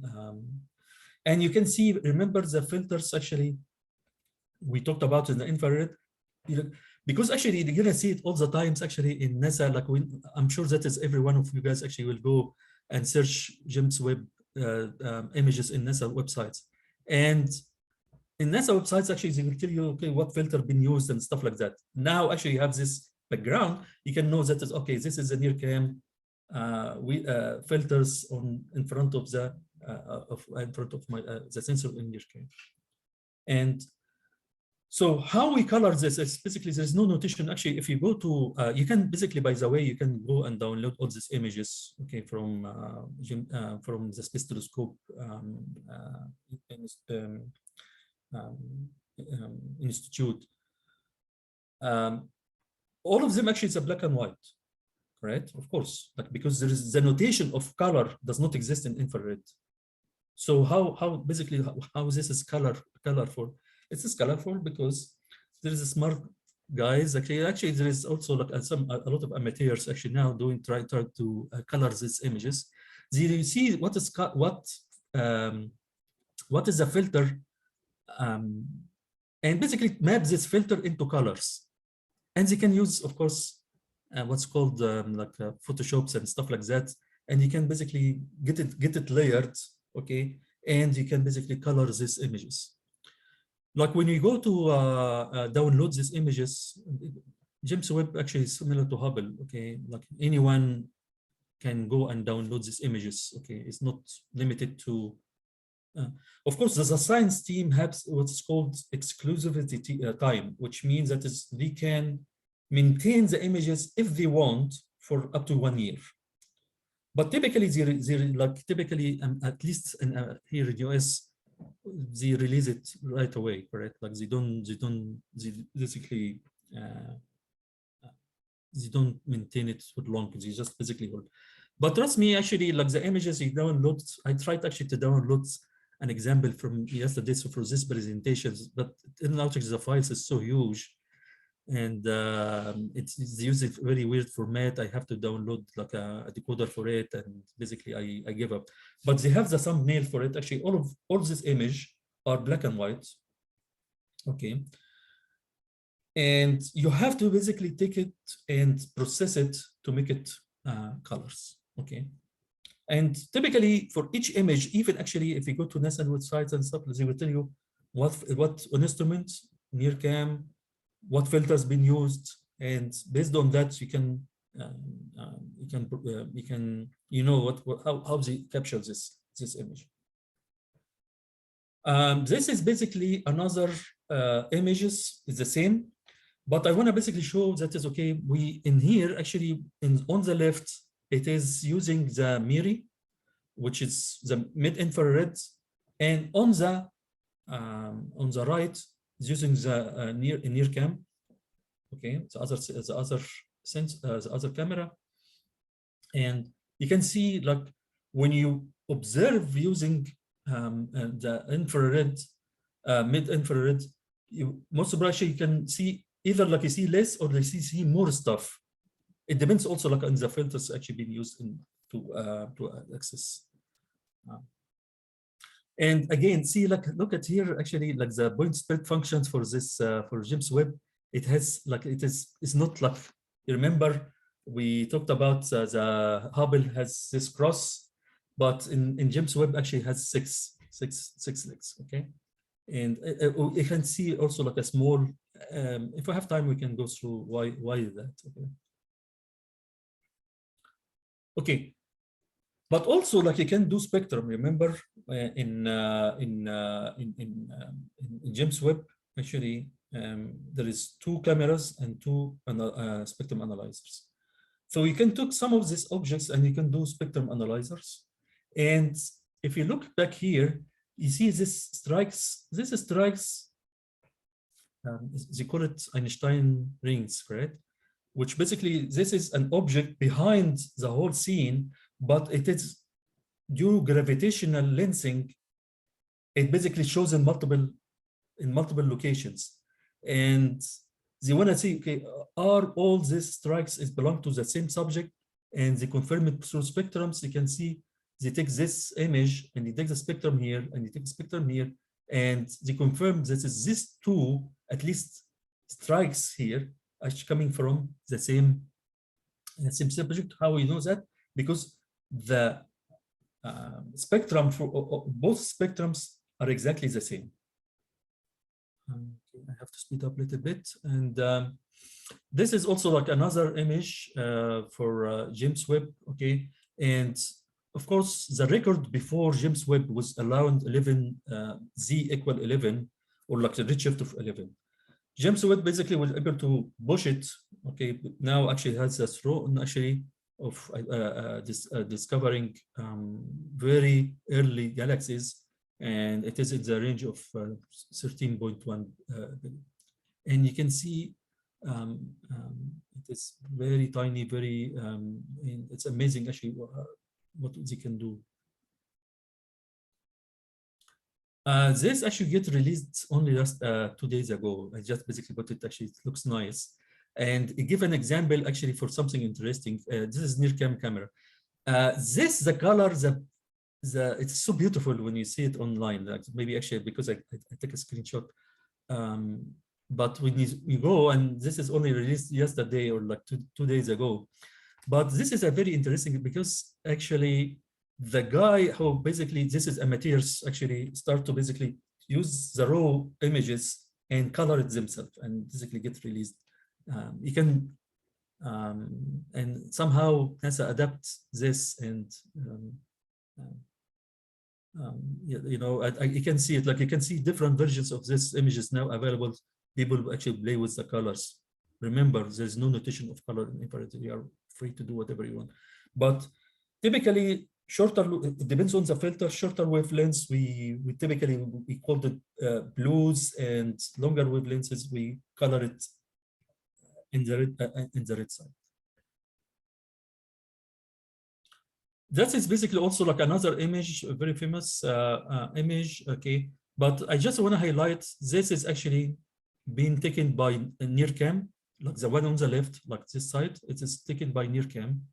The one in the, sorry, in the right, the left is taken by NIRCam, the one in the right taken by a different camera, which is the Amiri. And all of a sudden, you can see like double dots here. Like in here, actually, it doesn't exist at all. Why is that? Because this is basically, this nebula has a star and two combining star. One star, it is very, of course, in the image, it's there, but the other star exploded and created all these nebulas, right? But in here, we cannot see it because it is way in the infrared. Remember, actually, like it is basically when it starts this collapse, actually, it creates, I think actually, it's when it collapses, you cannot see it here. But using the mid-infrared cameras, all of a sudden, actually, the star which is collapsed and causing all this nebula to show up actually start to also show up in the image. It's very interesting. Okay, some other images. Okay, for NIRCam, I'm gonna skip.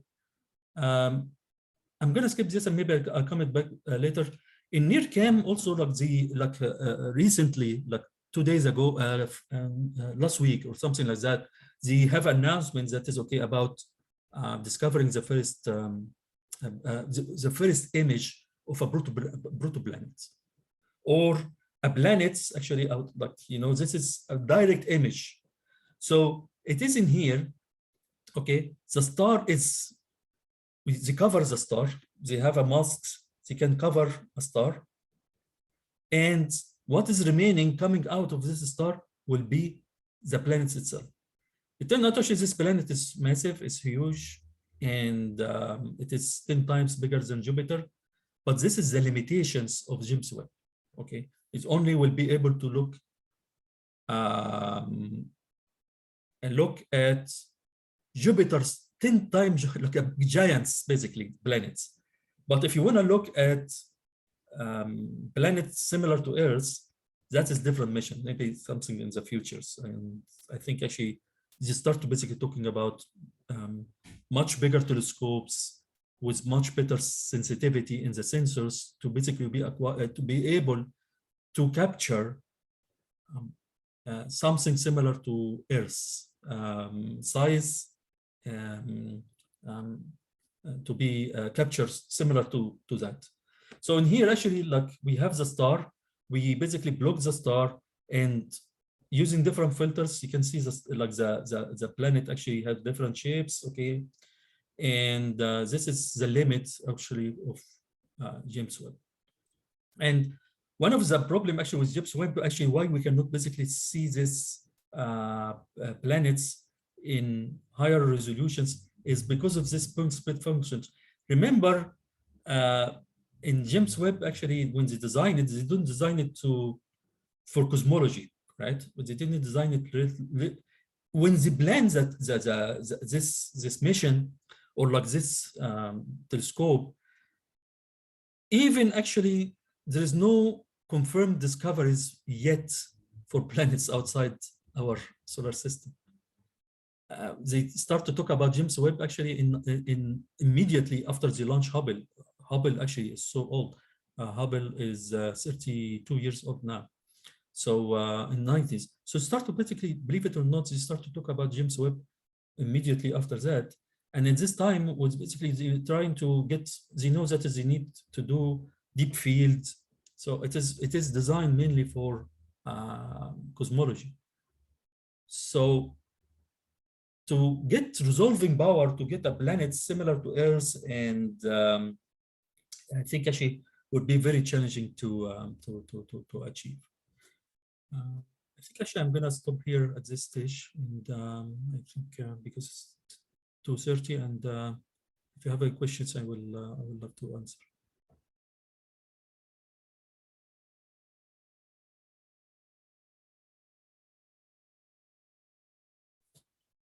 Okay.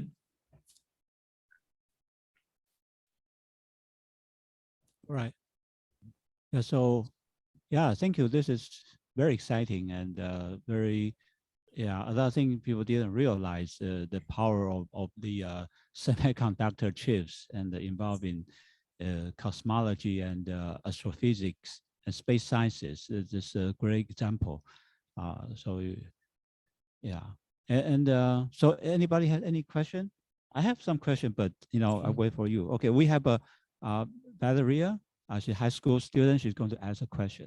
Sure, I'd love to. So much for the explanations. I was wondering, what do you think is the most fascinating and unexpected discovery of the James Webb Space Telescope?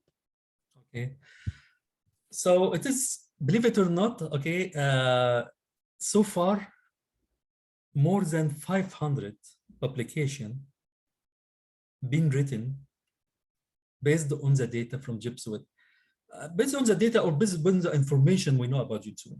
500 publications. Okay. I think actually, okay, like of course, like for example, this image I'm sharing now is basically, this is the first time we have a direct image for a planet. Okay, that's like, this is actually is major, right? Still the science out there, like we're still collecting data, but we are very close to answer a very challenging questions we never been able to answer, like to answer. Typically in astronomy, the only way we answer, we have two ways to answer questions in astronomy. One way is I can basically have a model, you know, I can write equations, show that is okay, how the star get formatted, or like how the planets actually get formatted. I can model that, right? Or I can do direct observations, and I can basically have an answer for that. And this is actually a very interesting. James Webb was going to answer a very important questions. When is the first light come? Where it come from? The evolutions of our galaxies, the original galaxies based on Hubble, and now based on get confirmed by James Webb, they don't look similar to the galaxies we are seeing today. They are made completely unorganized. They don't have this supermassive black holes in the middle, like that. But this evolution, how it happened, and we answer very important also questions about who come first, the stars or the galaxies. There is so many groundbreaking answers yet to come. And if you go to Google, okay, and search about, ask your questions actually in Google, you're gonna find a very interesting stuff, okay? But I'm not in positions to comment on those. One of the basically publications is basically, it's called Bannock. And you can basically go Google it, and maybe actually could Bannock James Webb Space Telescope. But again, I'm not in a position to comment yes or no on it. I will let the experts and the scientists actually take their time to basically comment on stuff like that, which is basically shows that is okay. Maybe actually it shows that is okay. Maybe we are seeing something older than the universe itself, but I will leave it at this. But I'm just basically, look, we are scratching the surface. We're just turning on James Webb, just turn on the switch. We are collecting data, and it's very promising. That is the data we are getting actually is gonna do a very, very interesting findings very soon. So stay tuned, and basically Google will become your friend actually. Thank you so much. No problem, thank you.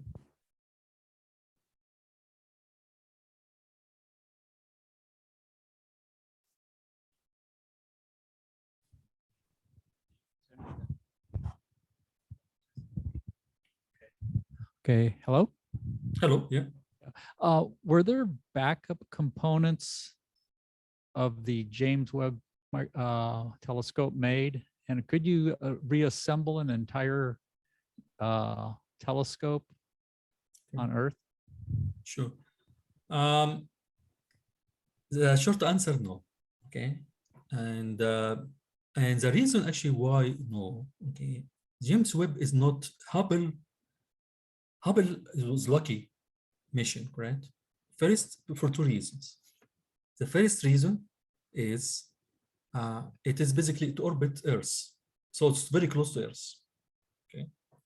Second, Hubble, when we built Hubble, we have the what's called the space shuttle. Okay.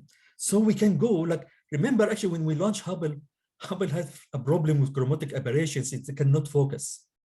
Okay, like it was basically everyone was saying, "Oh my God!" Like we're gonna. But very easy. We took the space shuttle. We go to Hubble and replace, like fix the problem. Come out with solutions, and they fix the problem. Then basically get upgraded twice or 3 times. In matter of fact, actually, last time they have to basically fix some of the computers. Like one of the computers, actually, they have to replace the computers actually in Hubble.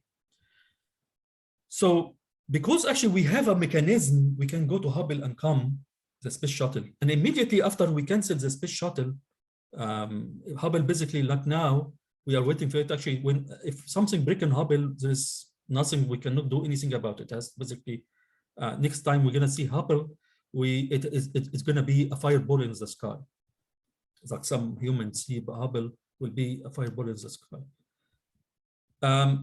So Hubble has this capabilities that is okay, like they have dual computers.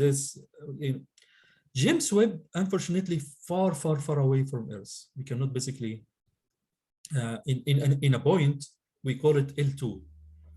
Maybe actually, maybe I have a,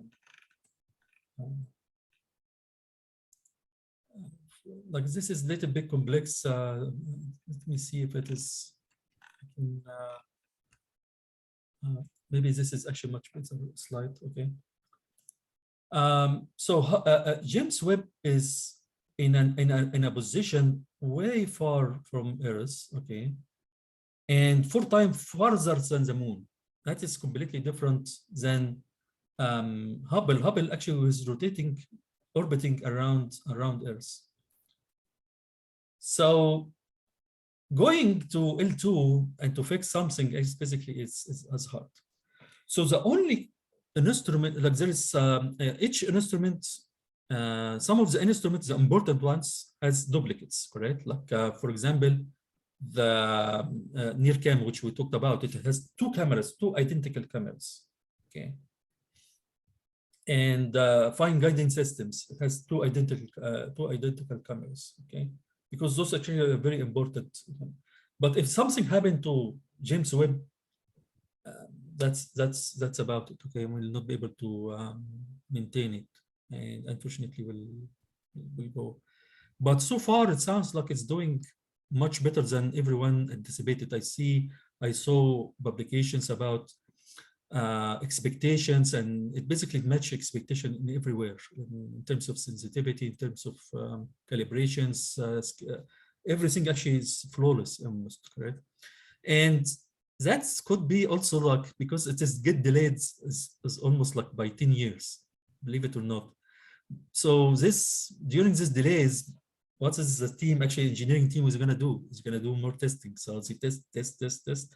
And the last delays was for 2.5 years. They discovered there is maybe a potential problem that is with the sun shield.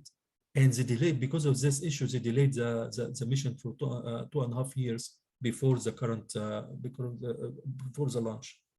And it sounds like it's paying off, okay? Like you can see now, it's basically everything is basically flawless, basically, pretty much. And it is even actually, they were planning actually it's officially to work for only 5 years, because it has enough fuel to maintain its positions for 5 years. Even that, because actually it works like flawless, they basically extend, actually the promise actually they can survive for another 14 years and even more. So redundancy, some of the equipment has two cameras, has one of the camera has the fine guidance system has 2, the camera has 2, okay, but everything has to survive basically the L2.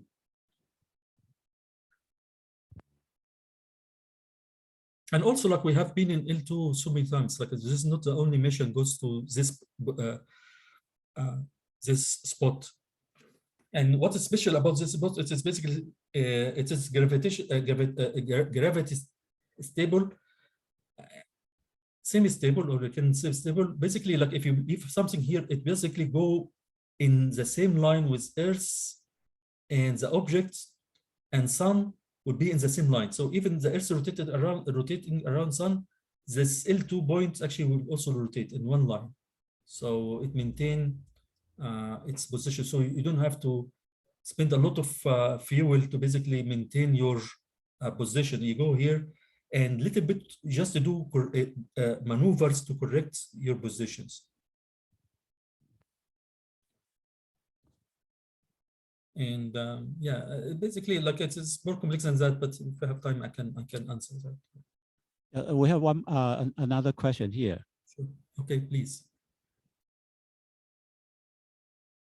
Hello. Hello. Hi, this is Manpreet. I have a quick question. So how, like we know the telescope, one of the main component in that is the mirror, and which is like widely exposed in the space, and space has debris. So I was just wondering like how this mirror is designed to be protected against those debris. Excellent question. Okay. And okay. So need to differentiate between the debris around, like around Earth, okay? Because we contaminated, as a human, contaminated the space around the Earth. Like if you are around Earth here, okay, it depends on which orbit you are, okay? And it's gonna get worse, correct? Because remember, for example, Starlink, okay? They are planning to have 40,000 satellites, correct? So basically, like, but typically, this debris, this is human-made debris. Let us talk about human-made debris. Human-made debris actually, theoretically, over time, will go to atmospheres, okay, and basically get burns, and we don't see it, big ones. But the small ones is still there, okay? But you more farther away from Earth, the less debris there is. Okay, so we don't basically worry about human debris. Okay, once you go way far away from it, but there is another source of debris, but not debris. You can call it actually. There is also like different materials. Okay, like so basically in L2. You're gonna have very energetic materials, okay? It means that is okay, very energetic materials and dust. And also like molecules, okay? But the effect of molecules on the metals is not much, but there are studies about the molecules on the sensors, okay? Of course, like if it's one of these molecules, energetic molecules hit a sensor, you can maybe most probably actually going to lose a pixel or so. It depends on the energy of this molecule. We been in L2, this area, too many times, too many. So basically, there is a lot of models investigating, okay, the debris in terms of dust, okay, micro-sized dusts, okay, an effect on them. It is affected. It is modeled, and it has it will have effect over the lifetime of James Webb.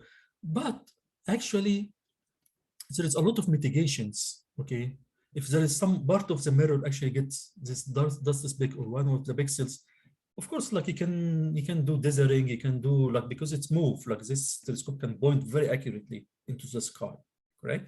So you can move.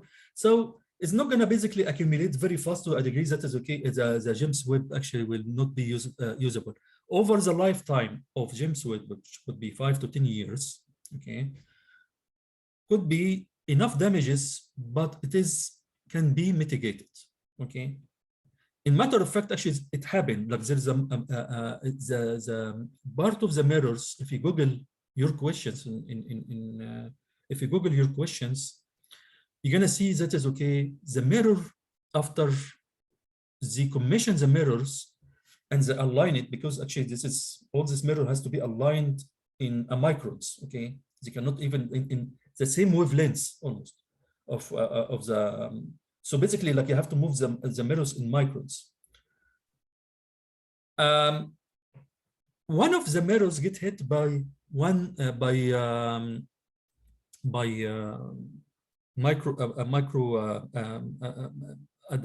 very small tiny dust, which is okay. Like it's part of the like it is basically it is exposed. There's no protections. Okay, but we know what is the potential, what is the probability of this dust hitting these cameras and hitting the sensors, okay? And it take into account all these factors to a degree that is it will be effectively operating until for the next 10 years. But at this L2, there is no human debris. Of course, like here, actually around Earth is a nightmare. Now, actually, we have so many missions for the last 60 years. It is contaminations, debris. It's basically it's a very big problem actually. But of course, it's a very big problem. Even predicting where is this debris are is very challenging. Very challenging. Even now, actually, until today, actually, people trying to basically say, DARPA, for example, the militaries and those, actually, they have missions to basically track any debris actually less than 1 centimeter, right? Up to centimeter, but less than that, actually, it's very hard to track.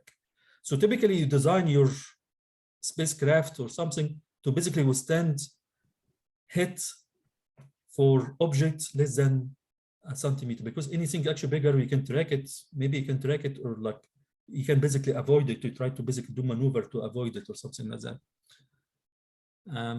But in L2, we don't have this problem. We have only like the energetic dusts and molecules and gamma,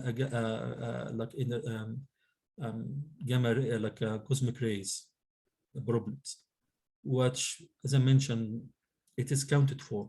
Like when you know that some damages is going to happen, and there is mitigation plans for it. Like if it is coming to this, some pixel get hit or something, you can basically move little bits, like where you focus. Okay, like you move your images little bit. They will announce it to the users, and they said, okay, this pixel and pixel and pixel is broken. And when you plan your image, because you have to give the where to point the telescope, and you can basically shift it a little bit here or there. This answer your question. Great. This is a great question. So, any more question? How about you? You're good. Okay. I do have 2 questions here from Randall. The first question is, how expensive is the sensor, and how involved is the calibration process? And his next question is, how long does it take to acquire an image? Okay. Okay. So for the price, like those will be like.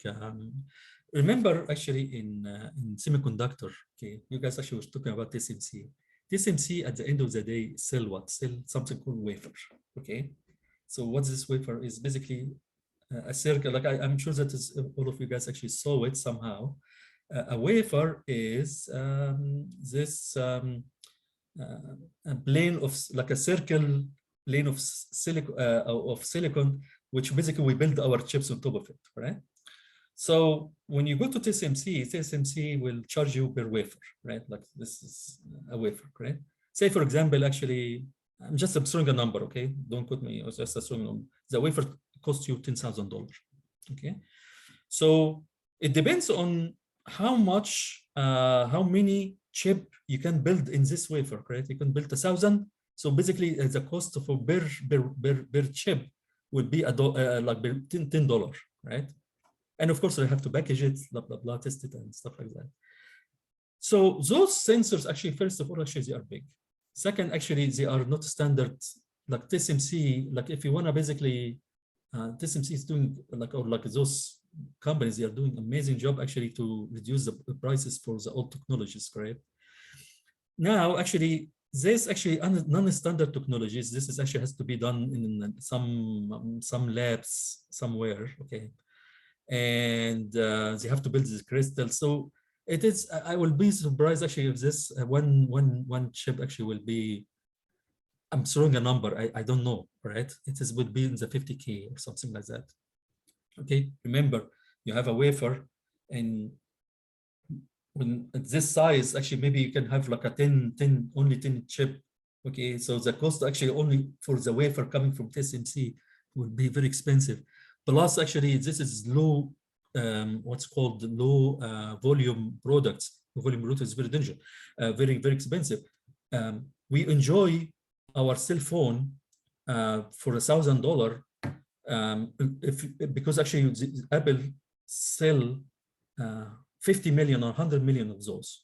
Okay, so they amortize the initial cost of these wafers. Like when you go to TSMC, they charge you two things. One is the cost of what's called the masks, because you have to basically build these chips actually by depositions, like you deposit layers after layers after layers, and very, very lengthy process, right?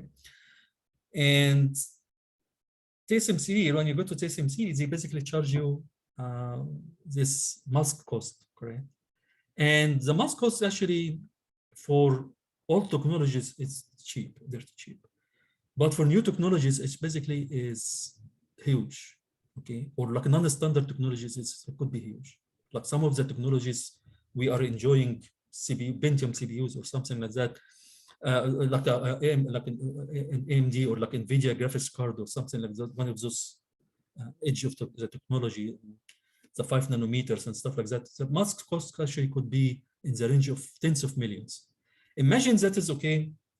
You want to do a 5 nanometer chip, for example, okay? And you have to give TSMC two costs, cost per wafer and cost for the mask. And it is, they will charge you, say, $30 million for the mask, right? So, and basically you want to sell 10 parts because actually you do not do something in space or something like that, correct? And we don't build, you want to do super duper fastest computer ever, and I want to send it to space, right? Using the latest technology node, 5 nanometers, something like that. This will cost you right away $50 million, correct? $30 million plus the wafer cost, okay, for very, very, very few parts. So that's why you actually, like in the industry, we don't, so we don't basically try to avoid this deep nodes, except for this guys actually high volumes, smaller nodes, okay? We're basically trying to avoid going to non-standard flows. Okay, you can go to TSMC to do whatever you want. Give them the masks, they will go and produce whatever you want. You can do CCD, you can do whatever you want. Okay, they're gonna do it for you. Just give them what you want to do. Okay, and they will build it for you. So I don't. So for the price, I don't know the difference, but it has to be very like those actual sensors has to be very expensive. If you go to the Flare actually doing these cameras, infrared, one of the top infrared cameras manufacturers, you see that is okay, very low resolution VGA sensors, okay. It ranges from literally from the $10,000 to $100,000 for these cameras, okay. And but the sensors we are using here for James Webb, it is even that is actually space grade and military grade, like space grade. Space grade, and if you are in the industry of semiconductor, you know that it's space and militaries, those actually have a special treatments, correct? Like this is, you cannot use a chip used for your cell phone and put it in a satellite and send it to space, okay? Or like put it in James Webb. It will never happen, right? We have to use a special semiconductors, okay, used for space and military. Military because actually it has to be more robust. Space actually has to be more robust, okay, and of course it has to be, the temperature range has to be much higher, much bigger, and it also like it has radiation hardening, right? Like because there's a lot of radiations in this in space, which is in Earth actually we don't suffer from this, right? And also like in Earth actually, if you have a cell phone and you lose your life does not depend on it. That's why we created in consumer electronics, we created what's called like automotive, because yeah, now actually I'm driving and this, so automotive grades it become much higher than consumer grade electronics. Then basically, of course, like the aerospace and the military, those actually much higher. So I will not be basically surprised if this thing actually like in tens of thousands of dollars. maybe much more, right? Typically, because it is low volume, this is only 2 cameras, and Northrop Grumman actually built it, but actually supervised by University by Arizona State University, and of course supervised by JPL and NASA. So I think actually this cameras has to be in tens of millions, because like so many people actually touch it, okay, and it has to suffer from low volume. Again, if this iPhone, you sell two iPhones, you develop all the iPhone, but you sell only 2, these iPhones will cost you like more than $100 million, at least. Actually, no, actually much higher than that, $100 million. No, of course, like much higher than that, because all the engineering cost and all the stuff. So it's the same thing, okay? This is low volume, are very specific technologies, okay? It's not common. It will be very costly. For the iPhone example, actually, it would be billions of dollars. Okay, imagine that as you go buy a cell phone for $5 billion or something like that. The next question is, how involved is the calibration process? And then is how long does it take to acquire an image? Okay, correct. So calibration.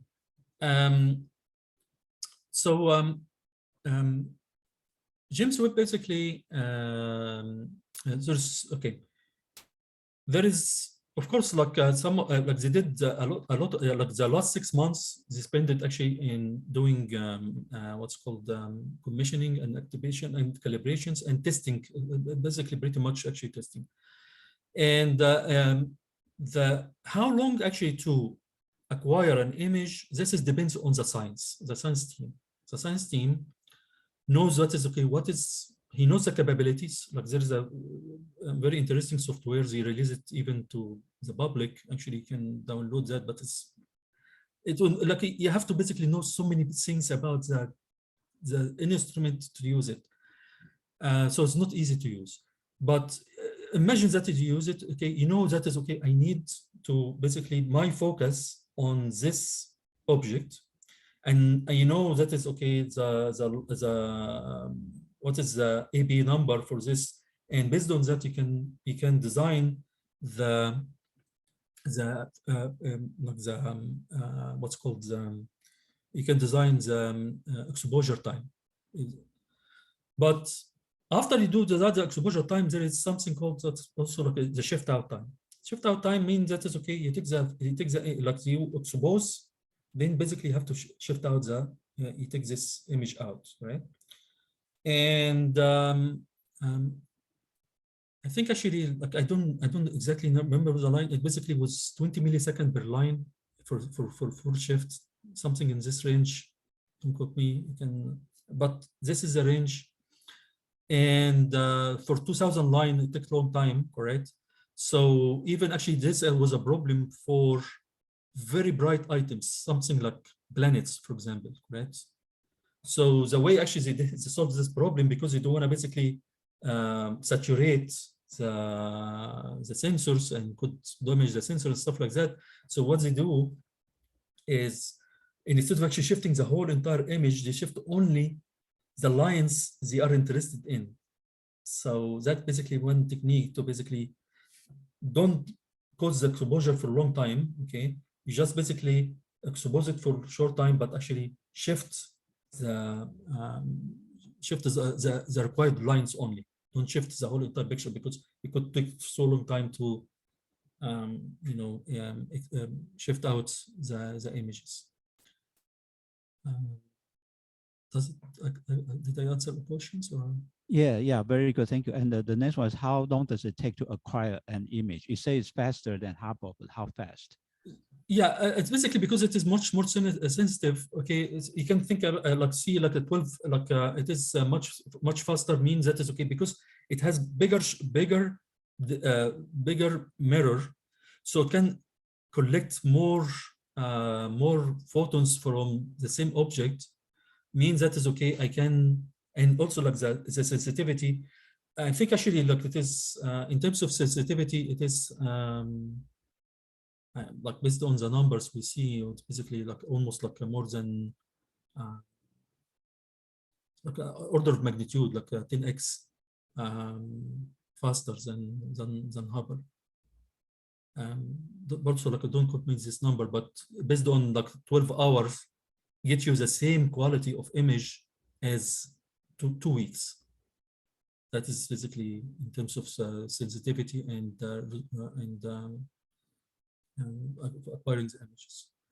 Of course, like there is a time actually it takes for the telescope to point into the sky. Like you say, okay, I want to basically point now into this specific object.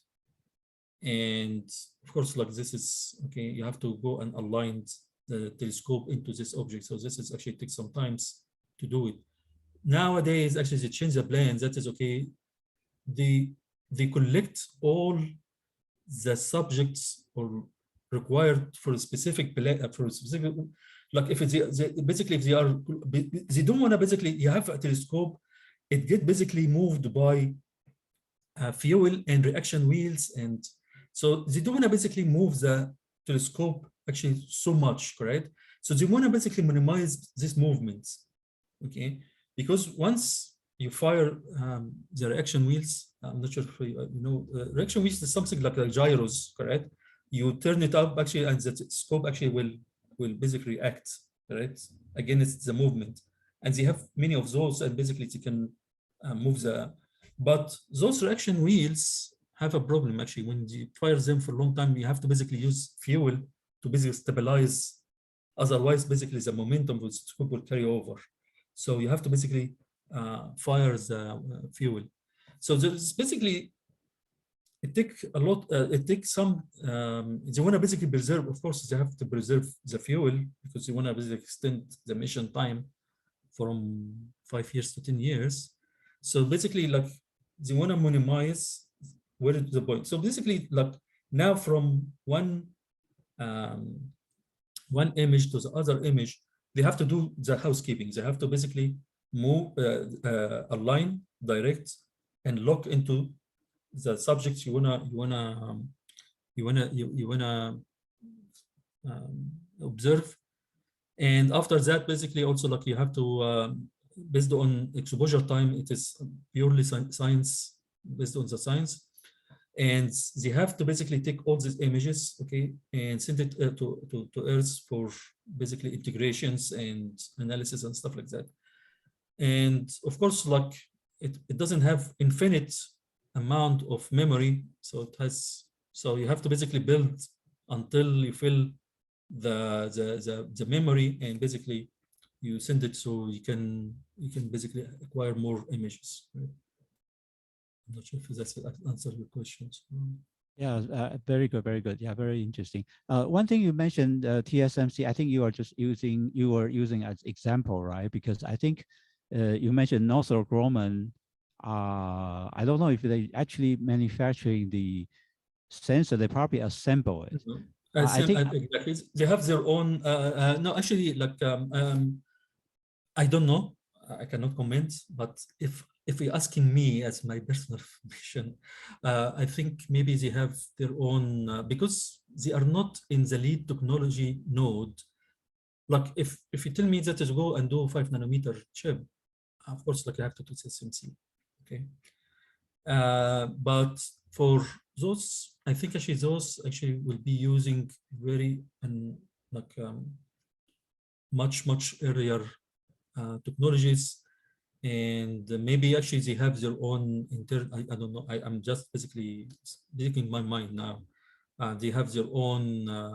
I will not be surprised. Actually, they have their own lithographs and old technology lithographs, and they build these chips in house. Yeah, according to it's basically like it is. Remember, it is up to the sensor itself. It has this layer, which basically it's a chemical process, right? Like the layer of mercury, cadmium telluride, actually is just a crystal. Then basically, you have to basically do this depositions, like layers, okay? Then in here, actually, you have a trap for the electrons. Then basically, the analog readouts, actually, this is an analog components. You don't literally, it's just amplifiers, okay?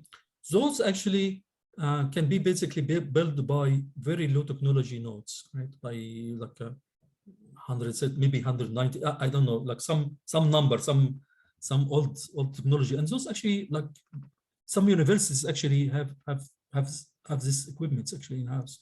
They Yes. give out amplifiers and stuff like that actually in house. Yeah, So I'm not maybe surprised that actually like maybe nursing Grumman. But by the way, actually, like the sensor is not from nursing Grumman. Nursing Grumman is basically the contractor for the whole entire camera, correct? Like the chassis, there is like everything. The sensor itself actually is I think actually it's Teledyne. Teledyne, yes. I think it's one is Teledyne, one is Raytheon. Yeah, exactly. Yeah. Teledyne. Yeah. Because this is from NASA website. They say both were made in California. Yeah. So so Teledyne actually is only doing the sensors, okay, and Teledyne, of course, like one of the top in military. So you don't think they actually outsource to like a TSMC? They actually build in house.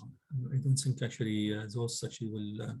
Remember, actually, like the computers and all the stuff in James Webb, and the whole entire military actually suffer from not only the military and aerospace suffer from the old technology nodes, right?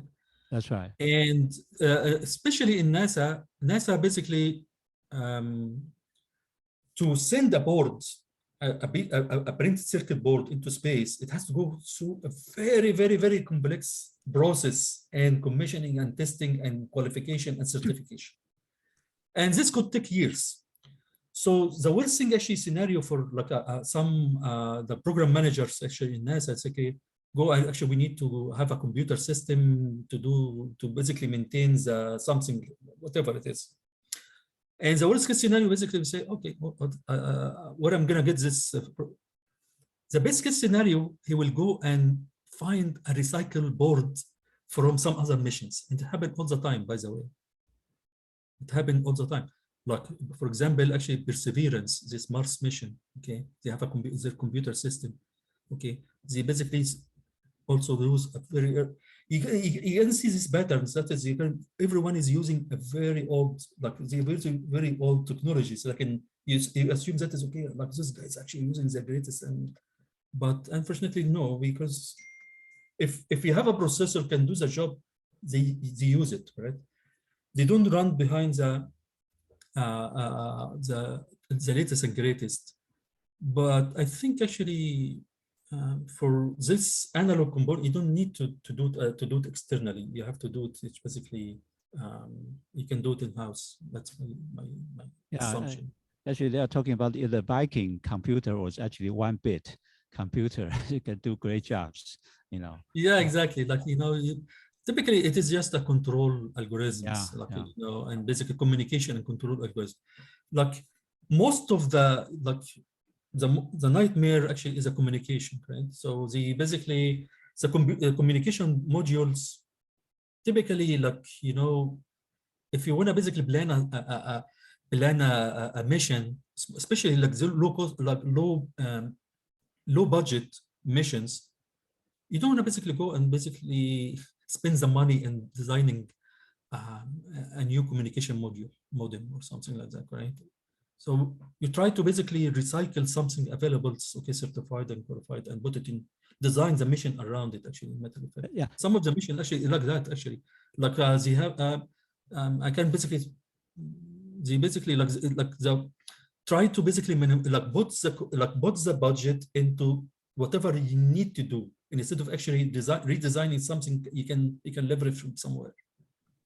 Yeah, that's why actually just right before pandemic, we have a speaker from NASA. He was the manager for electronic packaging. And it was, and of course, exactly what you said about the radiation hardening, all kind of, it takes time. And I think they are trying to do is COTS, COTS, you know, from the shelf, you know, that's to cut the cost. See, actually, like you hear about this Ingenuity. Ingenuity is a helicopter on Mars these days, right? Yeah. So because it is not critical, if imagine that they send these helicopters to Mars and basically didn't work. No, Perseverance, the mission will stay as is, and everything is basically will be happy, right? So what they end up actually, they put a board literally off the shelf, OEM board. Anyone of you guys actually can buy it and use it as this is the computer for the it's basically Snapdragon Qualcomm Snapdragon processor, and they use it for ingenuity, because actually they were planning only to fly it 5 times only. Okay, and they said, okay, if we get 1 flight is okay, and even if it didn't fly, okay, we just try it, right? But amazingly, the helicopters actually is flying for almost like more than a year now, okay, and didn't break. But they have, of course, like they have to get the expertise of the people working in aerospace to basically to encapsulate the board properly. So basically, in aerospace, actually, like, there is a lot of electrostatic discharge and buildups, and there's a lot of techniques in how to protect your cables. You basically discharge the electrostatics and stuff like that, and they get help from, of course, like, you know, one of those from NASA, and they build a very using consumer electronics. Actually, it survived for 1 year, but of course, this was not non-mission critical. No one will ever in NASA will take a decision to use consumer electronics in a mission. Never, it will never happen. Especially for the critical, like something critical, like communication, for example. Communication is very critical. The main computers or something, like you can have redundancy, but you know, both of them, they have to basically radiation hardened, has to be space qualified, airspace qualified. You mentioned this redundancy. Actually, you answered I didn't even ask, but you mentioned it. There's you have two sensors for each. Yeah, that's very important, especially for this long-term mission, as you just mentioned. Yeah. So, you're about to say something? No, I was basically, I was saying that is, yes, that's true, especially in L2, you cannot basically fix it. Like if this thing actually broke, it broke, right? So.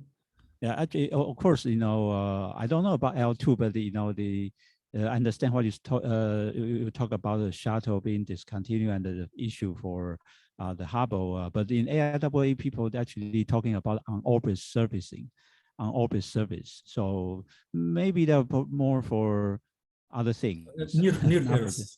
Typically near Earth. This type of missions is near Earth missions, right? Like 1,000 miles, 2,000 miles. Okay, orbits. Okay, yes, so but more than that, I think actually it's very challenging. Yeah, of course they're talking about applying artificial intelligence. So sending humans. Everyone now actually AI actually become a fashion, and anyone want to use AI to solve this problem. They assume that AI is going to solve everything, but I even saw a presentation paper, of course, on Earth's orbit. They were talking about the Mars orbit, so, well, I don't know. This is a bit too much. It's just research. It's just research. Yeah, it's research. Yeah. Mm-hmm. Great. I think, oh, sorry, this is way over time, but it is so exciting, and you are great. You're a very good speaker, and there's a very exciting topic. And you actually brought a very important key issue of this kind of thing is the semiconductor, and it's everywhere. You do it with AI, chips, even sensors. So I think that alone is a great topic, especially for space application. That's another big area. So hopefully in the future you have time, you can come back. Absolutely, yeah. I would love to talk about my specialties, which basically like I can talk about AI and the semiconductors, because actually I spent quite a bit of time actually designing cameras, believe it or not. and then after that, actually, I do AI. Okay. So Yeah. Actually, you mentioned NVIDIA is very big in AI chips. And the other yeah, thing I noticed, you mentioned, especially echo what you said, that it doesn't have to use state-of-the-art technology for things if you don't have to. For example, you talk about the filter, optical filter using the wheel. Actually, of course, these days you don't have to use wheels. Wheel is very basic. You can doing some nonlinear optical device, and you can right. Yeah. electrically, do the filtering. But if you can do it cheaply and reliably using mechanical wheels, and why not? Is very reliable. Yeah. Yeah. There is also like a very advanced optics research actually happening now, and you're gonna see it actually in the next 5 years. Oh, okay. Yeah, optics actually will like the dependence on this lens. The technology of lens actually is gonna be obsolete in very soon. Maybe actually like one time maybe I can speak to you guys actually about that. Correct? Yeah. If when you have time, that's a very interesting topic as well. Yeah, optics in space, development, something like that. Great, this is wonderful, fantastic, so really highly appreciated, and that's just fantastic, and we learn more about the point spread function. That's just a very interesting thing. Okay, yeah. So that's conclude this event today, and thanks a lot for Salam for your wonderful presentation. So stay in touch. It's wonderful to know you, and stay in touch. Thank you. All right. Thank you, everyone. So everyone, that's the finalize our town hall meeting today. So stay in touch. We have more exciting event coming up.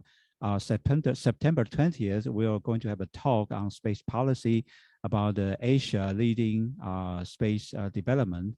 And then we have September 26th, we have a watch party for the NASA DART mission, the first ever manned spacecraft delivered, design.